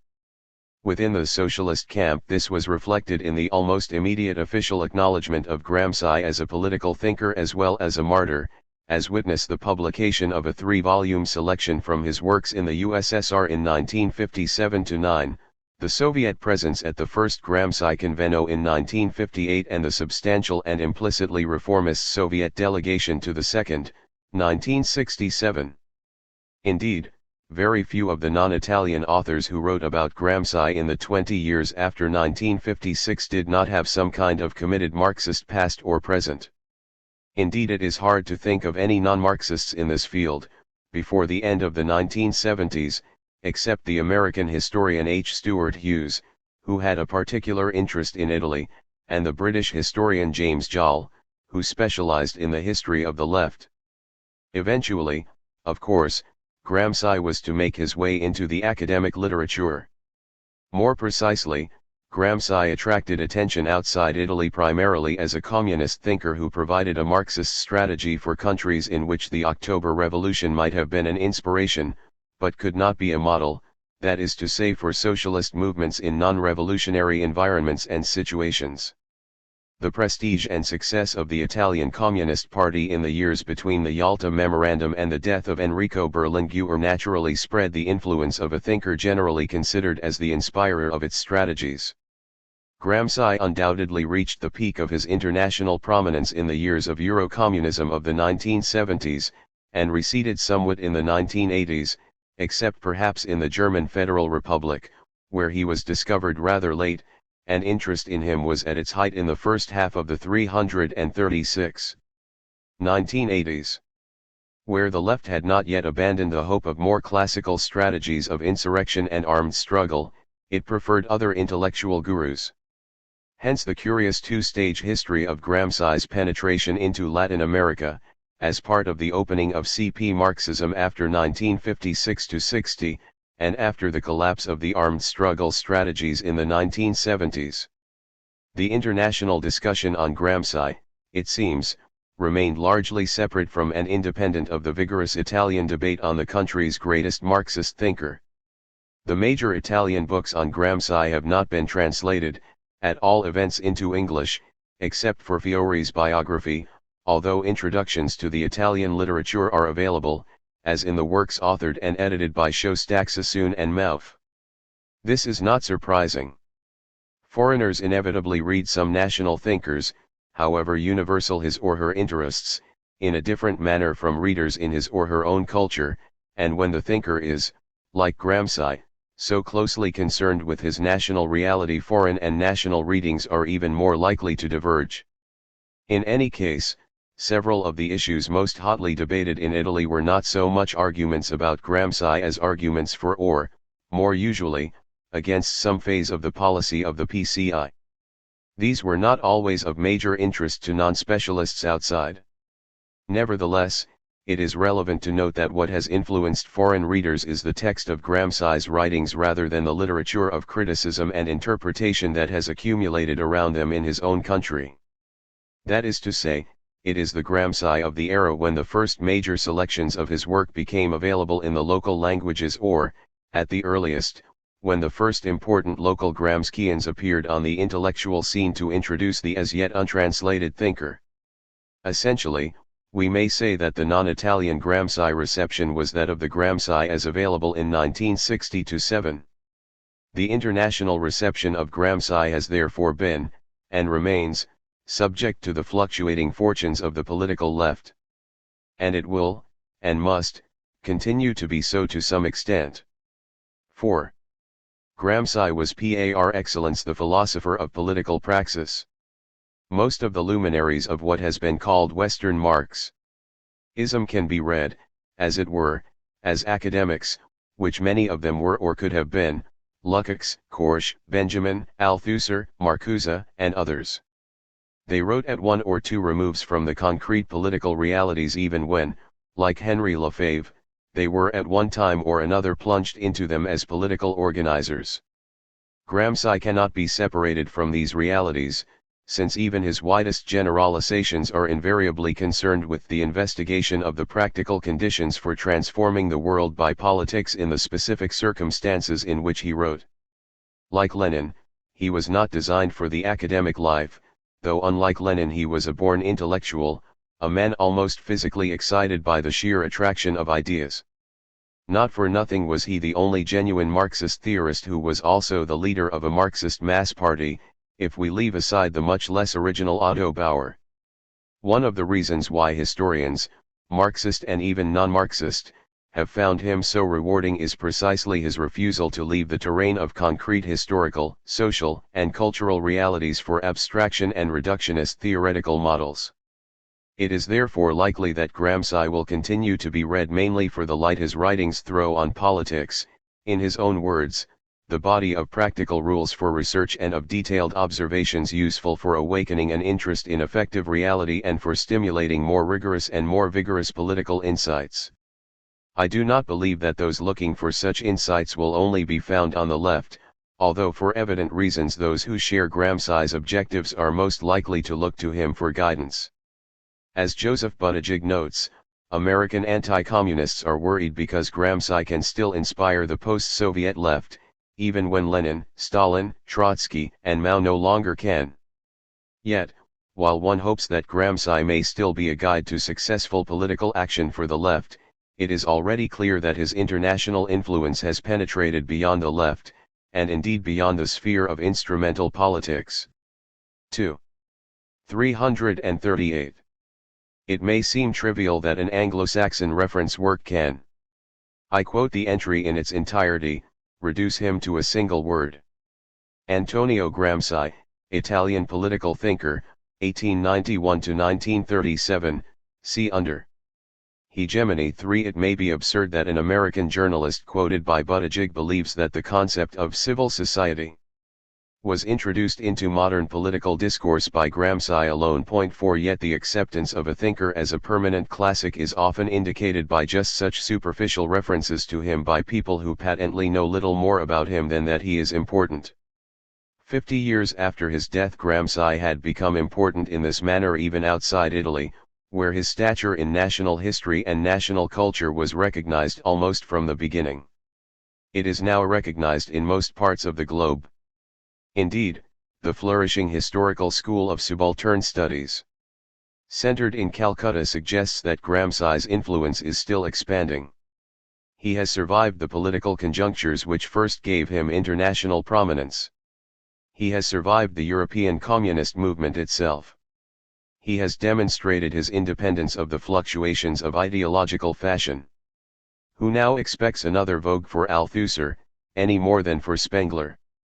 He has survived the enclosure in academic ghettos which looks like being the fate of so many other thinkers of Western Marxism. He has even avoided becoming an ism. What the future fortunes of his writings will be, we cannot know. However, his permanence is already sufficiently sure, and justifies the historical study of his international reception. Gramsci in English. The list of the world's authors whose works are most frequently cited in international literature on the humanities and arts 5 contains few Italians, and only 5 born since the 16th century. It does not, for instance, include either Vico or Machiavelli. 339. But it does contain the name of Antonio Gramsci. Citation does not guarantee either knowledge or understanding, but it does indicate that the author cited has an intellectual presence. Gramsci's presence in the world 50 years after his death was undeniable. It was particularly notable among historians in the English-speaking regions. Gramsci became known in this area soon after the war, which had brought numerous anti-fascist intellectuals of English speech to Italy. His work was discussed sympathetically in the Times Literary Supplement as early as 1948, i.e. shortly after the publication of Il Materialismo Storico. Historians played a significant part in his discovery outside Italy. A young British historian compiled what is probably the first selection of his writings in a non-Italian language, Louis Marx, The Modern Prince, London, 1956, and as early as 1958 an established American historian discussed him under the heading Gramsci and Marxist Humanism in what has remained the best-known work in the language on the general intellectual history of early 20th century Europe, H. Stuart Hughes, Consciousness and Society. Another British historian, Gwyn A. Williams, produced the first non-Italian discussion of the concept of hegemonia in the thought of Antonio Gramsci in 1960, in the Journal of the History of Ideas. At the same time an American doctoral dissertation was completed by yet another historian, which a few years later became the first book about Gramsci outside Italy, John M. Camet's Antonio Gramsci and the Origins of Italian Communism, Stanford, 1967. In short, by 1960, more was known about Gramsci in the English-speaking world than anywhere else outside Italy, though it was little enough. The exceptionally well-chosen selections of Gramsci's writings edited by Hoare and Noel Smith from 1971 on reinforced the advantage enjoyed by English readers. 6. Gramsci's major influence has, naturally, been on Marxist historians, who have been in some ways more active and influential in the English-speaking world than elsewhere in the West. Nevertheless, there is no Gramscian school of history. Nor can Gramsci's influence on historians be clearly distinguished from his influence on Marxism in general. Gramsci's writings and example have helped, above all, to crack open the hard shell of doctrine which had grown up round the living body of Marxist thought, concealing even strategies and observations as original as Lenin's behind appeals to textual orthodoxy. Gramsci has helped Marxists to liberate themselves from vulgar Marxism, and in turn made it more difficult for opponents of the left to dismiss Marxism as a variant of determinist positivism. In this sense the main lessons of Gramsci are not Gramscian but Marxian. They are a set of variations on Marx's own theme that men make their own history, but they do not make it. Under circumstances chosen by themselves, but under circumstances directly found, given, and transmitted by the past, 18th Brumaire, or, as Gwyn A. Williams puts it, the human will was central to Gramsci's Marxism, but it was an historic will, geared to the objective realities of history. 7. Even Gramsci's insistence, rare among his Marxist contemporaries, on the autonomy of the spheres of politics and culture can be seen as a reminder of Marx, as so acute a Marx scholar as the late George Lichtheim did not fail to observe. 8. It is therefore natural that an authoritative survey of developments in historiography sees Gramsci exclusively in this context. 9. And that a Marxist historian could state, the Gramscian influence on Marxist history is not particularly new. I don't think myself that Gramsci has much of a specific approach to history other than Marx's own approach. 10. This does not make his influence less important. Historians anxious to break with the rigidities of the inherited communist tradition found themselves enormously encouraged, and inspired, by discovering that this theoretician of uncommon ability, Lichtheim, was on their side. Moreover, few of the Marxist theorists who emerged, or were rediscovered, from the 1950s on were as steeped in history as he, and therefore as profitable to study or as likely to be read by historians. Yet there is also a specifically Gramscian influence on historians, and not merely a Gramscian encouragement to turn, or return, to Marx.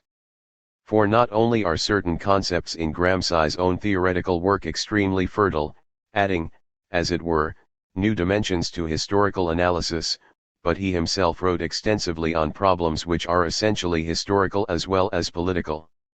His reflections on Italian history, though much discussed in his own country, have not had much echo elsewhere, except in the restricted community of Italianists.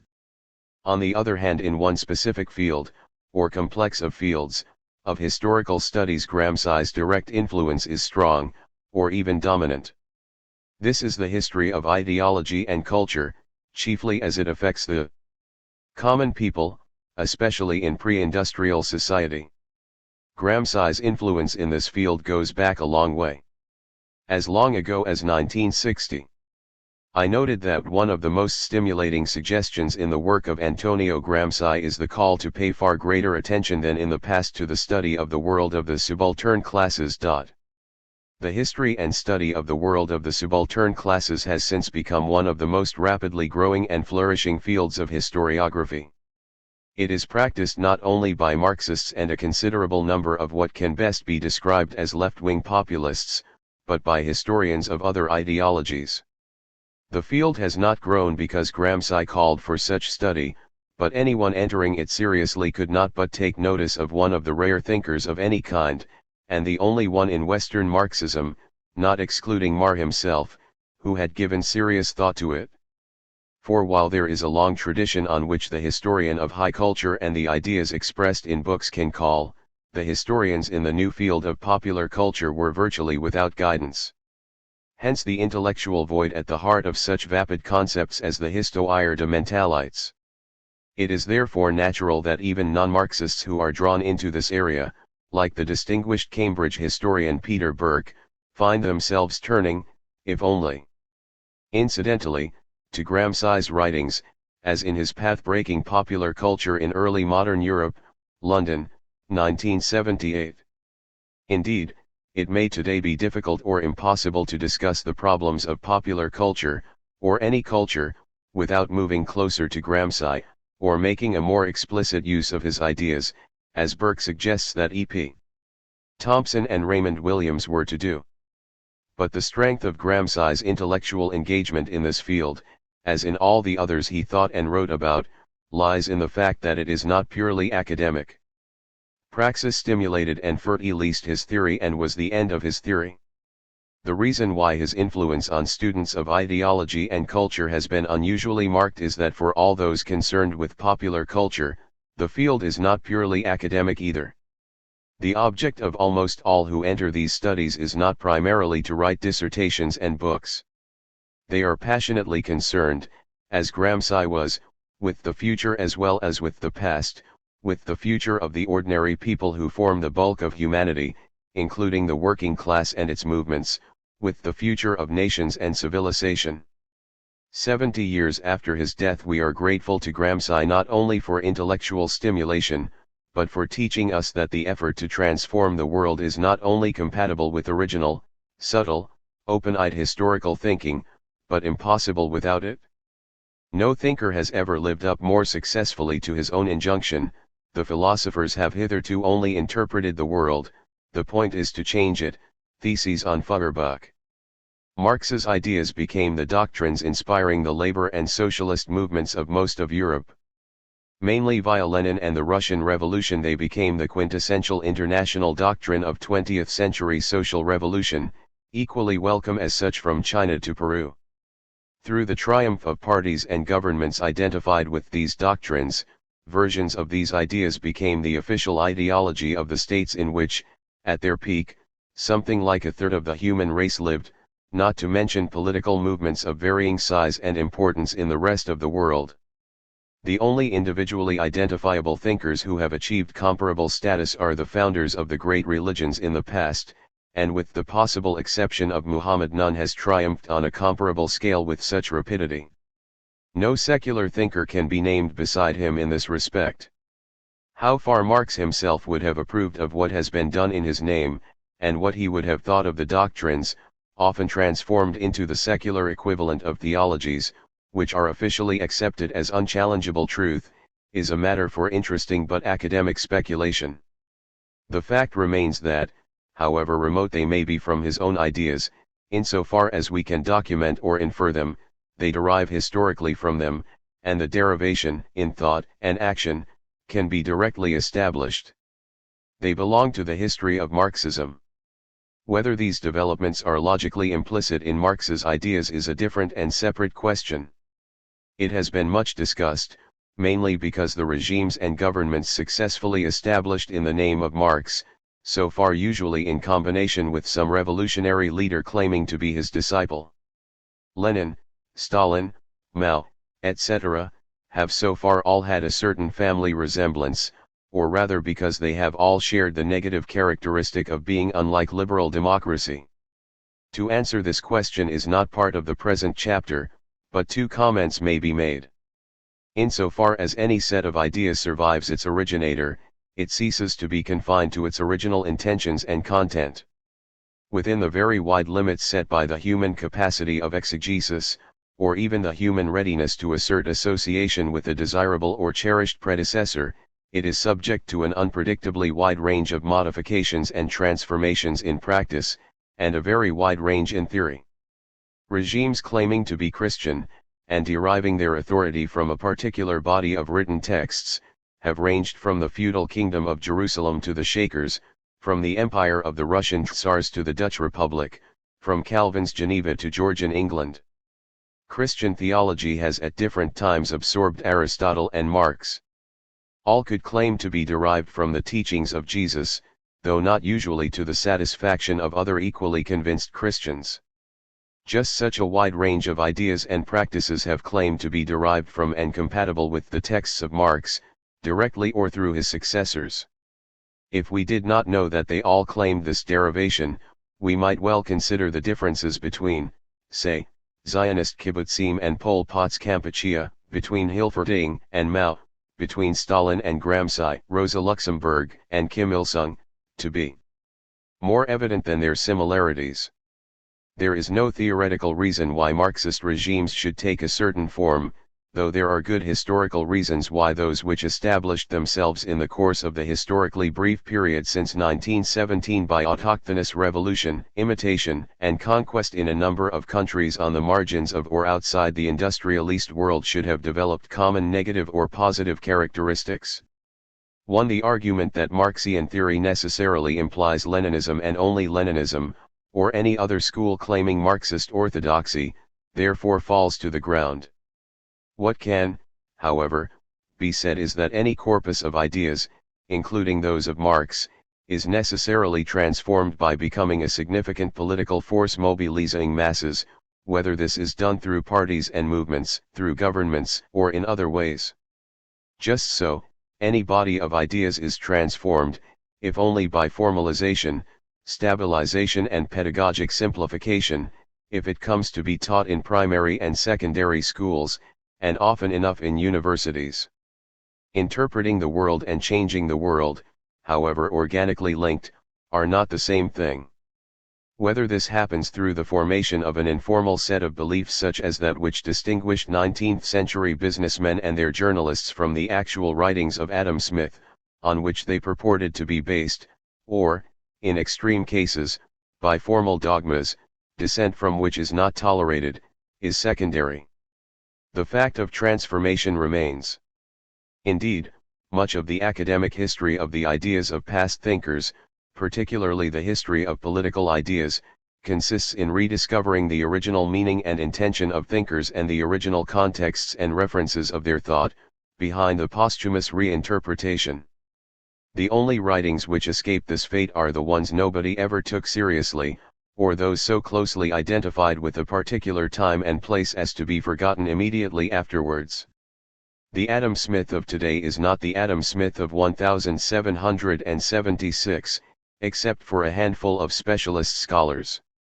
The same is inevitably true of Marx. The political impact of Marxism is no doubt the most important achievement of Marx from the point of view of history. Yet the intellectual impact has been almost as striking, though it cannot be separated from the political impact, least of all by Marxists. There are not many thinkers whose name alone suggests major transformations of the human intellectual universe. Marx is among them, together with such figures as Newton, Darwin, and Freud. As this list of names implies, the intellectual transformations with which such names are identified are not comparable, except insofar as they have all penetrated far beyond the ranks of specialists in their respective fields into general educated culture. It is not suggested that Freud, or even Darwin, was of the same intellectual caliber as Newton. Nevertheless, whatever their abilities and the nature of their intellectual achievement, the names on such a list are few. Marx's position on it is hardly to be questioned, but it is peculiar in two ways. First, as this book shows, it is for practical purposes posthumous. Very few indeed would have predicated such fame in Marx's lifetime. Second, it was achieved in the face of a century of persistent, massive, passionate, and intellectually very far from negligible criticism. Many of the best minds have devoted intensive efforts to the attempt to demonstrate Marx's errors and inadequacies, including many who, having once been Marxists, later became critics. This is not uncommonly encountered by thinkers who transform the intellectual universe. Nevertheless, the course of other such figures seems on the whole to have been less stormy, and intellectually serious criticism to have been confined to their specialist fields. At the time of the centenary of his death, Marx had survived a century of concentrated fire directed against his ideas by anyone within reach of a pen, typewriter, public platform or, in suitable cases, a censor's blue pencil and detachments of police. His own intellectual stature was not in serious question. What is more, his global ideological presence was almost certainly greater than ever before or since, his writings and those he inspired more widely influential, read and discussed. And this was in spite of the 347 increasingly evident facts that the formerly Marxist social democratic parties disclaimed his influence, and that the Soviet Union was visibly losing both its attraction for the global left and, with de-Stalinization, its supremacy among the revolutionary branches of the Marxist tradition. There are three possible reasons for this remarkable record. Marxism has been persistently attacked because, since shortly after Marx's death, it has always been identified somewhere or other with powerful political movements threatening the status quo, and since 1917 with state regimes regarded as internationally subversive, dangerous, and threatening. Until the 1990s it never ceased to represent formidable political forces. Moreover, it always remained in theory international, thus presenting its critics with potentially universal danger or error. In this respect it differed from doctrines identified with particular nations or races and therefore unlikely to convert others, or from theoretically universal doctrines which are in practice confined to particular regions, such as Orthodox Christianity or Shiite Islam. Moreover, Marxism had always been a revolutionary critique of the status quo with serious intellectual pretensions, and very soon established itself as by far the most influential and dominant among such critiques. By the 1970s virtually all opponents of the status quo who wished to replace it by a better new society, and even some who wished to replace it by returning to an idealized old society, described their aim as socialism. But the position of Marxist analysis in socialist theory was such that a critique of socialism inevitably implied a criticism of Marx. 1 year after his death a well-informed survey of contemporary socialism, while noting the extinction of the original pre-Marxian utopian or mutualist schools, could still devote only one of its 9 chapters to Karl Marx. In the second half of the 20th century discussions 3 were more likely to consider all variants of socialist doctrines essentially in terms of their relation to the doctrines of Marxism, which was tacitly assumed to be the central tradition of socialism. By the same token, those who wished to criticize existing society were as attracted to the theory which dominated such critiques as on the other hand those who wished to defend it, or were skeptical of the proposals of revolutionaries, were impelled to attack Marx. Only under regimes in which Marxist doctrine was identified with the official ideology of the status quo was this not so. However, states ruled by Marxist regimes were in a minority.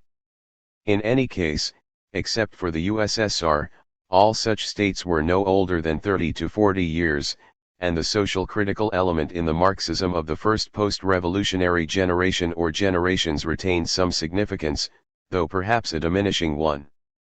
There is a third reason for the centrality of Marxism and debate about Marxism in the intellectual universe of the late 20th century, its disproportionate attractiveness to intellectuals.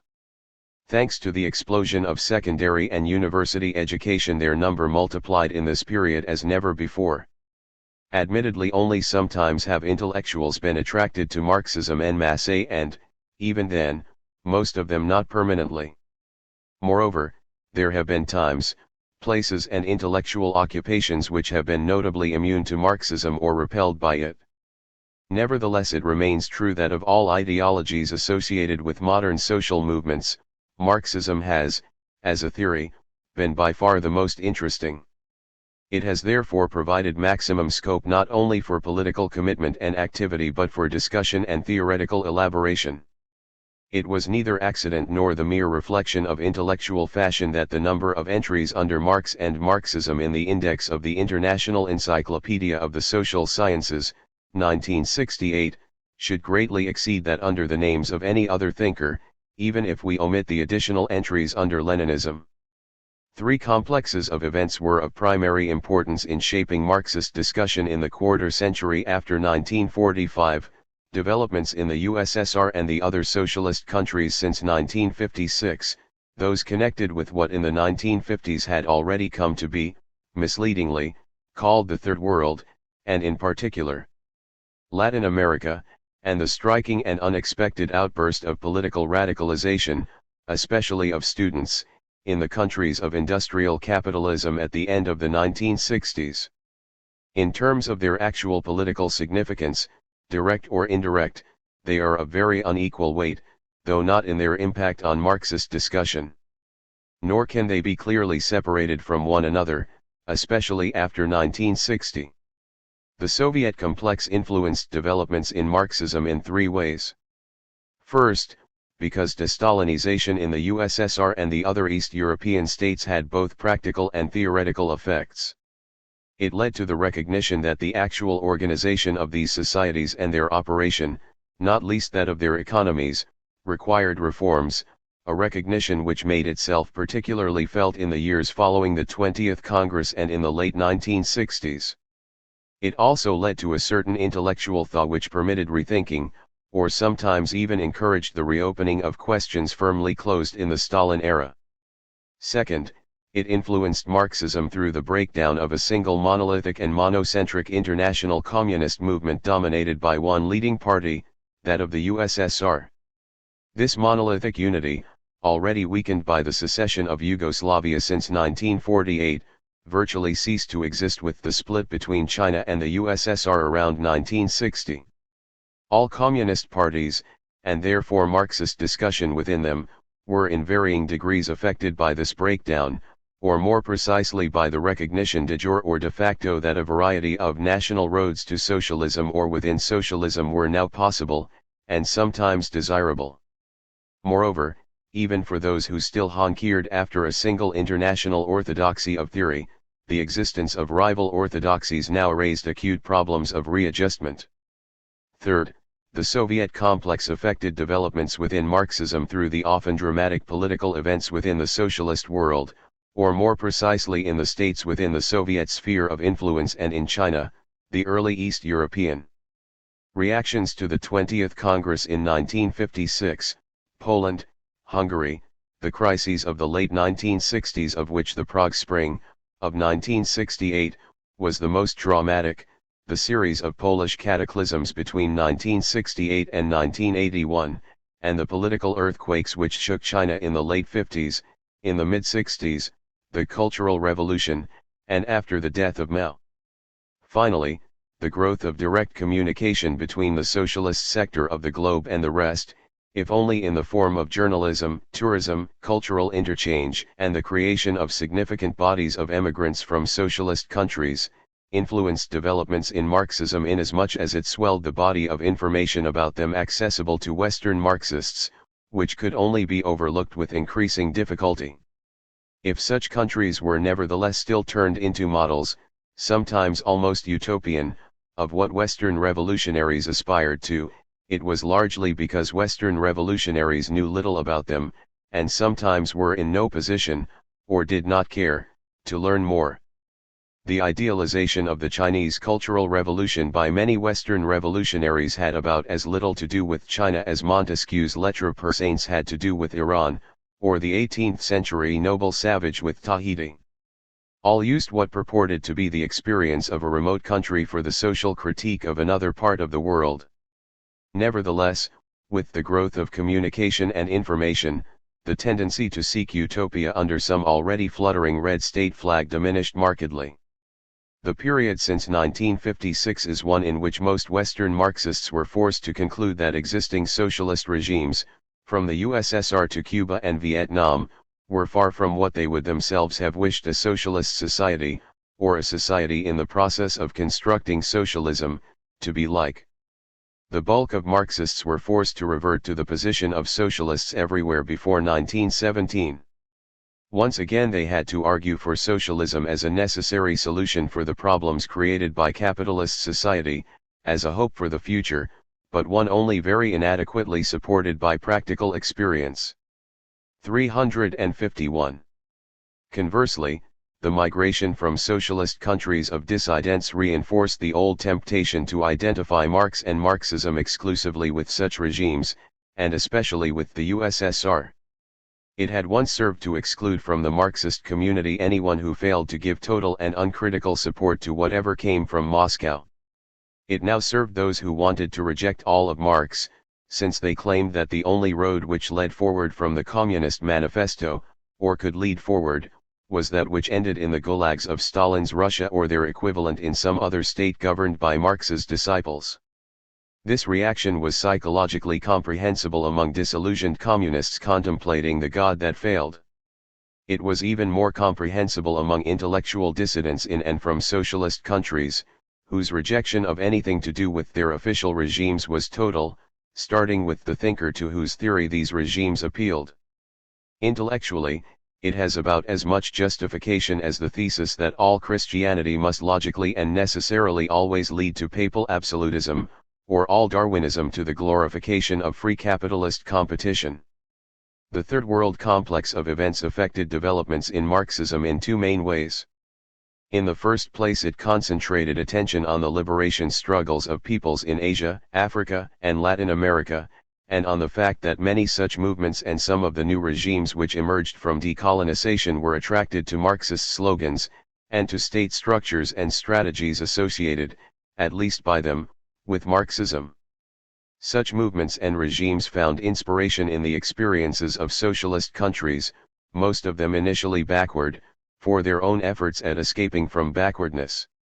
A large number of movements and regimes in the Third World claimed, at least from time to time, to have socialism as their aim, often qualified as African socialism, Islamic socialism, etc. If these socialisms had a model, it was derived from regimes ruled by Marxists. Naturally, the quantity 352 of Marxist as of other writing about formerly colonial or semi-colonial countries grew enormously. During the decades of the great global capitalist boom, it increasingly seemed that social revolutions would be hoped for primarily in the dependent and underdeveloped world. Hence the second point to note is that Third World experience concentrated the attention of Marxists on the relations between the dominant and the developed countries, on the specific character and problems of the possible transition to socialism in such regions, and on the social and cultural peculiarities which affected their future development. These matters raised issues not only of current political strategy, but of Marxist theory. Moreover, the opinions of Marxists both as political practitioners and, one is tempted to say consequently, as theorists diverged widely. A striking example of this interaction between Third World experience and Marxist theory may be found in the field of historiography. The nature of the transition from feudalism to capitalism had long preoccupied Marxist scholars, not without interventions by Marxist politicians, for, in Russia at least, it raised issues of current interest. Their feudalism was a recent phenomenon, the absolutism of the Tsars whose class nature was open to debate had only recently been overthrown, and furthermore the holders of various interpretations on these matters were, like M. N. Pokrovsky, identified by their opponents, rightly or wrongly, with political opposition or with theories which encouraged it.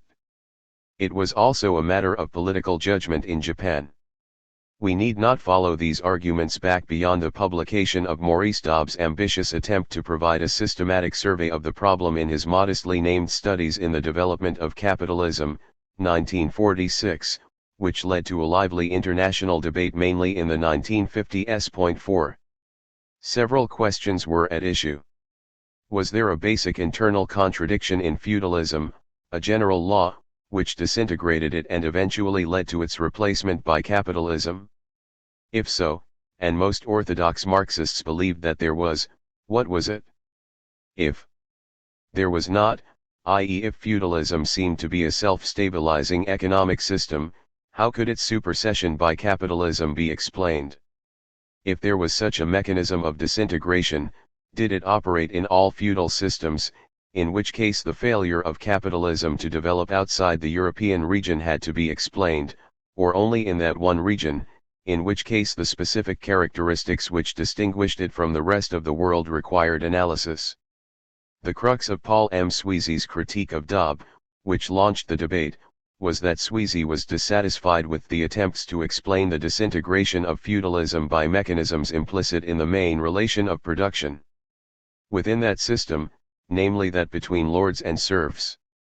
Instead, Sweezy chose to emphasize, or to re-emphasize, since there were plenty of non-Marxist as well as Marxist precedents for it, the role of trade in the undermining and transformation of the feudal economy. The growth of trade was the decisive factor in bringing about the decline of Western European feudalism. 5. The debate, though it has continued intermittently up to the present, subsided.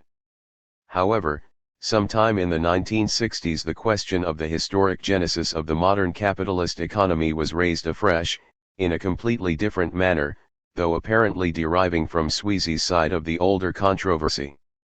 The new thesis was put forward polemically by A. Gunder Frank, Capitalism and Underdevelopment in Latin America, 1967, and subsequently in a more elaborate and historically documented form by I. Wallerstein, 6, who had begun his academic career as a political scientist specializing in contemporary Africa and had moved into history from that starting point. 3 major propositions formed the core of this interpretation. First, that capitalism could be essentially equated with market relations, and on a world scale with the development of a world system, consisting of a world market in which a number of developed core countries established domination over the periphery and exploited it.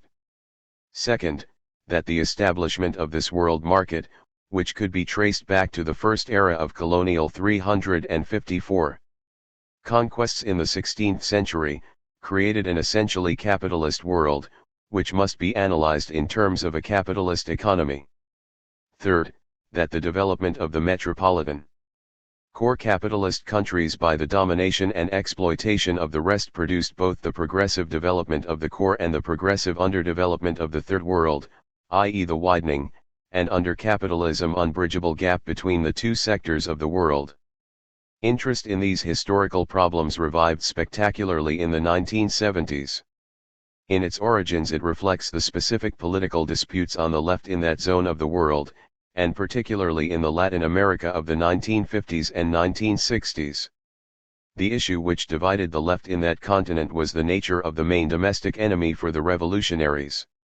The international enemy was obviously imperialism, primarily seen as the USA.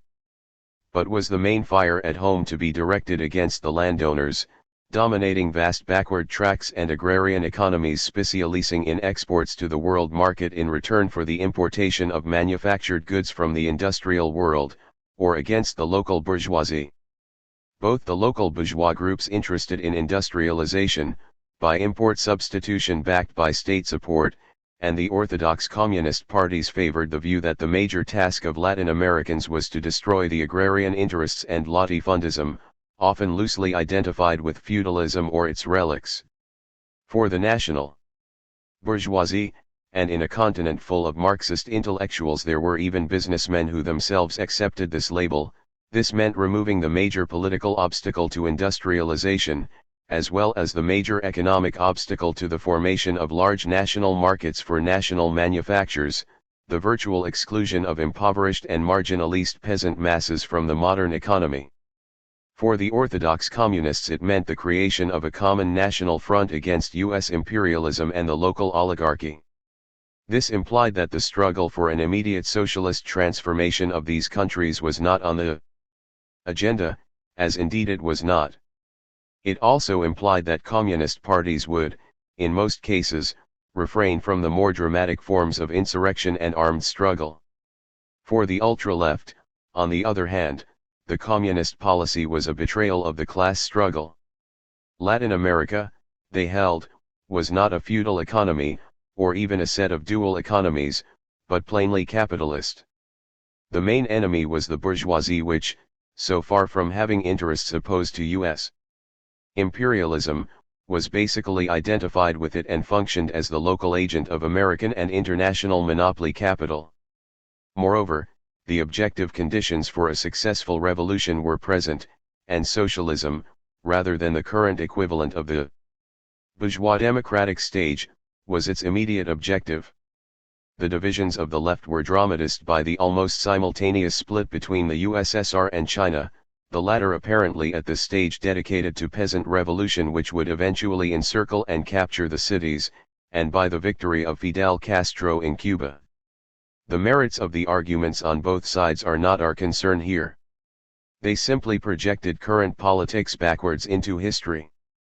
If the Spanish and Portuguese colonies had always been essentially part of a capitalist economy since the 16th century, then the transformation of feudal or backward countries into flourishing bourgeois capitalist ones had always been a diversionary issue. If the obstacles to development, which were so zealously analyzed in the 1950s and 1960s, consisted not of feudal survivals or the like at home, but of the simple fact that the dependence of colonial or neocolonial countries on the international core of capitalism created and reinforced their underdevelopment, then the conflicts between agrarians and industrialists were not significant, and could not produce the conditions for liquidating underdevelopment, which only social revolution and socialism could do. Clearly, the nature of the relationship between the industrial world and the rest was not merely a question of history. It raised both the problems hitherto discussed under the general heading of imperialism, but in a historically new context, but it also raised the problem of how the two sectors of the world should be defined, or redefined.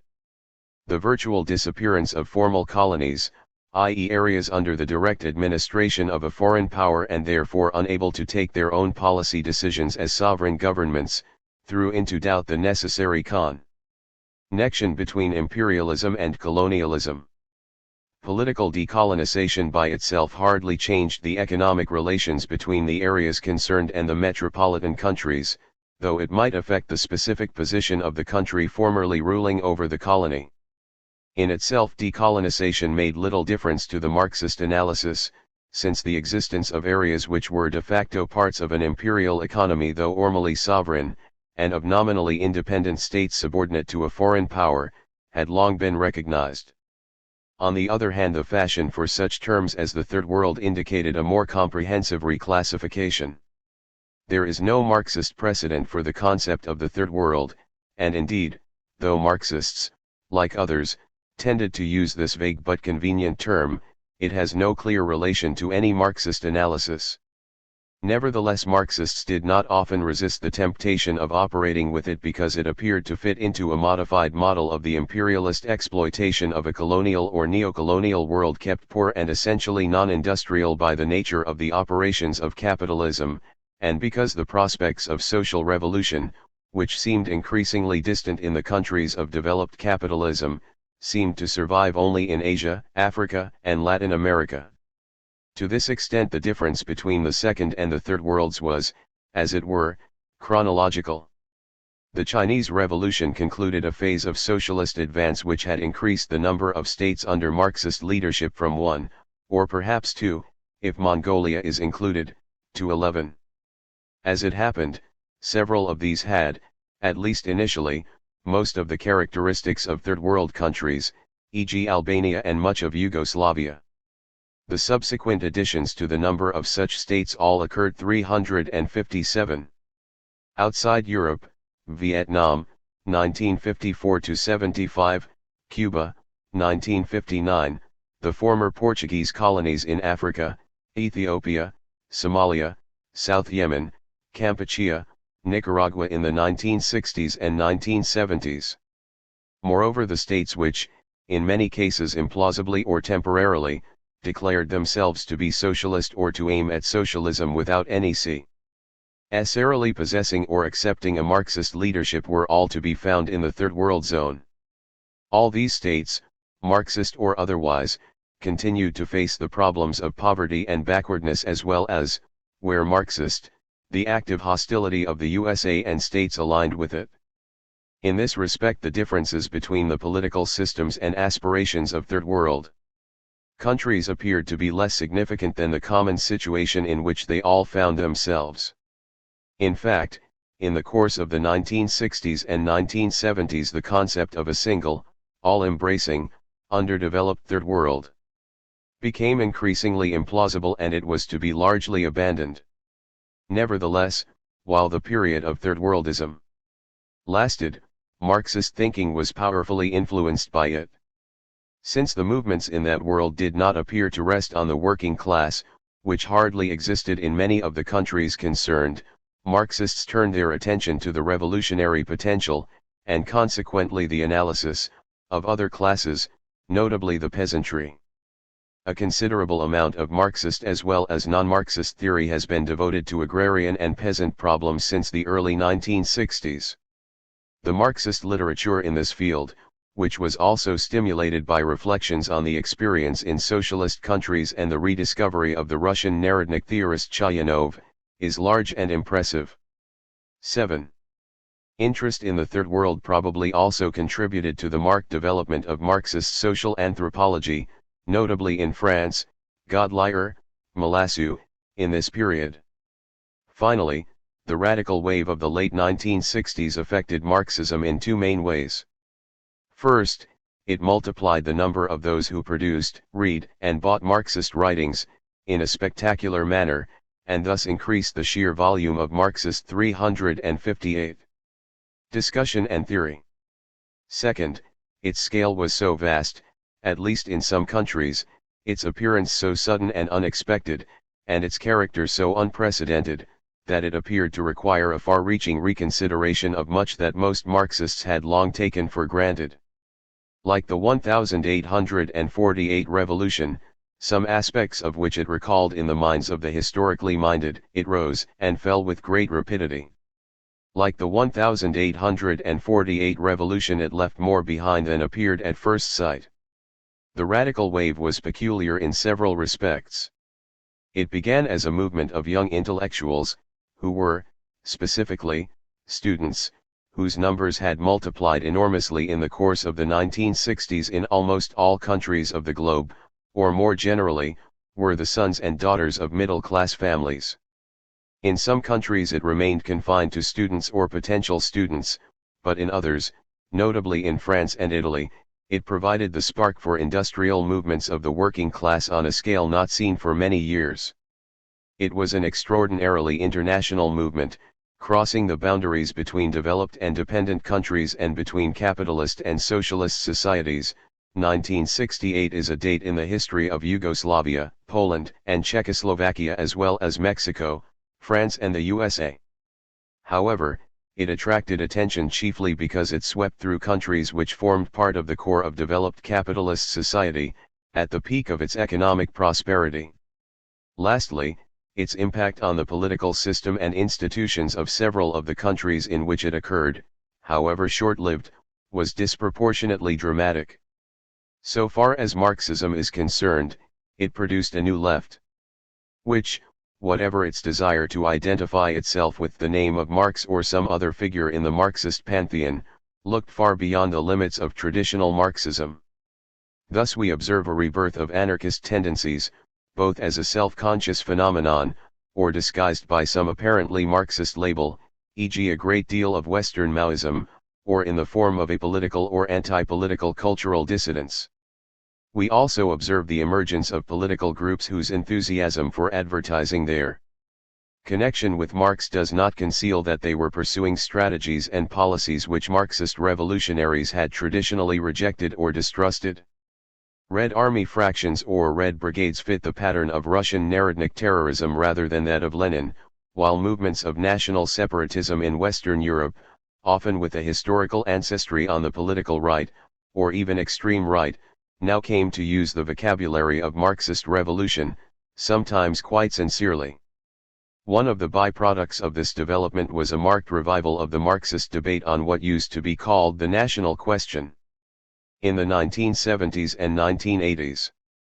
Among the long-term factors influencing the development of Marxism since the 1950s, two interconnected ones stand out: the change in the social basis of Marxism as a political ideology and the transformations in world capitalism. Unlike the periods of the Second and Third Internationals, the growth of Marxism since the 1950s took place primarily, and in some cases overwhelmingly, among intellectuals who now formed an increasingly large and important social stratum. Indeed, it reflected the radicalization of important parts of this stratum, especially of its young members. Formerly Marxism's social roots had been primarily, and often overwhelmingly, in movements and parties of manual workers. This did not mean that many books or even pamphlets on Marxist theory were written, or even read, by workers, though the self-educated working-class militant, Brecht's Lesender Arbeiter, formed an important sector of the public for such Marxist literature as was studied in the discussion circles, educational classes, libraries, and institutes associated with the labor movement. Thus in the coal fields of South Wales a network of over 100 miners' libraries grew up between 1890 and the 1930s, in which the union and political activists of this area, notoriously radical since before 1914, acquired their intellectual formation. What it meant was that organized workers in such movements accepted, applauded, and imbibed a form of Marxist doctrine, a 360 proletarian science, as part of their political consciousness, and that the great majority of Marxist intellectuals, or indeed of any intellectuals associated with the movement, saw themselves essentially as serving the working class, or more generally, a movement for the emancipation of humanity through the historically inevitable rise and triumph of the proletariat.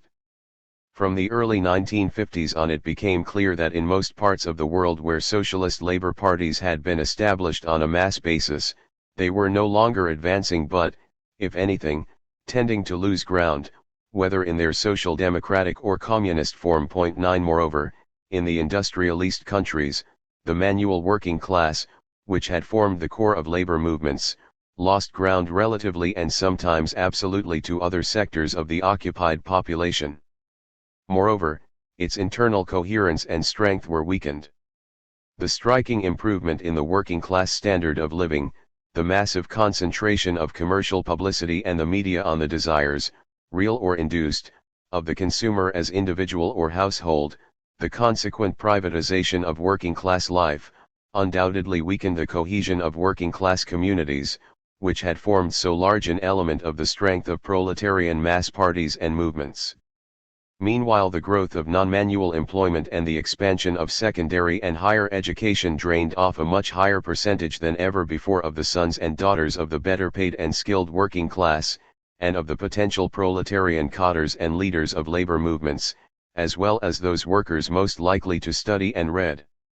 As the survey of South Wales miners' libraries sadly noted in 1973, when only 34 were still in existence, by the 1960s, unlike the 1930s, reading was not one of the major recreational pursuits in the coal field. 10 Those who left did not necessarily cease to believe in the cause of their parents, or to be politically active.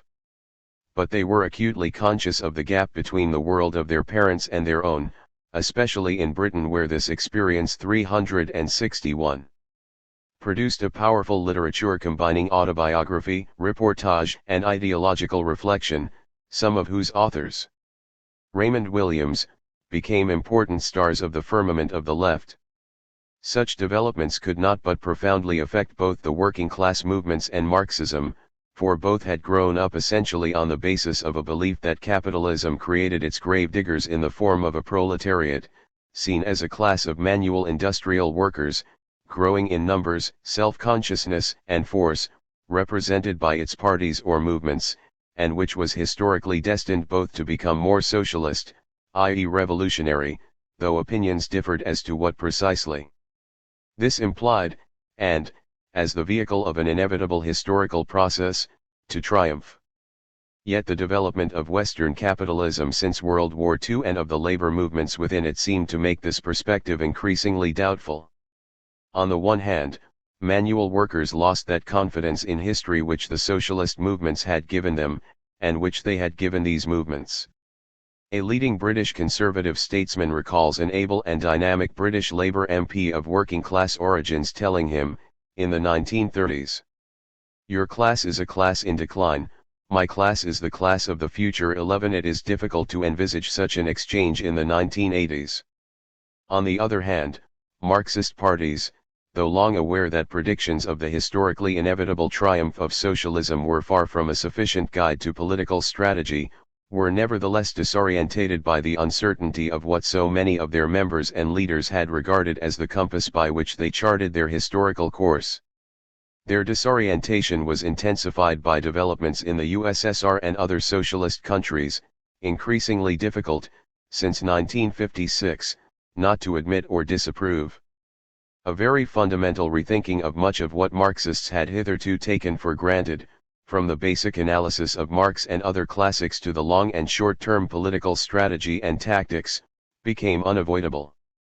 Such rethinking had become increasingly difficult within the main tradition of post-1917 Marxism, that associated with the USSR and the international communist movement, until this increasingly dogmatic orthodoxy began to break up.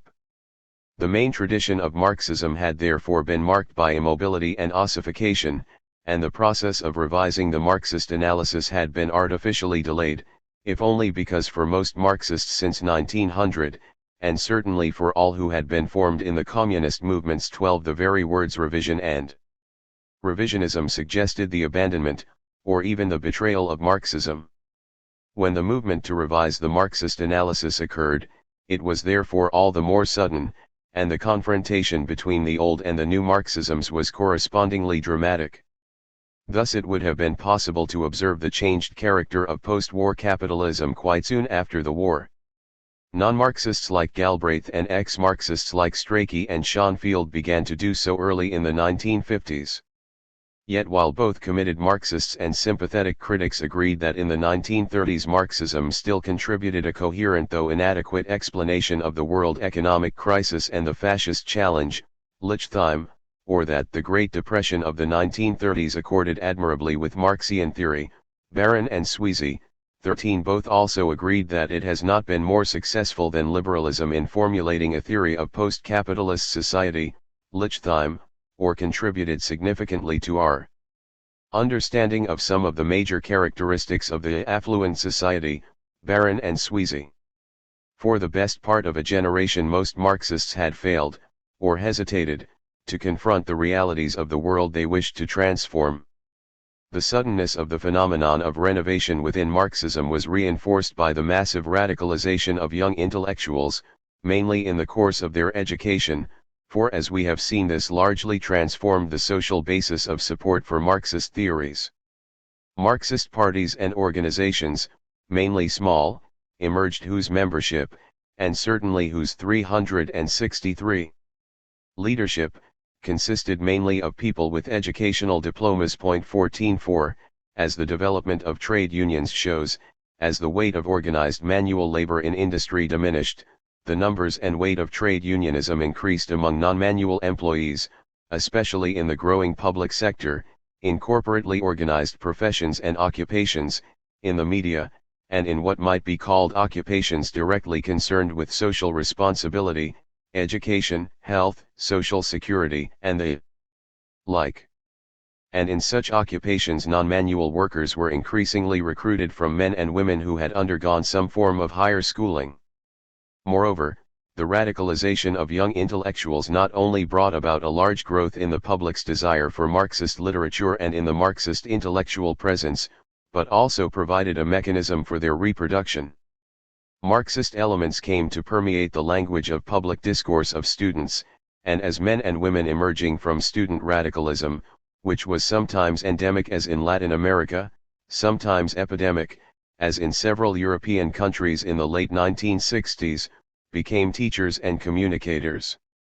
And indeed, not only in the emerging countries, decision-makers in politics, state service, and the media, areas in which recruitment was increasingly from among university students of the radical generations. Marxism acquired a firmer lodgment than before in the institutions concerned with education and communication. This stabilized its influence. The young products of the 1960s embarked on what would, but for systematic political purges, be for many of them long careers. While many of them might in time moderate or abandon their youthful convictions, they were not themselves subject to the violent fluctuations of student radicalism. This development was not unpredicted.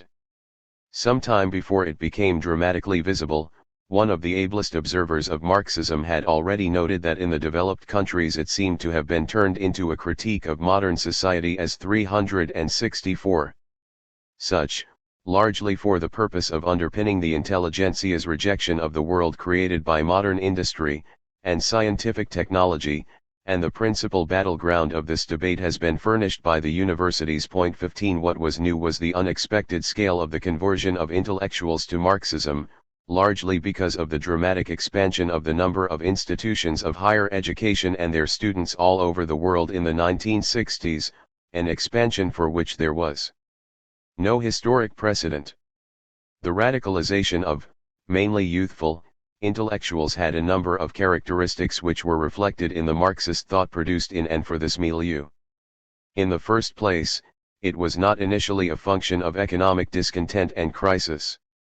Indeed, it emerged in its most spectacular form in the late 1960s, i.e. at the peak of the era of economic miracles, capitalist expansion and prosperity, and at a time when the education and career prospects of students were excellent in most countries. The main direction of its critique was therefore not economics, but social or cultural. If any academic discipline represented the search for a critique of society as a whole, it was sociology, and this subject therefore attracted radical students in disproportionate numbers, and often became virtually identified with the radicalism of the New Left. In the second place, in spite of the traditional link of Marxism with the working class, and, in its third world versions, the peasantry, the radicalized young intellectuals were, by virtue of their life patterns or their social origins, separated from both workers and peasants, however passionately they identified with them in theory. If they were the children of the established bourgeoisie, they could at best seek to go to the people like latter-day Narodniks, or glory in the relatively few proletarians, peasants, or blacks who actually joined their groups. If they themselves came from a proletarian, peasant, or more usually a lower middle class background, their situation and future careers automatically took them away from their original social environment. They were no longer workers or peasants, or seen as such by their parents and neighbors. Moreover, their political views tended to be very much more radical than those of most workers, even when, as in France in May 1968, both were simultaneously engaged in militant action. The intellectual New Left therefore sometimes tended to dismiss the workers as a class as no longer revolutionary, because integrated into capitalism, perhaps even reactionary, the locus clas siccus for this analysis being Herbert Marcuse's One-Dimensional Man, London, 1964. Or they tended at least to dismiss the existing mass labor movements and parties, whether social democratic or communist, as reformed betrayers of socialist aspirations. Conversely, in virtually all countries of developed capitalism, and even to some extent outside, the mobilized students were by no means popular among the masses, at least insofar as they were regarded as privileged children of the middle classes or as a potential privileged ruling class. Marxist theory in the New Left milieu therefore developed in a certain isolation, and its links with Marxist practice were unusually problematical. In the third place, this milieu tended to produce Marxist thinking which was academic in two senses, because it was primarily addressed to a public of past, present and future students and expressed in relatively esoteric language not easily accessible to non-academics, and because, to quote Lichtheim again, it fastened upon those elements of the Marxian system which were furthest removed from political action. 16. It showed a marked preference for pure theory, and notably for that most general and abstract of disciplines, philosophy. The bibliography of Marxist philosophical publications multiplied after 1960, and indeed the national and international debates among Marxists which attracted most attention among radical intellectuals were those associated with philosophers, Lukács and the Frankfurt School, the Gramscians and Della Volpe, Sartre, Althusser and their various followers, critics, and opponents. This was perhaps not surprising in countries where nobody who completed secondary school could escape some philosophical formation, e.g. in 366. Germany, France, or Italy, but the taste for such philosophical discussions also became very marked where philosophy was not a part of general humanist higher education, as in the Anglo-Saxon countries. Philosophy tended to encroach upon other disciplines, as when Althusserians seemed to consider Marx's Capital as though it were primarily a work of epistemology. It even replaced practice, as in the brief fashion, in the same quarters, for something described as theoretical practice. The investigation and the analysis of the actual world retreated behind the generalist consideration of its structures and mechanism, or even behind the still more general inquiry how it was to be apprehended at all. Theorists were tempted to slide from a consideration of the actual problems and prospects of real societies into a debate on the articulation of modes of production in general. 17 The late Nicolas Poulantzas defended himself against the criticism that he did not undertake concrete analyses or refer much to concrete empirical and historical facts by arguing that such criticism is a sign of empiricism and neopositivism, though he admitted that his work suffered from a certain theoreticism. 18 Admittedly, the extremes of such theoretical abstraction were associated with the influence of the very able French Marxist philosopher Louis Althusser, which was at its height c. 1965–75. The extent of this international vogue was itself significant, but the general attraction of pure theorizing was nevertheless notable. It baffled a number of older Marxists, and not only from countries given to empiricism. 19. Such Marxists did not dismiss the concentration on abstract theory, especially when it grappled with problems to which Marx himself had devoted his energies, as in economic theory. Quite apart from the intellectual interest of these writings in themselves, and the intellectual merits of those who pursued such matters, the rethinking of the bases of Marxist theory was an essential element in the necessary critical scrutiny of Marx's own work and of Marxism as a coherent and consistent body of 367. Thought. Yet the distance which separated such theorizing from the concrete analysis of the world was large, and the relation between such theorizing and most of Marx's own work often seemed analogous to that between philosophers of science and working scientists. The latter have often admired the former, but they have not so often been helped by them in their actual researches, especially when the philosophy of science demonstrated that they could not satisfactorily prove what they had spent their life trying to establish.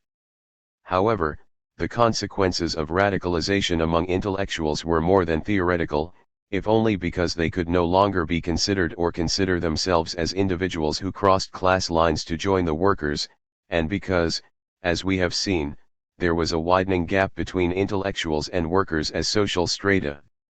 In extreme cases, as in the USA, the ones provided the anti-war activists during the Vietnam War, whereas the others provided the pro-war demonstrators. But even when both stood on the left, the focus of their political interests tended to be different. Thus it was very much easier to rouse passionate concern for environmental and ecological questions on the intellectual left than in purely proletarian organizations.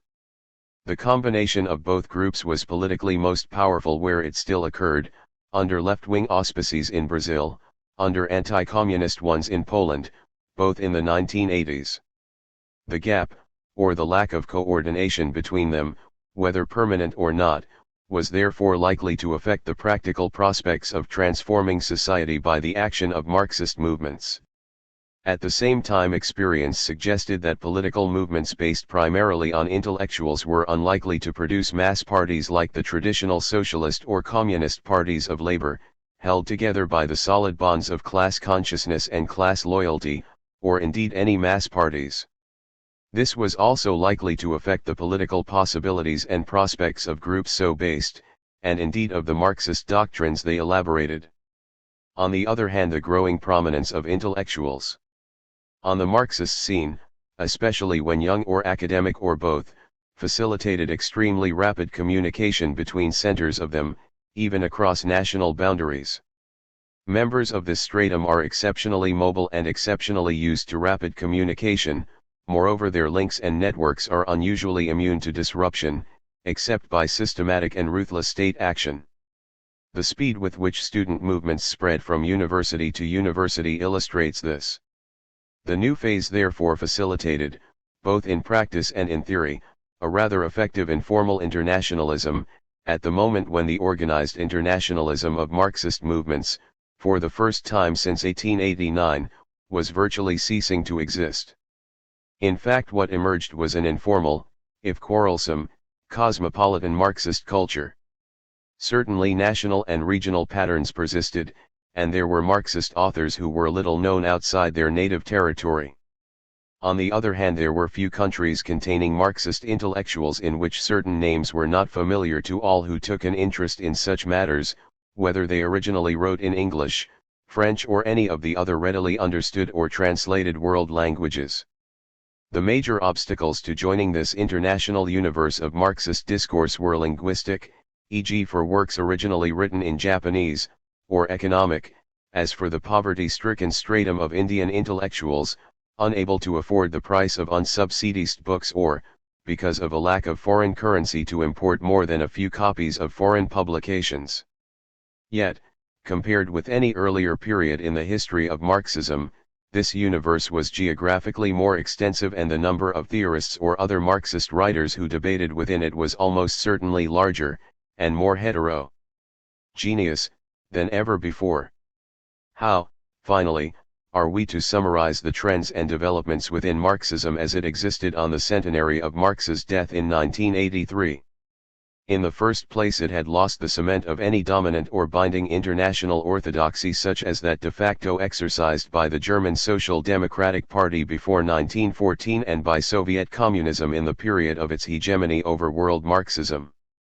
It had become more difficult to treat heterodox interpretations as effectively not Marxist, and conversely the strategy of other parties and movements aiming at drastic change was now to tend to pin the badge of Marx on their ideological lapels.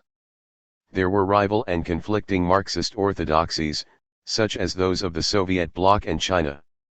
The debate between Marxist interpretations within Marxist parties developed to the point where in some communist parties no single interpretation of Marxism could be said to prevail. This also produced rival trends or factions within such parties, and a multiplicity of groups and organizations, mainly on the left of the old communist parties, each combating these and each other in the name of Marxism, or, where they themselves were divided, apt to generate further ideologically justified scissions. Marxism was now readily combined with other ideologies. Catholic, Islamic, and often nationalist, while others were content with appealing to Marx or some other Marxist, e.g. Mao, in the name of whatever ideology they happened to hold. The changing social composition of the Marxist population reinforced the tendency to pluralism, but also, through the new intellectual constituency for Marxism, tended to extend Marxism beyond the strictly political field into the general academic and cultural sphere. The new pluralism must be distinguished from the toleration of divergence in the period before 1914. Bernstein's revisionism was tolerated within the German SPD, but at the same time it was rejected as a theory both by the party and by the bulk of Marxists as undesirable and unorthodox. Now, while some theories put forward by some Marxists aroused the suspicion and hostility of others, there was rarely a recognized consensus, nationally or internationally, on what constituted a legitimate interpretation, and what had in effect ceased to be Marxist. This was very marked in such fields as philosophy, history, and economics. One consequence of this ill-defined pluralization of Marxism, and of the decline of authoritative interpretation, was the reappearance of the theorist within Marxism. However, unlike the period before 1914, the theorist was no longer closely linked to a particular political organization or even policy, let alone occupying an important, if sometimes informal, political function, as Koski did in his time. The automatic identification of party leaders with theorists died with Stalinism, outside some socialist states where it produced some curious aberrations, e.g. North Korea, although in small movements led by intellectuals, leaders did still sometimes double as theorists. Even when the names which carry prestige and influence in the international Marxist debate, and around which schools gather, were known as members of a party, e.g. Althusser as a member of the French CP, they were not usually regarded as representing the party. In short, they tended to be influential as unattached private persons who wrote articles and books. Such, at various times and for various periods and purposes since the 1950s, has been the position of figures like Althusser, Marcuse, Sartre, Sweezy, and Baron, Coletti, Habermas, A. Gunder Frank, to name but a few around whom Marxist debate has swirled. It is typical of the pluralism of this period that not only the nature of their Marxism but their actual relation to Marxism was sometimes unclear. And since print remains alive, it did not always matter that its authors were dead, except insofar as they were no longer able to comment on the interpretations made of their works. The disintegration of orthodoxy restored a large number of eminent Marxist figures of the past to the public domain of Marxist debate, ready once again to be admired and to inspire followers, Lukács and Benjamin, Korsch and Otto Bauer, Gramsci and Maria Tegui, Bukharin and Luxemburg. In the second place, as already suggested, the line between what was Marxist and what was not grew increasingly hazy. This was to be expected, since so much of Marxism, including intellectuals with Marxist roots, had penetrated into the mainstream of academic teaching and debate, in spite of the Cold War. It was also a natural byproduct of the demand of a vast new public of radical students, and of the discovery that much of what had hitherto been accepted as essential to Marxism called for serious reconsideration. A non-Marxist survey of European historiography observed in 1978 that in recent decades Marxist historians have succeeded in entering the professional guild, so much so that the index of this survey contains more entries for Marx than for any other names except Leopold von Ranke and Max Weber. 20 The most influential economic textbooks decided in the 1970s to include a special section on Marxist economics. 21 In France, for example, Marxism thus became just one component of an intellectual universe which also contained others, de Saussure, Levi-Strauss, Lacan, Merleau-Ponty, or whoever else was influential in the senior classes of French lycées or discussed in the 5th and 6th arrondissements of Paris. Marxist intellectuals who grew up and acquired their Marxism in such a culture might find it desirable to translate Marxism into whatever was the prevalent theoretical idiom, both to make it comprehensible to readers unused to Marxist terminology and to demonstrate to critics that even in terms of their own theories, Marxism had something valid to say. A typical product of such a period is G.A. Cohen's reformulation of the materialist conception of history in the terminology of, and applying those standards of clarity and rigor which distinguished 20th century analytic philosophy. 22. Or else they might simply produce some combination of Marxism with other influential theories, structuralism, existentialism, psychoanalysis, or the like. New Marxists were often attracted to Marx at a time when they had already acquired knowledge and theoretical positions of some other kind, at school or university, which colored their subsequent Marxism. Thus it is no discredit to Althusser, who became a communist as an adult after the war, 1948, to point 372. Out that his intellectual background was far from Marxist, and that he was almost certainly much better informed about the works of Spinoza than those of Marx when he began to write about the latter. If sufficiently young, such new Marxists might now sit at the feet of teachers who themselves sometimes combined elements of Marxism, perhaps acquired in their own youthful phase as revolutionaries, with other intellectual influences and developments. In principle, this was not new. Marxists with a higher education had in the past tried to bridge gaps, which the orthodoxy deliberately emphasized, between Marxism and university culture. This was clearly the case among Austro-Marxists and in the Frankfurt School. The novelty lay in the mass radicalization of academically educated intellectuals at a time of crisis and uncertainty for the older strongholds of institutionalist and separatist Marxism.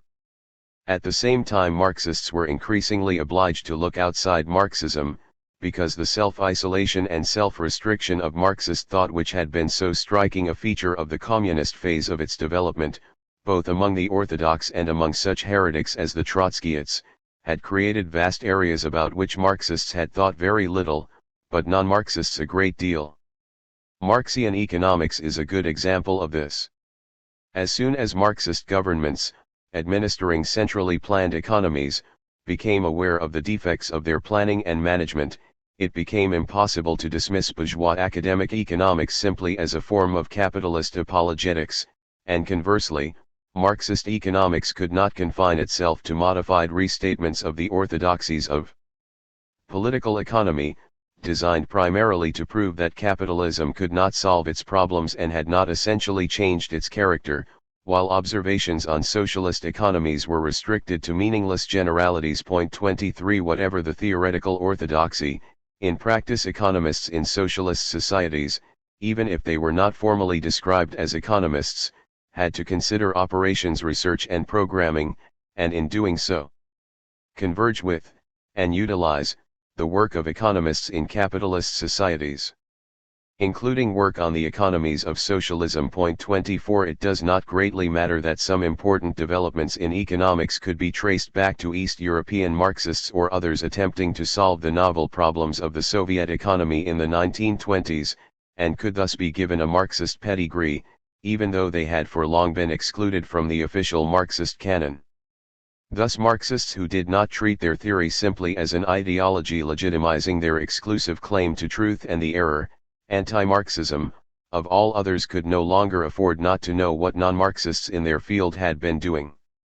Indeed, the new generation of academically formed Marxist intellectuals could hardly avoid their knowledge. Conversely, the pressure of student radicals also resulted in the introduction of special courses on Marxism or in such subjects as Marxist economics into universities, where ignorance in these matters had often been profound. They became quite common in the English-speaking world in the 1970s. However, even without such pressure, the penetration of Marxist influence into the academic institutions and disciplines increased notably, partly because Marxist intellectuals of the older generation advanced in their careers while younger ones of the 1960s vintage entered them, but largely because in many fields the contributions of Marxism had been integrated even by those who had no special sympathy for it. This was notably the case in history and the social sciences. Neither the Annales school of historians in France nor its chief, Fernand Braudel, showed any significant Marxist influence in their early days. Yet there are more references to Marx in Braudel's important late work Capitalism and Material Life than to any other single writer, French or foreign. This eminent historian was far from being a Marxist, but a major work on this subject could hardly not refer back to Marx. Given this convergence, there were large fields of research tilled by both Marxists and non-Marxists in much the same way, so that it became difficult to decide whether a particular work was 374. Marxist or not, unless the author specifically advertised or disclaimed, defended, or attacked Marxism. The growing readiness of Marxists to abandon ancient canonical interpretations made it even more difficult, and sometimes pointless, to assign all works firmly to one camp or another. This readiness of Marxists to reconsider not only Marxist traditions but the theory of Marx himself constitutes the third characteristic of development since the 1950s. This, of course, is not in itself new. The debate within Marxist economics, which revived spectacularly from 1960-25, had always been lively, when not stifled by dogma imposed by superior authority. Attempts to modify part of Marx's analysis on various grounds were familiar in the 1900s, and not only in connection with Bernsteinian revisionism. Indeed, the practice of valuing Marxism primarily as a method rather than a body of doctrine, which seems to have originated with the early Austro-Marxists, was in part a polite form of expressing disagreement with what Marx had actually written. Thus in the 1960s and 1970s Marxists were increasingly found who eliminated the labor theory of value or the declining rate of profit from Marxism, who rejected the proposition that it is not the consciousness of men that determines their social existence, but, on the contrary, it is their social existence that determines their consciousness, i.e. Marx's views on basis and superstructure, who found all writings of Marx before 1882 insufficiently Marxist, who would, in traditional Marxist terms, be described as philosophic idealists rather than materialists, or who rejected the difference between the two positions, who dismissed Engels and Bloch, or who held that the study of history is not only scientifically but politically value. Point 26 I do not think that at any previous period of the history of Marxism these and other similar propositions flatly at variance with what most Marxists had hitherto accepted had ever been so widely put forward and positively received by people who regarded themselves as Marxists. It is not the function of the historian to assess the validity of these often wholesale revisions of what had hitherto been considered as essential to their theory by most schools and tendencies of Marxism, though he can confidently affirm that many of their reconsiderations would have enraged the notoriously short-tempered Marx himself. What can be said from a, as it were, neutral position is that such challenges to Marx's own expressed views, not to mention those of Engels and subsequent classics, represented the most profound break so far recorded in the continuity of the Marxist intellectual tradition. At the same time, misguided or not, they represented an extraordinary effort to strengthen Marxism by renovating it, and to develop Marxist thinking further, and as such they are evidence for the remarkable vigor and attraction of Marx. For they indicated two things: the recognition of the need for a drastic aggiornamento of Marxism, which did not stop short of investigating the possible errors and inconsistencies in the founder's own thinking, and at the same time the conviction that the thought of Marx himself, taken as a whole, provides an essential guide to understanding and changing the world. No doubt time will clear away some of this jungle of theoretical undergrowth, partly because some of the theoretical reformulators will follow the logic of their arguments out of Marxism, while others will drop out of sight, to await the occasional PhD student in search of a thesis subject or future volumes of a history of Marxism. It is also possible that a certain consensus will once again emerge on what developments of the theory can be legitimately derived from or made consistent with Marx's own thought, and, a more controversial matter, on what parts of Marx's theory can be abandoned without depriving his analysis as a whole of its coherence. In that case the continuity of the Marxian tradition might be re-established, though not in the form of a single correct Marxism, but rather in the form of re-establishing the limits of the territory within which debate and disagreement can reasonably claim intellectual 376 filiation from Marx. But even if such intellectual continuity were to be re-established, what might be called Marxisms of the mainstream would continue to coexist with what might be called the fringe Marxisms of those who, for whatever reason, claimed a Marxist paternity for their ideas, though intellectual DNA tests did not confirm their claim. Insofar as they claim to be Marxist, they are part of the history of Marxism, and indeed incomprehensible outside it, as much as fringe or syncretic religions and cults which claim to be Christian are part of the history of that religion, however remote their doctrines may have become from those which form the common stock of Christianity. 27 Lastly, both mainstream and fringe Marxisms would coexist, as they do not, with the growing, and largely, but not exclusively, academic, zone in which no sharp distinction is drawn between what is Marxist and what is not. One thing, however, seems clear. Even if a consensus about what constitutes the Marxist mainstream, or streams, re-emerges, it is likely to operate at a greater distance from the original texts of the classics than in the past. It is unlikely that they will often be referred to again, as they so often were, as a coherent corpus of internally consistent theory and doctrine, as an immediately usable analytic description of present economies and societies, or as a direct guide to current action by Marxists. The break in the continuity of the Marxist tradition is probably not completely reparable. The classic texts cannot easily be used as handbooks to political action, because Marxist movements today, and presumably in the future, find themselves in situations which have little in common, except by an occasional and temporary historical accident, with those in which Marx, Engels, and the socialist and communist movements of the first half of the century elaborated their strategies and tactics. It is significant that half a century after Lenin's death, most of the old communist parties were still engaged in the struggle to supplant capitalism in their countries, looked for new strategies, and therefore, in spite of 377, the nostalgia for ancient certainties among many of their older members, abandoned the Marxist equivalent of biblical fundamentalism. Conversely, where the thirst for old certainty still prevailed and Marxism taught lessons which had only to be formulated and applied correctly, though one group's correctness was another group's error, this type of Marxism atrophied theoretically.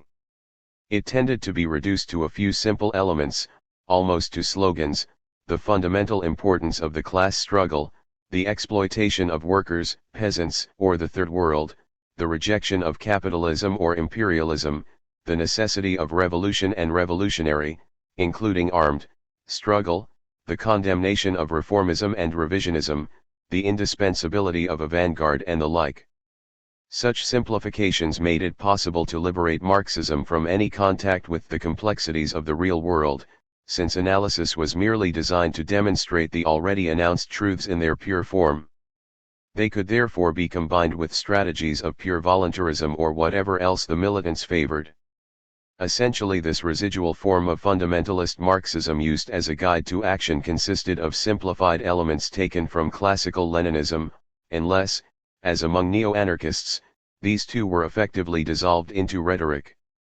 There was clearly much to be learned from the experience of past struggles and from so brilliant a practitioner of revolutionary politics as Lenin, but not by literal reference to the past and its texts. Again, while Marx's general economic theory and analysis of capitalist development must, presumably, remain the starting point for later Marxists, classic texts of one period cannot be used as descriptions of later phases of capitalism. With his usual realism, Lenin recognized this. His imperialism, unlike some other Marxist works attempting to analyze the new phase of capitalism after 1900-28, contains no reference whatsoever to the text of Marx and Engels except to two relevant passages from the correspondence dealing with the effect of the British Empire on the British working class. However, in the period since 1917, a vast amount of Marxist writing about current developments in capitalism failed to heed this precedent, and devoted much time and effort to proving that Lenin's, or, much more rarely, some other Marxist, text still constituted an essentially valid analysis of a phase of capitalist development which he had incautiously described as the last, or to making critical comments on it, or when it was plainly out of date, to elaborating a casual phrase of his in 1917 into a theory of state monopoly. Capitalism for the period since the Second World War. 29 Outside the diminishing range of the old dogmatic orthodoxies, by 1983 most Marxists no longer felt the obligation to express their analysis of the current phase of capitalism in terms of texts which described phases which now belonged predominantly to the past. Finally, it was now widely recognized that Marx's own theory, insofar as he formulated it in a systematic manner, lacked homogeneity in at least one important respect. Thus, it might be held that it consisted both of an analysis of capitalism and its tendencies, and simultaneously of a historic hope, expressed with enormous prophetic passion and in terms of a philosophy derived from Hegel, of the perennial human desire for a perfect society, which is to be achieved through the proletariat. In Marx's own intellectual development, the second of these preceded the first, and cannot be intellectually derived from it.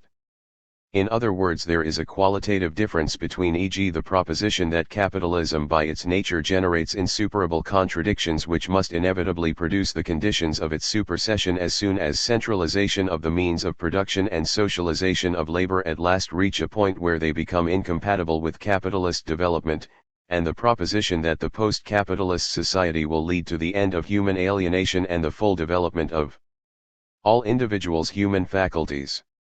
They belong to different forms of discourse, though both may eventually prove to be true. 30. Moreover, it has never been denied that Marx did not leave behind a finished body of systematic theory.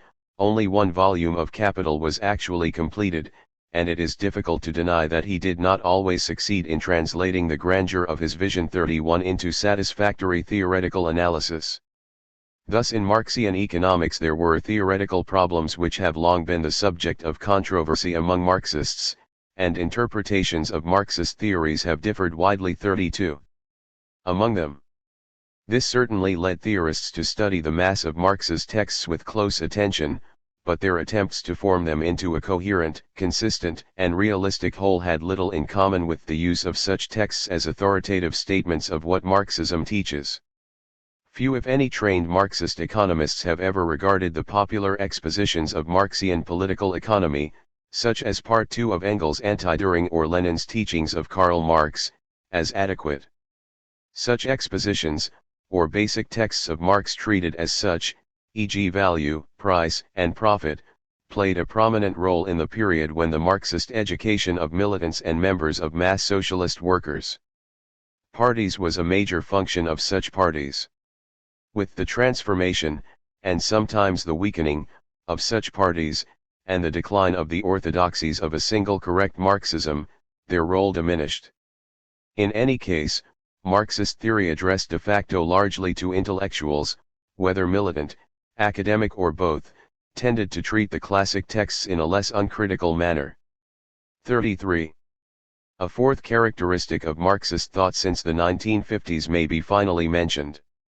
Marxists concentrated their efforts overwhelmingly in the fields of the humanities and social sciences, as well as, naturally, on matters directly bearing upon political activity. The vast and crucial field of the natural sciences and technology is one into which few Marxists ventured as Marxists after 1947, and it even became fashionable in some quarters to deny that Marxism had any relevance in this field, or even that it was basically concerned with nature except as human nature. 34. This contrasts not only with Marx and Engels themselves, both of whom were plainly very interested in the natural sciences and thought they had something to say about them, even though Engels devoted more attention than Marx to this field, but with such periods as the 1930s, when a number of natural scientists, at all events in Britain and France, were attracted to Marxism and anxious to apply it to their subjects. Science, social affairs, and politics are more closely enmeshed with each other than ever before today, and certainly many scientists are aware of their social role and responsibility. There are radical and even revolutionary scientists, and scientists who are Marxists, even though a certain hostility to science and technology as such, often under the disguise of a rejection of positivism in philosophy, was notable in the radicalized youthful New Left from the 1960s. This probably diminished the attraction of the radical left to those who pursue such professions, except in such branches of the life sciences as are plainly impossible to divorce from arguments about the nature of man and society, e.g. in and around genetics, such as the best-known scientist of the period to describe himself as a Marxist, the American Stephen Jay Gould. However, the Marxism of radical scientists has little relation to their professional theory and practice. One may hazard the guess that most natural scientists and technologists active in socialist states in 1983 would also take the view that Marxism was irrelevant to their professional activities, though they might be reluctant to express it in public, and although they, like all serious scientists, would necessarily have views about the relation between the natural sciences and the present and future of society. This state of affairs represents a distinct narrowing of the scope of Marxism, one of whose most powerful appeals to past generations has been precisely that it seemed to constitute a comprehensive, all-embracing and illuminating view of the world, of which human society and its development form only 381. One part. Is it likely to continue? It is impossible to tell. One might merely note some signs of a reaction against the complete extrusion of the non-human cosmos from Marxism. 35. One might also note that the philosophical fashions for denying the objective existence or accessibility of the world on the grounds that all facts exist only by virtue of the prior structuring of concepts in the human mind have lost some of their popularity. It is indeed difficult to combine with praxis, whether that of scientists or those who wish to change the world by political action. Given all that has been outlined in the past pages, it is not surprising that observers of the period since the 1950s could once again speak of a crisis of Marxism. The old certainties, or the competing versions of these certainties, about the future of capitalism, about the social and political forces which might be expected to bring about the transition to a new system of society, about the nature of the socialism that was to be brought about, and about the nature and prospects of the societies which already claimed to have achieved this transformation. All these were thrown into doubt. Indeed, they no longer existed. The basic theory of Marxism, including that of Marx himself, was subject to profound critical scrutiny, and a number of competing, but generally far-reaching reformulations. Much of what the majority of Marxists would have accepted in the past was seriously questioned. If we accept the official ideologies of socialist states, and some generally small fundamentalist sects, all the intellectual efforts of Marxists assumed that the traditional theory and doctrines of Marxism required substantial rethinking, modification and revision. On the other hand, 100 years after Marx's death, no single version of such rethought or modified Marxism could be said to have established itself as predominant. And yet, as we have seen, the questioning of traditional Marxism went hand in hand with a marked global growth in the intellectual appeal and influence of Marxism. This was plainly not due to the attraction exercised by lively and growing Marxist political parties, as in the 1890s, for the record of most such parties was not inspiring during this period. Still less was it due to the attraction exercised by countries claiming to represent, in various ways, really existing socialism. On the contrary, while before 1956 identification with the USSR, seen, rightly or wrongly, as the first workers' state, child of the first workers' revolution and building the first socialist society, was a genuine inspiration to militants in the world communist movement, and before 1945 to others besides, it increasingly alienated intellectuals, and the wider public. Indeed, the mainstream of anti-Marxism since the 1950s had tended to pursue a simple line of political argument, rejecting even the variously revised and broadened neo-Marxisms essentially on the ground that, unless they specifically abandoned Marx, they must inevitably lead to Stalinism or its equivalent. The traditional attempts to demonstrate that Marx's theories were intellectually invalid, while they were not abandoned, became less prominent, and the attempts to dismiss Marx and Marxists as intellectually negligible were now rarely encountered. The increase in Marxist influence was due to other factors. No doubt it was assisted by a certain clearing of the ideological ground in the 1950s. The defeat of fascism virtually eliminated right-wing radicalism as an idiom of quasi-revolutionary discourse for a period, because of its associations with Hitlerism, and the abdication of liberal social criticism, which in the 1950s often became a self-satisfied ideology celebrating the capacity of existing Western society to solve all its problems, left the field free for Marx. It was indeed the felt need for a fundamental critique of bourgeois society and the most obvious forms of inequality and injustice within it, e.g. in the Third World, as well as the existence of patently unacceptable regimes, which made men and women Marxists. The global intellectual tide of Marx and Marxism was probably at its peak in the 1970s, in the world where print was free and even in countries where authoritarian and militarist governments were on the brink of retreat or overthrow, such as Spain, Portugal, and Greece.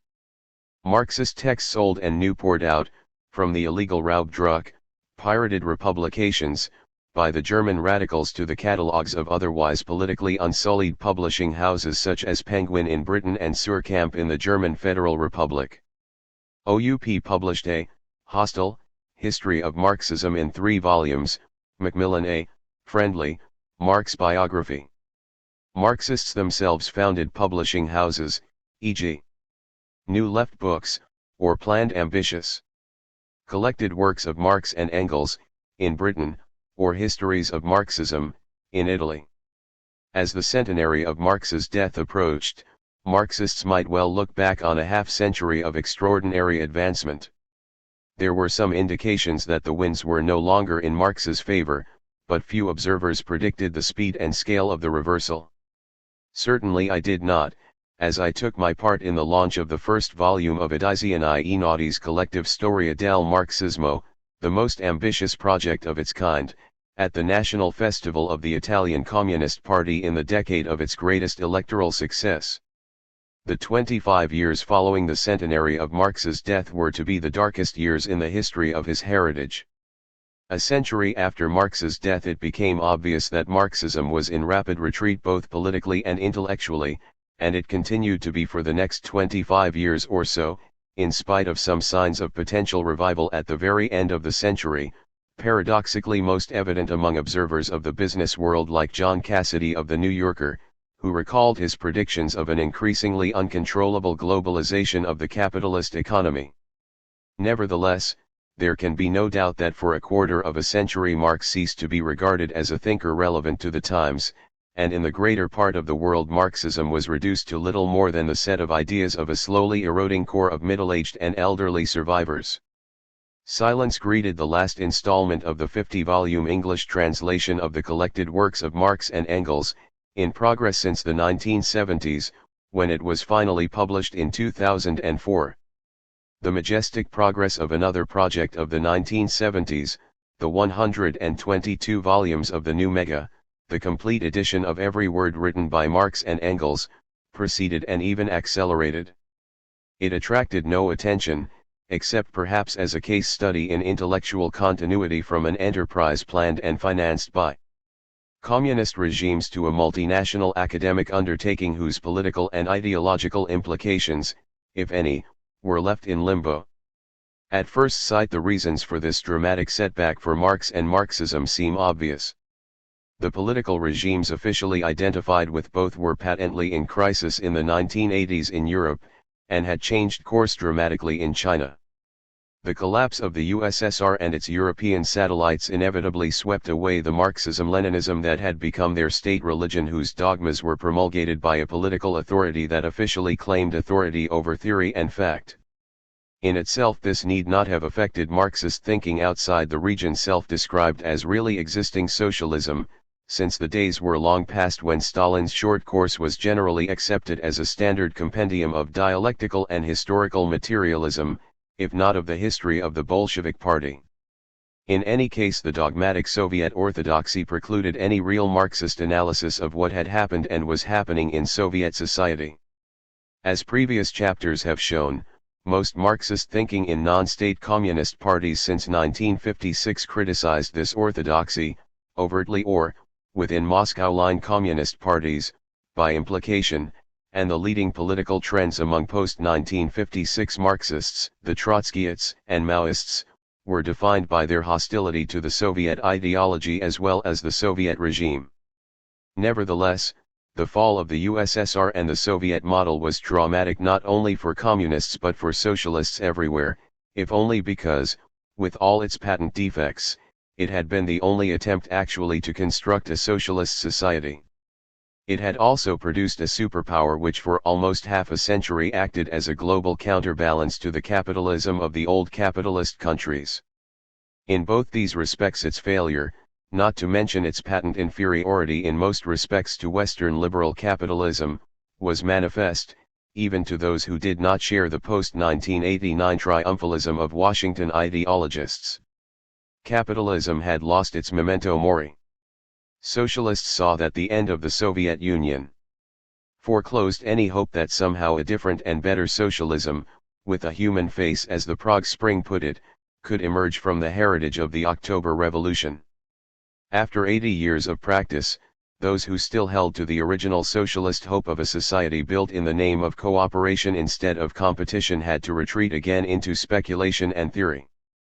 The Marxists among them could not escape from the evident failure of their theories' predictions of the historical future.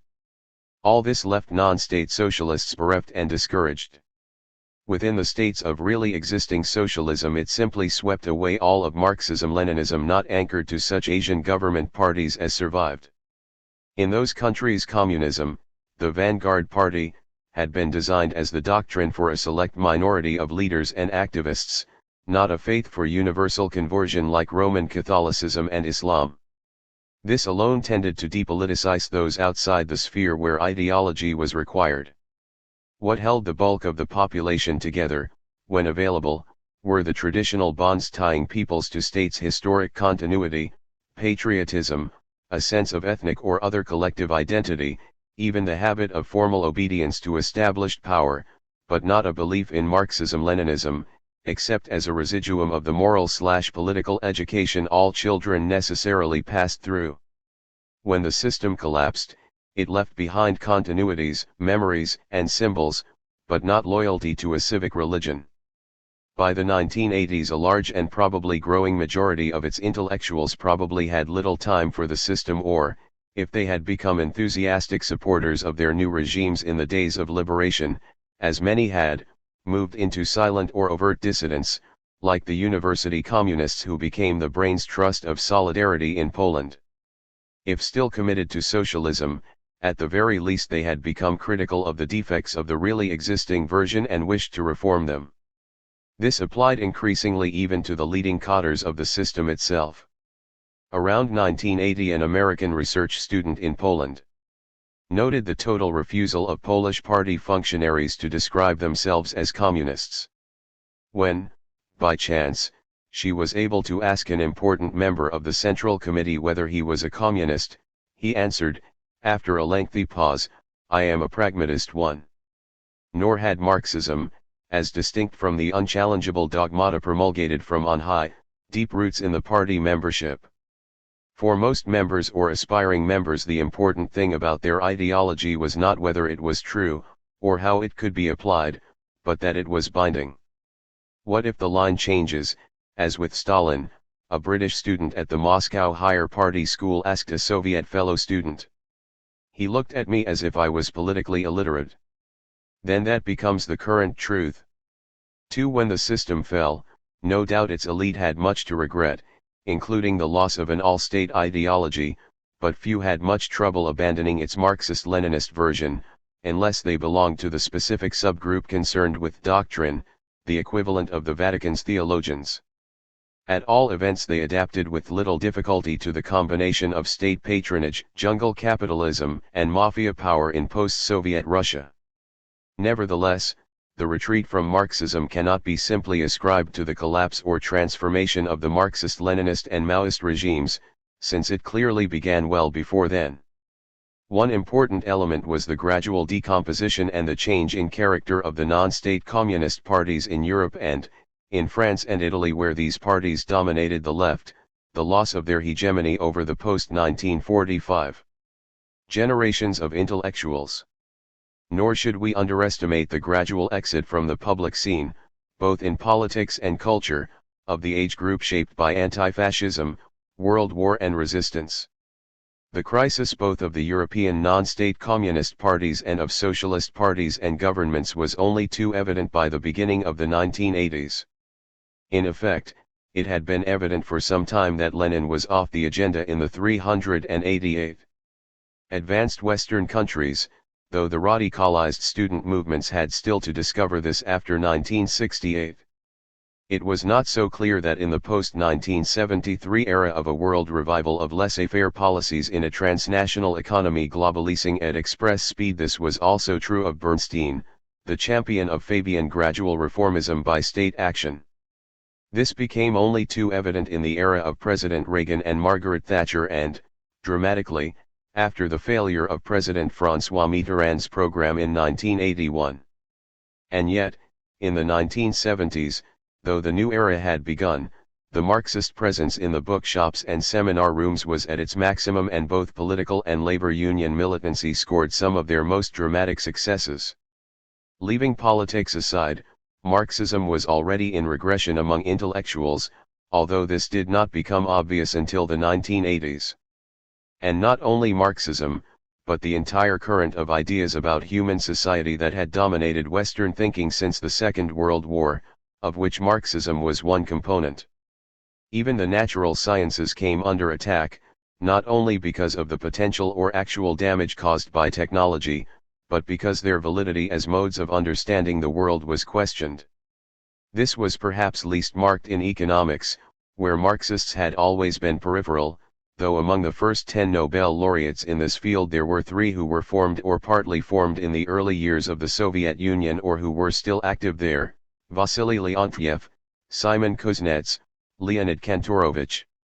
However, From 1974, when Friedrich von Hayek received the prize, still balanced by his ideological opposite, the Swede Gunnar Myrdal, and 1976, when it was given to Milton Friedman, it became markedly identified with a sharp turn away from Keynesian and other interventionist theories and a return to an increasingly uncompromising laissez-faire. Cracks in this prevailing consensus did not begin to appear until the late L1990s. A common methodological rather than political or ideological orientation of Marxists and non-Marxists had long been much more evident in the social and human sciences, at least outside the USA, notably sociology and history. From the late 19th century on, sociology, the attempt to understand the operations of society, overlapped with both Marx and the more general aim of changing and not merely interpreting the world. Durkheim, Marx, and Max Weber replaced Auguste Comte and Herbert Spencer as its founding fathers in the Academy, though there is no reason to believe that Marx himself would have thought of it as a distinct and separate field of inquiry.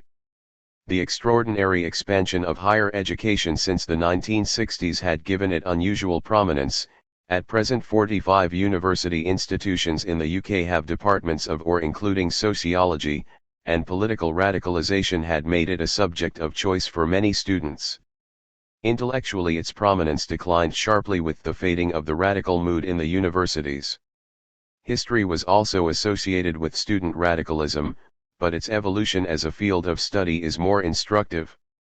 Here the Marxists were part of the modernizing current which wanted to fertilize the arid conventional historiography that was hostile to generalizations of any kind, and largely confined to political, military, and institutional narrative about chronological successions of events in terms of the actions of prominent individuals, mainly by mobilizing the insights and methods of the social sciences, which were then rapidly developing. Converging from very different disciplines and ideologies, the reformers had become a recognized presence by the end of the 19th century, but had hardly advanced far in their siege of the fortress of academic history except for establishing an institutional outpost of economic and social history on its outskirts. They made some progress between the wars and especially in the 1930s, but they did not become a major force until after World War II. Then, in effect, they inspired and transformed the field of history mainly through journals favoring the marriage between history and the social sciences, notably Marc Bloch's and Lucien Febvre's celebrated Annales d'Histoire économique et sociale, a militant adversary of the old conventional history in France since 1929, which became, renamed, the most influential historical journal worldwide under Fernand Braudel, who also established the School of Advanced Study in the Social Sciences, École de Hautes Études and Sciences Sociales, in the newly built Maison de Sciences d'Ilhom as virtually a rival institution to the old university. The Annales School was in no sense Marxist in its intellectual origins or sympathies, but it helped to inspire the journal Past and Present, founded by British Marxist historians. In the absence of a formal organ of opposition to the old-style academy, this became a rather more modest Anglophone equivalent. Both influenced the reform of German historiography after 1960 under the programmatic title Historical Social Science, which was also reinforced institutionally by the foundation of suitably oriented new universities, notably that of Bielefeld. Max Weber rather than Marx inspired the German reformers. Meanwhile a specific interdisciplinary journal, Comparative Studies in Society and History, was founded in the USA, later broadening into a still active Social Science History Association. There is little doubt that by 1970 the reformers set the tone, leaving the traditional historians very much on the defensive. The vast expansion of an increasingly radicalized body of university students reinforced their influence and made social history as well as the more theoretical sociology into the weapon of choice of the intellectual young. The role of Marx and Marxism in these developments is difficult to assess, but they are far ahead of any other historian or historical school in the index of a survey of the field in 1971,3 and it was a Marxist work which, for the historian of British historiography of the century 1907 to 2007, at last saw off, even from remoter library shelves, some of those dated textbooks of an earlier era. 4 But the Marxist minority, except in the countries under communist government, where historians had no option, was always only 391. One component of the great movement of historiographical modernization, which now seemed to have won. It is hardly surprising that the self-confidence and, as in France, the polemical simplifications of the progress-minded historical modernizers should leave them open to criticism. To take an obvious example, the neglect of what the French depreciated as the history of events, and of what the Marxists sidelined as the role of the individual in history, meant that an adequate history of Hitler's Germany or Stalin's Soviet Union could not yet be written. Yet from some time in the early to middle 1970s, we find more than this. It became evident that there was a new skepticism about the attempt to understand the structure and change of human collectivities through the social sciences. Sociology and social anthropology took a similar anti-objective and anti-structural turn at the same time, merging with versions of so-called critical theory to produce some extreme forms of postmodernist relativism. Neoclassical economics reduced society to an agglomeration of individuals rationally pursuing their interests whose end was an ahistorical market equilibrium. The new historians fled from the methods so dear to the social sciences and the interdisciplinary big questions of social transformation, back to narrative, notably political narrative, rather than structural analysis. They moved towards culture and ideas on the one hand, empathy with individual historical experiences on the other. One important strand rejected not only historical and social generalization and predictabilities, but the very concept of studying an objective reality. This critical turn away from the now predominant modernists had no particular political or ideological orientation. Braudel and his annals were as much victims of it as Marx. Though some aspects of the new revisionism suited traditional conservatives, such as historical indeterminacy, which produced a number of exercises in counterfactual or what-if history, much of it came out of the milieu of post-1968 radicalism.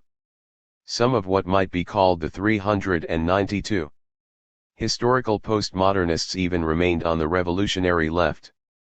The retreat from Marxism in the non-communist world was therefore part of a more general mutation in the social and human sciences in the 1970s. It had no obvious connection with the Cold War ideology, hostility to the USSR and dissident denunciation of this or that national communist party. Strong as these were in the 1950s and 1960s, as we have seen, they coexisted with an impressive upsurge of political radicalism including intellectual Marxism. Still less was it an anticipation of the collapse of the European communist regimes, which was not seriously expected even by those who detested them until shortly before it occurred. Nor can we ascribe it to the developing crises of social democracy whose parties were actually ruling more European governments in the 1970s than ever before or since. With the rarest exceptions, the names most widely associated with intellectual anti-Marxism and anti-communism in the last quarter of the century were not new. Even those who denounced the God that failed had broken with their respective communist parties before 1970. The systematic attempt of Western Cold Warriors to counter the Soviets' battle of ideas by congresses of cultural freedom did not effectively survive the revelation of CIA financing in 1967. If anything, the retreat from Marxism was generated within the old radical left itself, not least by the clash inherent in the revolutionary versions of Marxism between automatic historical evolution and the role of revolutionary action. If historical development inevitably led to the end of capitalism, and hence, it was assumed, inevitable triumph for socialism, then there could be no decisive role for voluntary action, except when the apple was ripe enough to fall off the tree of history. Even then, could revolutionary action do more than pick it up? In practice, this only created problems for entrenched revolutionaries where there were no prospects of social revolution. The radical left in the years before 1914, hungering for action, rejected a Marxism 393. Identified with the evolutionary expectations of German social democracy. The young Gramsci even spoke of a revolution against Das Kapital. Only World War I and the Russian October Revolution brought their ultra-radicalism back to Marx via Lenin. The new radical left movements of the 1960s, equally given to activism at all costs, occurred at the height of Western capitalist success, stabilized by rising incomes, welfare, and the symbiosis of business enterprise and labor unions. They certainly did not dismiss Marx, whose bearded face was by now established as a revolutionary icon, though increasingly replaced by a more suitable image of voluntarist insurrection, Che Guevara. However, what they disliked about Marxism was not so much the inevitable forward march of labor's social democrats read into Marx, but the rigid and centralist party organization Lenin had imposed on him. In terms of revolutionary history, they represented a reversion from Marx to Bakunin. Everything they hated about Soviet communism derived from its disciplined centralization, from centrally commanded truths and actions to the hecatombs of Stalin's victims. Spontaneity, rank-and-file initiatives, not to mention unrestricted self-expression, doing your own thing, were to be the roots of action. Leadership was suspect, decisions were to emerge from the multiple voices of grassroots assemblies.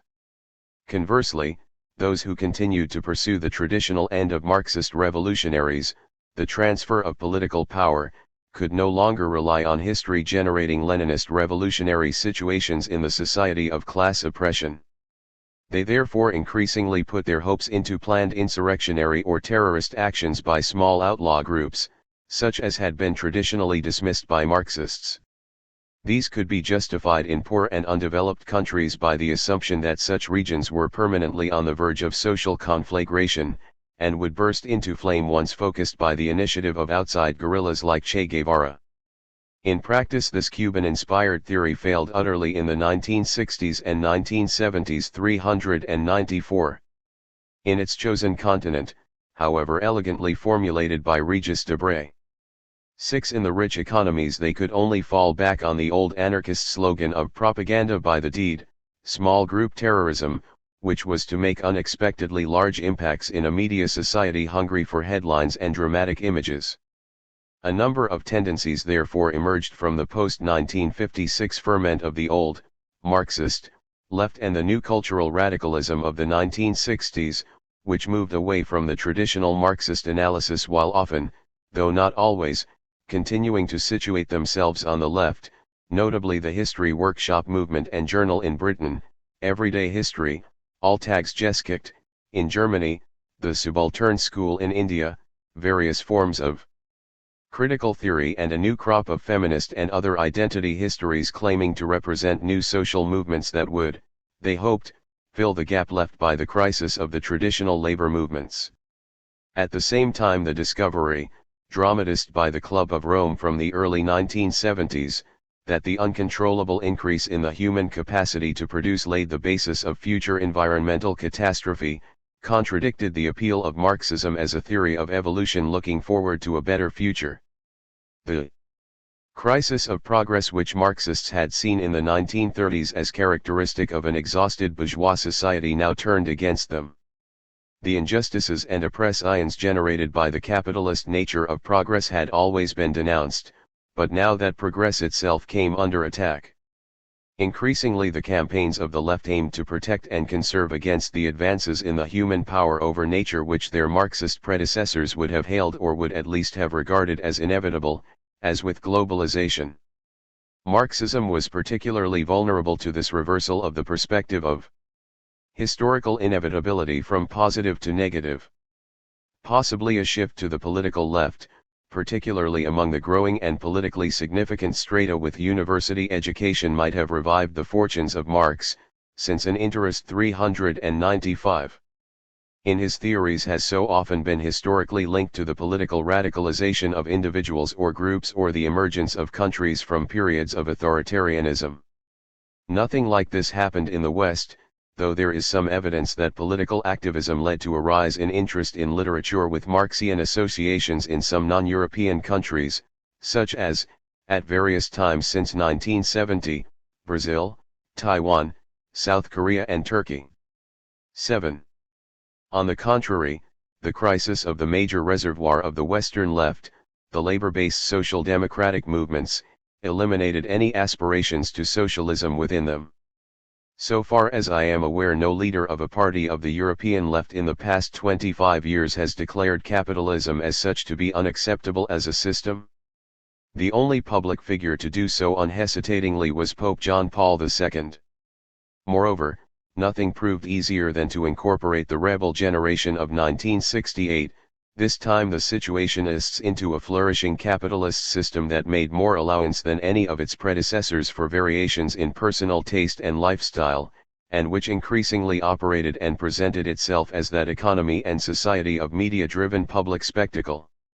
Increasingly academic success brought money. The 1990s and 2000s were the first era of the billionaires with research degrees.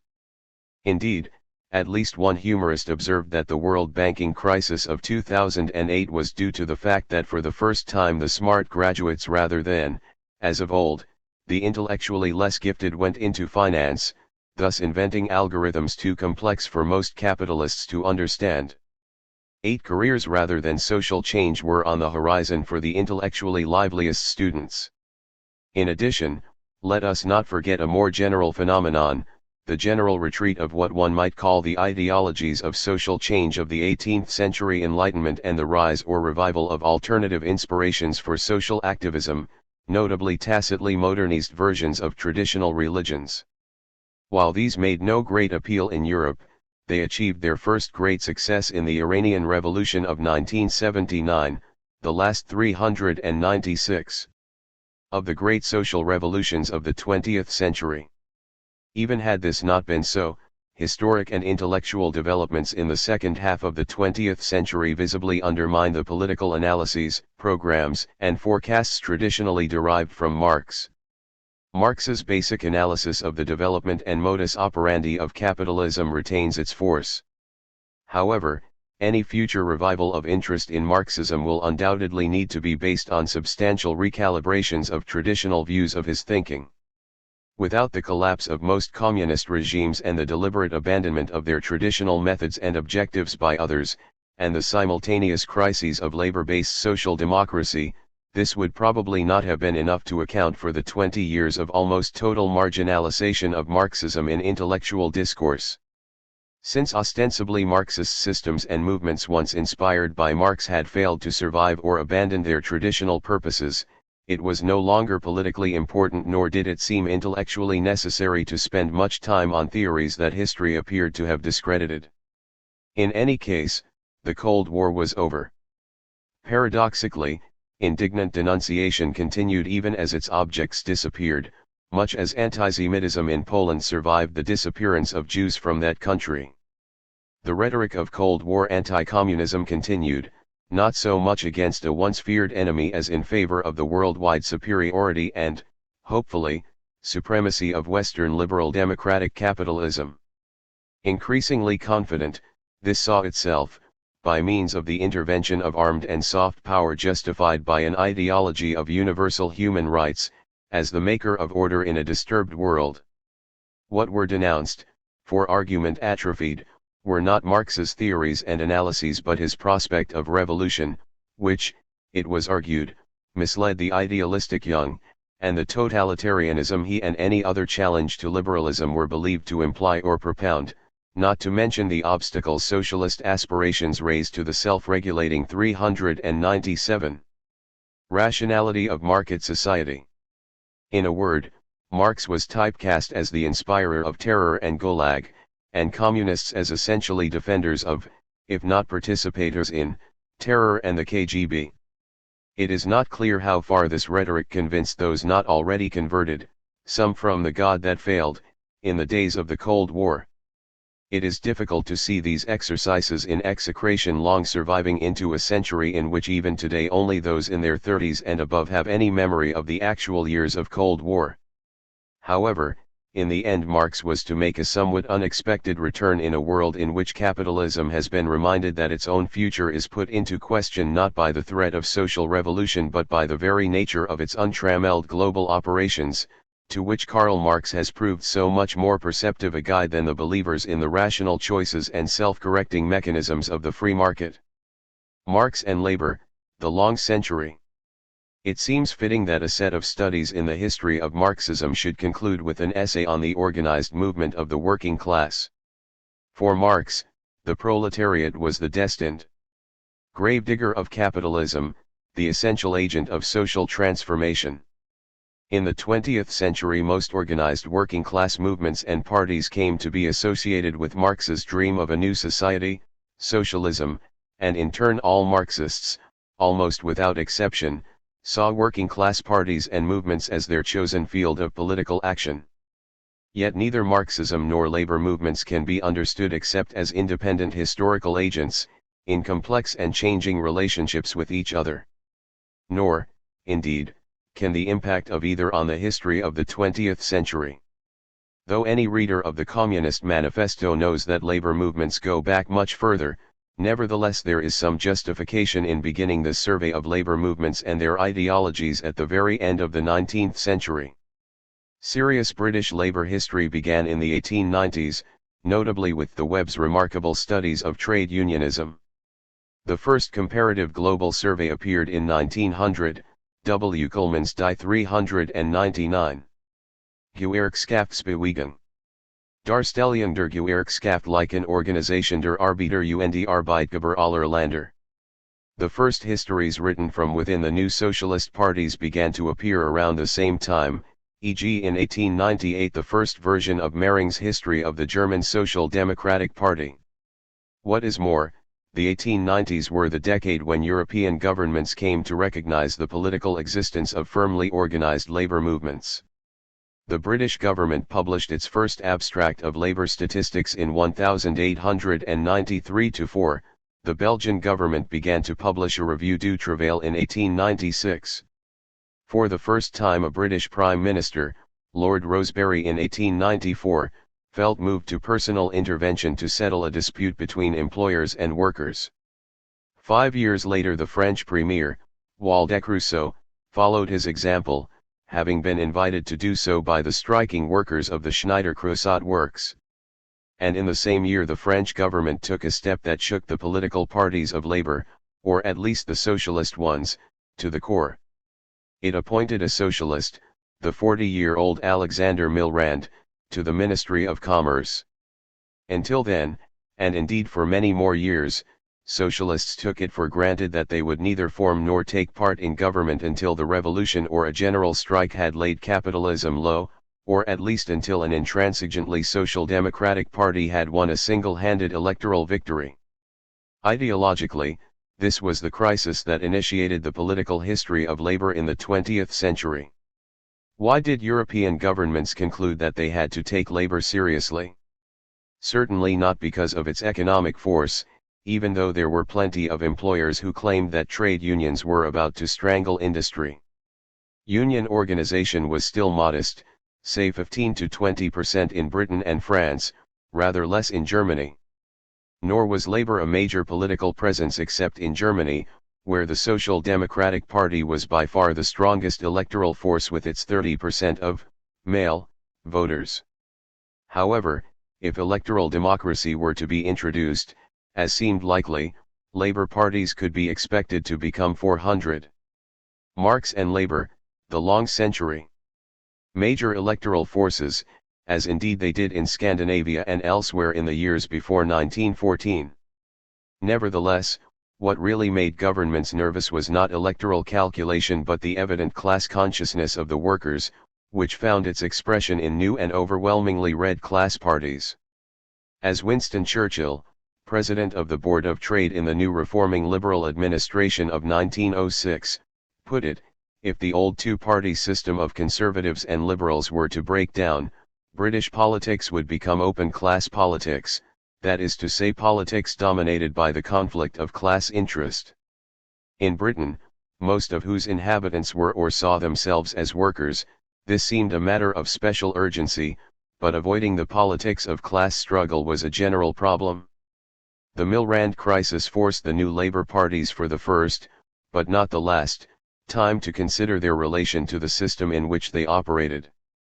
The time was patently ripe for asking this question, for, almost at the same time, in the autumn of 1899, Edward Bernstein, one of the earliest pillars of German Marxism, published his Manifesto of Reformism, Die Voraussetzungen des Sozialismus und die Aufgaben der Sozialdemokratie, which was to lead to an acrimonious debate in the international movement.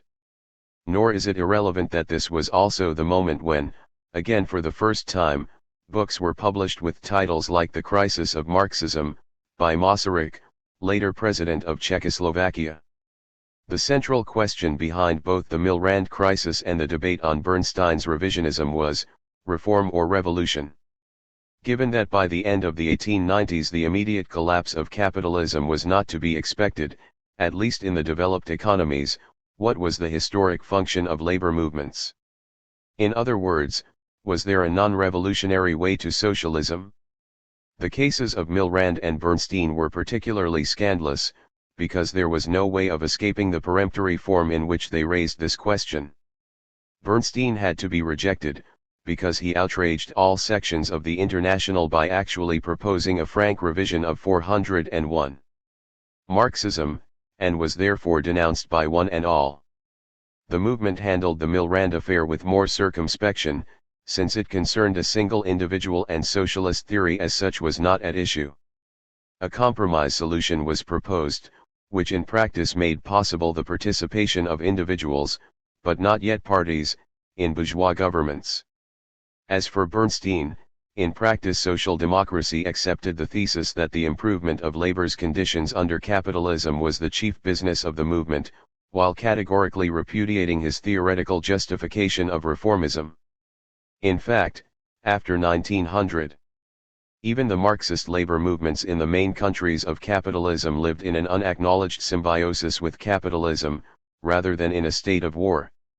While labor and socialism seemed inseparable, the two movements were not identical. Milrand and Bernstein were a crisis of socialism, but not of labor movements. An international conference of labor historians mistakenly debated the theme the labor movement as a project of modernity that failed. Labor movements and class consciousness are not projects but, in a certain phase of social production, logically necessary and politically almost inevitable characteristics of classes of men and women employed for wages. The term project applies rather to socialism, that is to say the intention to replace capitalism by a new economic system and a new society. Labor movements arise in all societies that contain a working class, except where they are prevented by coercion and terror. Labor movements have played an important role in the history of the USA. They still do within the Democratic Party. At the same time, the question why is there no socialism in the USA was already being asked, notably by the one-time Marxist Werner Sombart in 1906, taking for granted the absence or insignificance of socialism there, whether as ideology or political movement. In Britain the Lib-Lab trade union movement looked for political support to the Liberal Party, with which it did not completely sever its connections until after the Great 402. Marx and Labor, the Long Century War. Socialists and communists, long frustrated in Argentina, found it difficult to understand how a politically independent and radical labor movement could develop in that country in the 1940s, whose ideology, Peronism, consisted primarily of loyalty to a demagogic general. What is more, there have been actively anti-socialist bona fide labor movements such as the Polish Solidarity, and labor movements tied to specific nationalisms or religions, with or without links to other ideologies. Thus the British government's attempt in the 1970s to include the Catholics in the government of Northern Ireland was sabotaged by a general strike of the Protestant working class. Conversely, history records socialist and communist movements which neither had nor sought a class basis, both orthodox and heretical Christian movements and the various community-building utopian socialists of the 19th century, paradoxically more popular in the USA at the time than anywhere else. Of course it is undeniable that from the time of the Communist Manifesto to the 1970s, labor movements without a relation to socialism were exceptional. Indeed, in practice it is practically impossible to find any labor movements of whatever kind in which socialists or people formed in the socialist movements did not play a significant part. This symbiosis of labor movement and socialism was evidently not fortuitous. Both sides derived advantages from it, except for the systems of really existing socialism which abolished labor movements in the name of parties claiming to represent the working class and in the name of socialism. Nevertheless, labor movements and socialism were not necessarily congruent. Indeed, Marxist theorists from Kautsky to Lenin held that labor movements did not generate socialism spontaneously, but that it had to be imported into them from outside. This was perhaps an exaggeration. It may be argued that the age of the American, French and industrial revolutions made the possibility of ending the existing order and replacing 403 it with an entirely different and better society part of the general intellectual scene, at least in the West. The struggle of workers for better conditions, essentially collective, therefore implied the potential of such a better, i.e. more socially just, society, and indeed a society based on community and cooperation, not on competition. Movements of the poor were likely to approve and favor this prospect.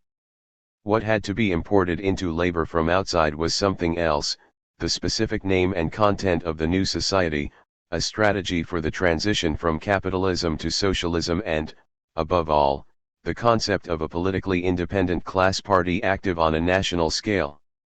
Organizations like labor unions, mutual aid, and cooperative societies might emerge spontaneously from workers' life experience, but not political parties.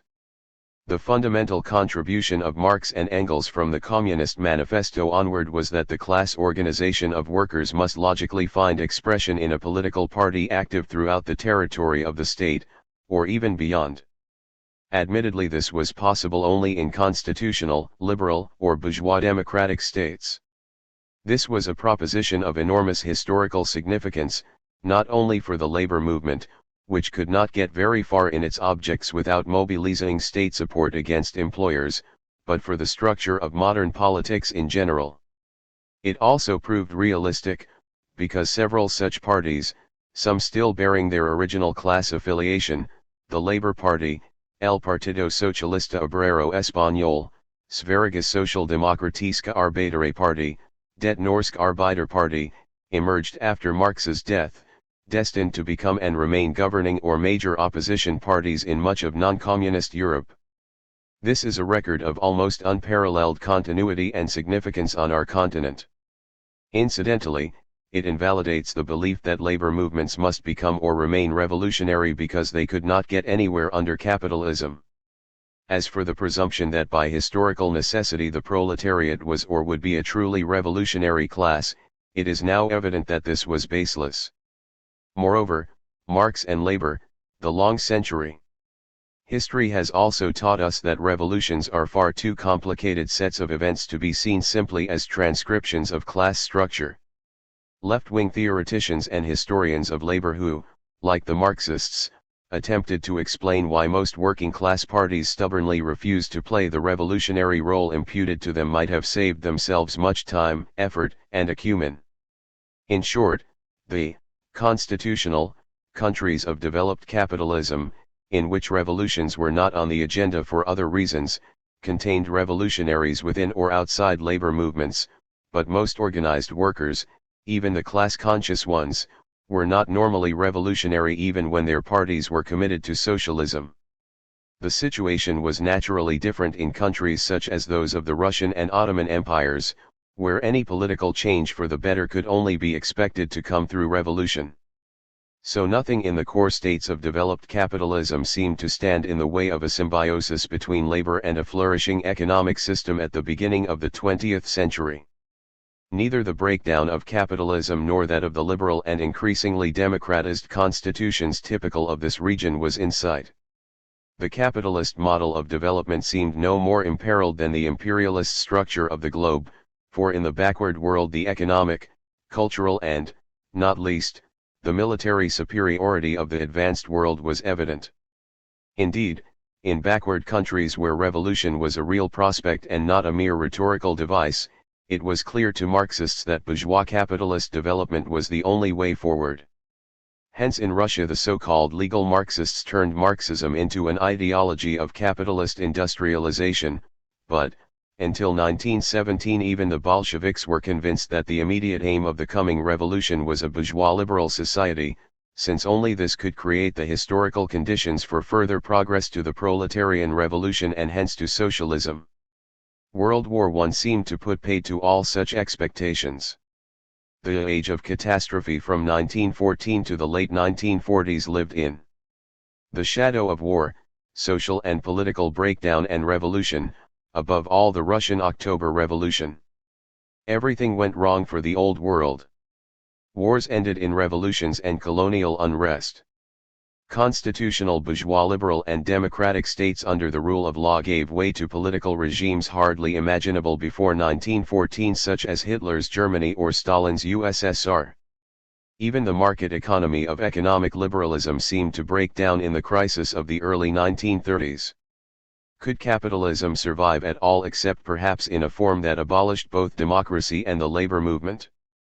Only the depth of the troubles of global capitalism can explain why, even outside the Soviet Union, the primitive industrial economy of Stalin's USSR could be seriously regarded as a more dynamic system than that of the West, and a possible global alternative to capitalism. As late as the early 1960s there were still bourgeois politicians, like the British Prime Minister Harold Macmillan, who shared Khrushchev's belief that the socialist economies could outproduce the Western ones. Even those who were more skeptical of the USSR's economic achievement and potential could not deny its global political weight and military power. The First World War had destroyed Tsarism, the second turned Russia into a superpower. For large parts of the now liberated colonies and other parts of the Third World, the USSR, and through its socialism, actually became an economic model of how to overcome backwardness. The political agenda of socialists and labor movements in the age of catastrophe therefore shifted from living with capitalism to ending it. Revolution and the subsequent construction of the new society seemed a better prospect than the slow forward march through reforms here and now towards a distant and not seriously pursued socialism. Sidney and Beatrice Webb, the inspirers of the British Fabians and apostles of gradual reformism, which had actually inspired Bernstein's revisionism in the 1890s, abjured reformism in the 1930s and put their faith in Soviet socialism. Marx and labor, the long century. Nevertheless, though things looked very different after 1917, capitalism in its main strongholds was threatened neither with final breakdown nor with a social revolution, revolution being confined to countries on the periphery of the system. Petrograd's Soviet Revolution did not establish itself in Berlin, and we can now see that it was unrealistic to expect it to. Hence the foundations of the reformist symbiosis remained strong. Indeed, it became more attractive to politicians and entrepreneurs as a safeguard against social revolution and the specter of a global communist movement, all the more as there was now a sharp distinction between mutually hostile reformist social democratic and revolutionary communist parties. All that was often missing between the wars was the prosperity which provided the means for the necessary concessions to labor movements.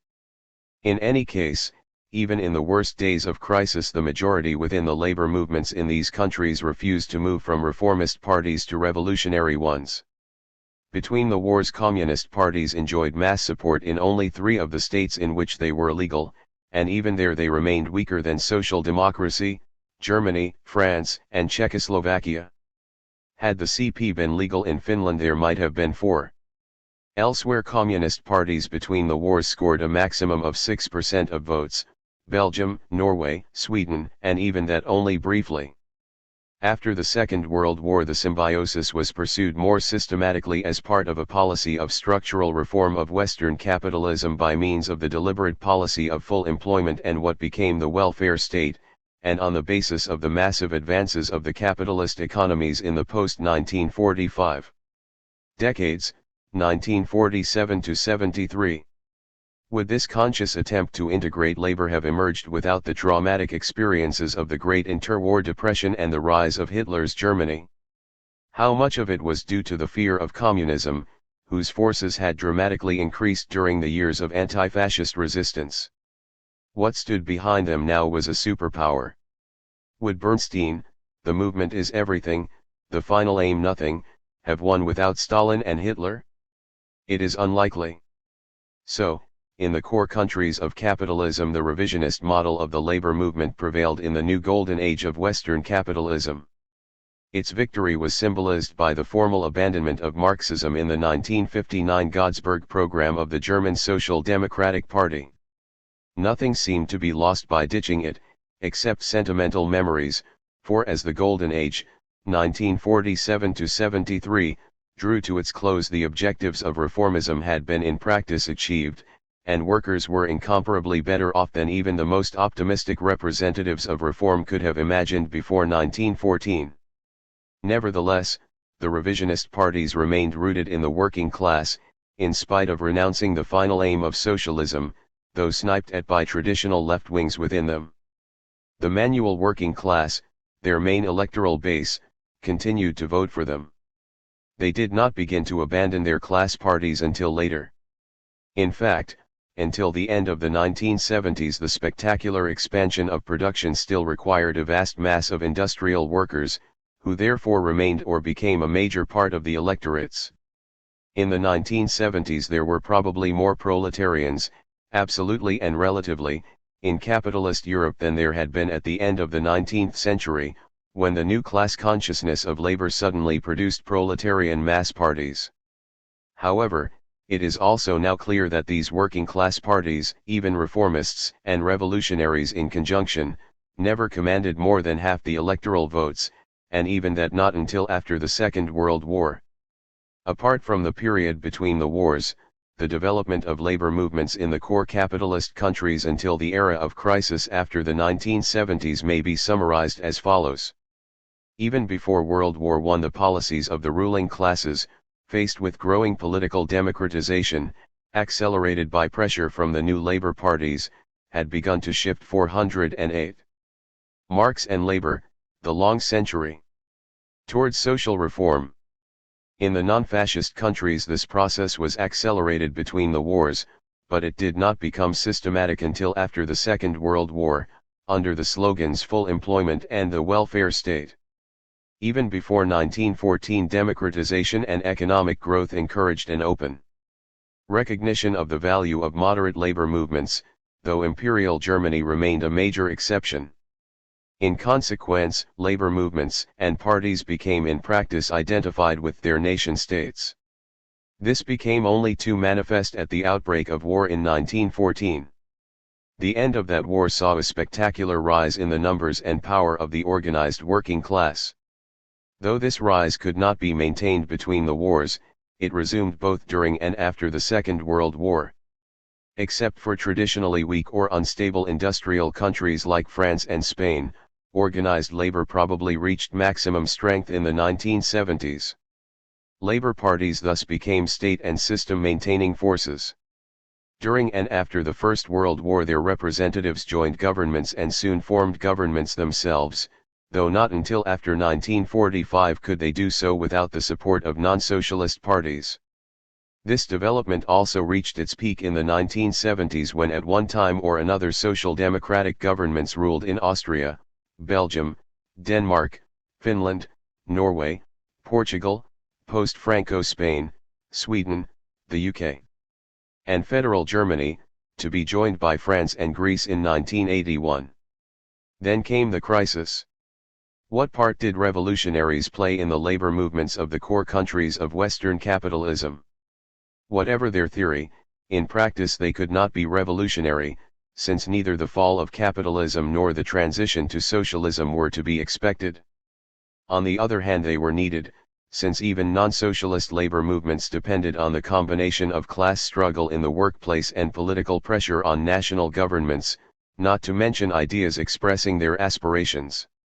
Where labor unions were strong, revolutionaries 409 could thus play a significant part, so that tiny minorities of communists could be disproportionately effective in countries like Britain and the USA, where their parties were politically negligible. The peak of Communist Party influence in the British trade union movement was reached in the 1970s, when the CP was already at death's door. In the dictatorships left over from the age of catastrophe, e.g. Spain and Portugal, the illegal communists were still the major force of resistance, and played a significant part in the transition to democracy in the 1970s, but were soon marginalized. In Italy, the largest communist mass party in Europe, systematically excluded from government by US pressure, distanced itself from the USSR and moved towards a social democratic model. In France, the CP pursued a reforming policy for some years in the 1970s as part of something like a new popular front initiated by Mitterrand, who had reconstructed the Socialist Party. It briefly entered government under the socialist president in 1981 for the first time since 1947 that a communist party was allowed to do so, but soon reverted to a traditional hard line. Outvoted and outmaneuvered by the reconstructed socialists since 1974, its mass support collapsed in the 1980s. The situation was very different outside the core countries of capitalism, including in those states now under the victorious Leninist revolutions of 1917 and 1945-9. The Russian Bolsheviks had come to power in the name of the proletariat, and their 5-year plans created a huge industrial working class, but they abolished the labor movement as we know it. Until the end, the Soviet Union permitted no organization of the workers not controlled by party and state, a model followed in the post-1945 successor communist states as long as they had the power to do so. It is possible to write the history of the working class in the communist world and even a history of labor conflicts, but not the history of labor movements, with the major exception of Solidarity in Poland in the 1980s. Elsewhere in the world, socialist or other labor movements. Marx and labor, the long century. Give or take those in Australasia and a few other modest exceptions, only began with the Russian Revolution. The Second International hardly existed in those regions, and there was simply no basis for the social democratic, let alone the Bernsteinian policies. On the other hand, in some, mainly American, countries we find a phenomenon which, for historical reasons, barely existed in the Old World, namely the readiness of demagogic heads of state to favor labor movements as part of their struggle against the older elites of landowners. This was the case in Argentina and Brazil. In Mexico, the same role was played by the PRI, the institutionalist state party that emerged after the Mexican Revolution. In fact, until the beginnings of real industrialization in and after the 1970s, an organizable working class was hard to find in these regions, apart from in the mining, energy, transport, and shipping and textile sectors. Since then, however, there have been two developments which are comparable to what happened in Europe a century before. They are the rise of a mass trade union movement in Korea and of the Party of Labor, PT, in Brazil, both in the 1980s. The influence of Leninism, orthodox or dissident, was important in such movements, but it was decisive in only a few countries. All the same, whatever ideology or non-ideology stood behind these movements, practically all took place in countries where the military coup, revolution, street fighting, and guns were more familiar than peaceful democratic politics. In China and Vietnam, as in the USSR, mass industrialization could not lead to independent labor organization. Then, after the 1970s, everything changed. Both Lenin and Bernstein lost their hopes. Everyone knows that the Soviet system collapsed, while the non-state communist parties faded. What is less familiar is that Bernsteinian social democracy was also swept away. The edifice of reformism rested on a triple foundation. The first was the size and growth of the working class, the consciousness that welded a heterogeneous mass of the laboring and the more or less poor together as a single 411 class, and the readiness of bourgeois democratic governments, even before 1914, to make concessions to such significant voting blocs, provided they did not behave too radically. But since the 1970s, the manual working classes of the core capitalist countries, the First World, have shrunk both relatively and absolutely, and lost a good part of their unified and unifying class consciousness. This went so far that some groups within them, unconditionally anchored to the movement in the past, shifted to parties of economic liberalism, as happened both in Britain under Thatcher and in the USA under Reagan. In the 1980s we also note the rise of parties of the radical nationalist right with an attraction for working-class voters, notably in France, led by Le Pen, and in Austria, led by Haider. Moreover, the enormous increase in the wealth of affluent consumer societies, which also benefited the working classes, undermined the axiomatic belief that real improvement for the working class individual could be achieved only by solidarity and collective action. What part was played by the decline of the left-wing ideologies, including socialism, rooted in the 18th century Enlightenment, we can only guess. In Europe it was probably insignificant, but not so in parts of Asia and Africa, particularly the Muslim regions. The Iranian Revolution of 1979 was the first major revolution since Cromwell's time that was not inspired by a secular ideology but appealed to the masses in the language of religion, in this case the idiom of Shiite Islam. Subsequently, a politicist fundamentalist, Sunni, Islam began to appear in various regions between Pakistan and Morocco and gained force. At the same time there was, as we have seen, a steep decline in Marxism and the social democratic left and a general depoliticization both of workers and of students. The Russian Revolution had given reformism a second foundation, fear of communism and the USSR. The advance of both during and after the Second World War seemed, at least in Europe, to require from governments and employers alike a counter-policy of full employment and systematic social security. Marx and labor, the long century.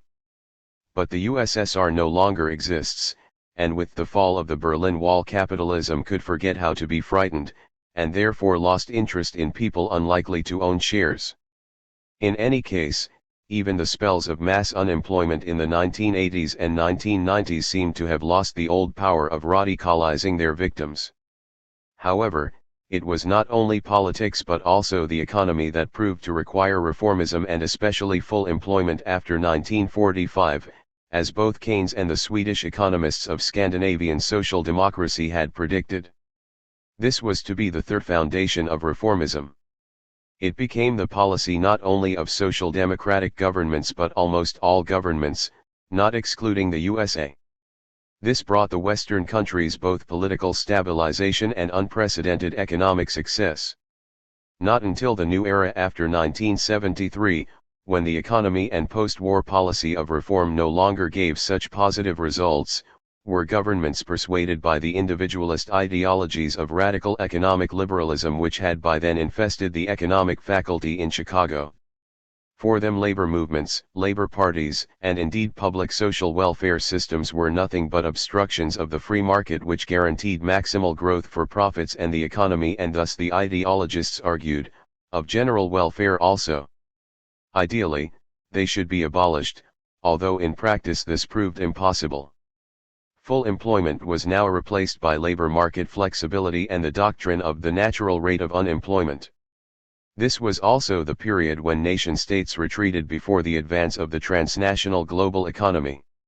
In spite of their theoretical internationalism, labor movements were effective only within the enclosure of their state, chained to their nation-states, particularly in the state-steered mixed economies and welfare states of the second half of the 20th century. As the nation-state retreated, labor movements and social democratic parties lost their most powerful weapon. They have so far not been very successful at operating transnationally. As capitalism enters a new period of crisis, we thus find ourselves 413 at the end of a peculiar phase in the history of labor movements. In the rapidly industrializing emerging economies there is no possibility of a decline in industrial labor. In the rich countries of old capitalism labor movements are still in existence, though largely drawing their strength from the public services which, in spite of neoliberal campaigns, show no signs of shrinking. Western movements have survived because, as Marx predicted, the great majority of the economically active population depend on their wages and salaries and therefore recognize the distinction between the interests of wage providers and wage receivers. When conflicts between the two sides arise, they therefore imply collective action, at all events by the wage receivers. Class struggle therefore continue, whether or not buttressed by political ideologies. Moreover, the gap between the rich and the poor and divisions between social groups with divergent interests continue to exist, whether or not we call such groups classes. Whatever the very different social hierarchies from those of 100 or 200 years ago, politics therefore continues, though only in part as class politics. Finally, labor movements continue because the nation-state is not on the way to extinction. The state and other public authorities remain the only institutions capable of distributing the social product among its people, in human terms, and to meet human needs that cannot be satisfied by the market. Politics therefore has remained and remains a necessary dimension of the struggle for social improvement. Indeed, the great economic crisis that began in 2008 as a sort of right-wing equivalent to the fall of the Berlin Wall brought an immediate realization that the state was essential to an economy in trouble, as it had been essential to the triumph of neoliberalism when governments had laid its foundations by systematic privatization and deregulation. However, the effect of the period 1973 to 2008 on social democracy was that it abandoned Bernstein. In Britain its leaders felt 414. Marx and Labour, the long century. They had no option but to rely on such benefits as the economic growth of the global free market generated automatically, plus a social safety net provided from above. New Labour became identified with the market-driven society and remained so until its crash in 2008, almost severing its organic link with the labour movement. The case is extreme, but the situation of reformist social democracy in other strongholds, including that of the only remaining mass communist party, the Italian, also deteriorated sharply, except perhaps in a now reunited Germany and in Spain. The communists, split between moderate Euro-communists and hardline traditionalists, declined to the point where communism disappeared as a serious political force in the West. However, this era is also at an end, as in 2008 the world suddenly entered the most serious crisis of capitalism since the age of catastrophe. As it began, the situation of labor was incongruous. Its parties were still in government in a number of European countries, alone or as parts of a grand coalition. Spain, Portugal, the United Kingdom, Norway, Germany, Austria, and Switzerland. The sudden financial collapse rehabilitated the state as an economic actor, as both employers and workers appealed to their governments to save what remained of the national industries. Moreover, there were already clear signs of workplace militancy and public discontent, although among the workers the old tradition of going on the street, descendre dans la rue as the French say, had been weakened, though it was still alive and politically significant in some European countries and elsewhere, as in Argentina. Important trade union movements were still in existence, and still largely led by men and women who had emerged from the socialist tradition, whether social democratic or communist. On paper at such a time a revival of labor movements linked to the ideological left seemed possible. In practice, however, its short-term prospects were less encouraging, even for those who did not remember that the immediate political result of the Great Depression of 1929–33 was a dramatic shift away 415 from labor movements and the left almost everywhere in Europe. The socialists, traditional brains trust of labor, do not know any more than anyone else how to overcome the current crisis. Unlike in the 1930s, they can point to no examples of communist or social democratic regimes immune to the crisis, nor have they realistic proposals for socialist change. In the old capitalist countries of the West, deindustrialization had already shrunk and would continue to contract their main basis, both industrial and electoral, the industrial working class. In newly emergent countries where this was not so, labor movements might well expand, but there was no real basis for their alliance with the traditional ideologies of social liberation, either because these were linked to actual or former communist regimes or because the red-linked movements of earlier times had atrophied in the meantime. Let us leave aside the unusual case of Latin America. True, some radical or left-wing thinking emerged during the fragmentation and decline of the old ideologies of the left, but on a much more middle-class basis. Its preoccupations, e.g. the environment, or passionate hostility to the wars of the period were not directly relevant to the activities of labor movements. They might even have antagonized their members. Where the labor movements envisaged social transformation, they represented protest rather than aspiration. It was easy to see what they were against. They were anti-capitalist, though without any clear idea of capitalism, but it was almost impossible to identify what they proposed to substitute for it. This may explain a revival in what looks like Bakuninite anarchism, the branch of the 19th century socialist theories with fewest ideas about what was to happen when the old society had been overthrown, and therefore most easily adapted to a situation of acute social discontent without prospect. While this has been effective as a generator of publicity through the media value of riots, confrontations with the police and perhaps some terrorist activities, it has virtually no bearing on the future of labor. Marx and labor, the long century. Movements today. We have the equivalent of the 19th century propaganda by the deed but no longer any equivalent of anarcho-syndicalism. It is not clear how far the void left by the fading of the old ideologies of the socialist left can be filled by the imagined communities of ethnic, religious, gender, lifestyle and other collective identities.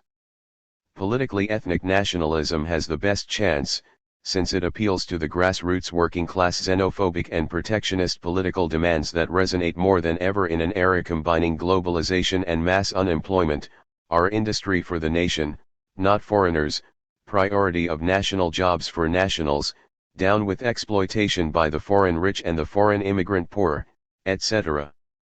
Theoretically universal religions like Roman Catholicism and Islam impose their own limits on xenophobia, but both ethnicity and religion appeal as potential barriers to breakneck capitalist globalization that destroys old ways of life and human relationships without providing any alternative. The risk of a sharp shift of politics to a nationalist or confessional demagogic radical right is probably greatest in the formerly communist European countries and South and West Asia, and least in Latin America. In the USA, the economic crisis may bring a relative shift to the left similar to what happened under F.D. Roosevelt during the Great Depression, but this is not likely elsewhere. And yet, something has changed for the better.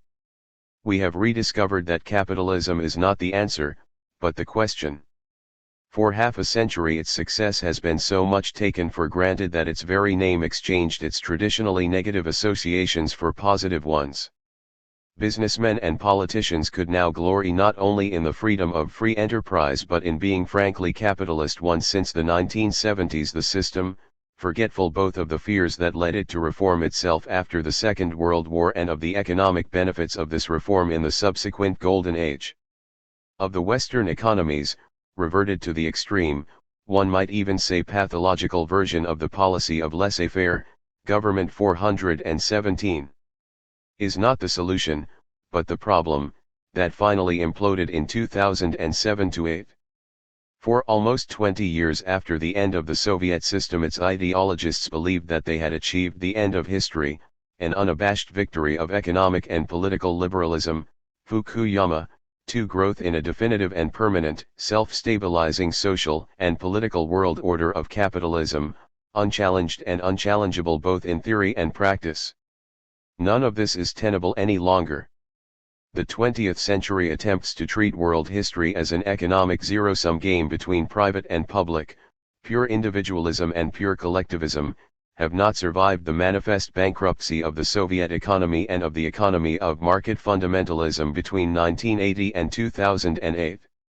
Nor is a return to the one more possible than a return to the other.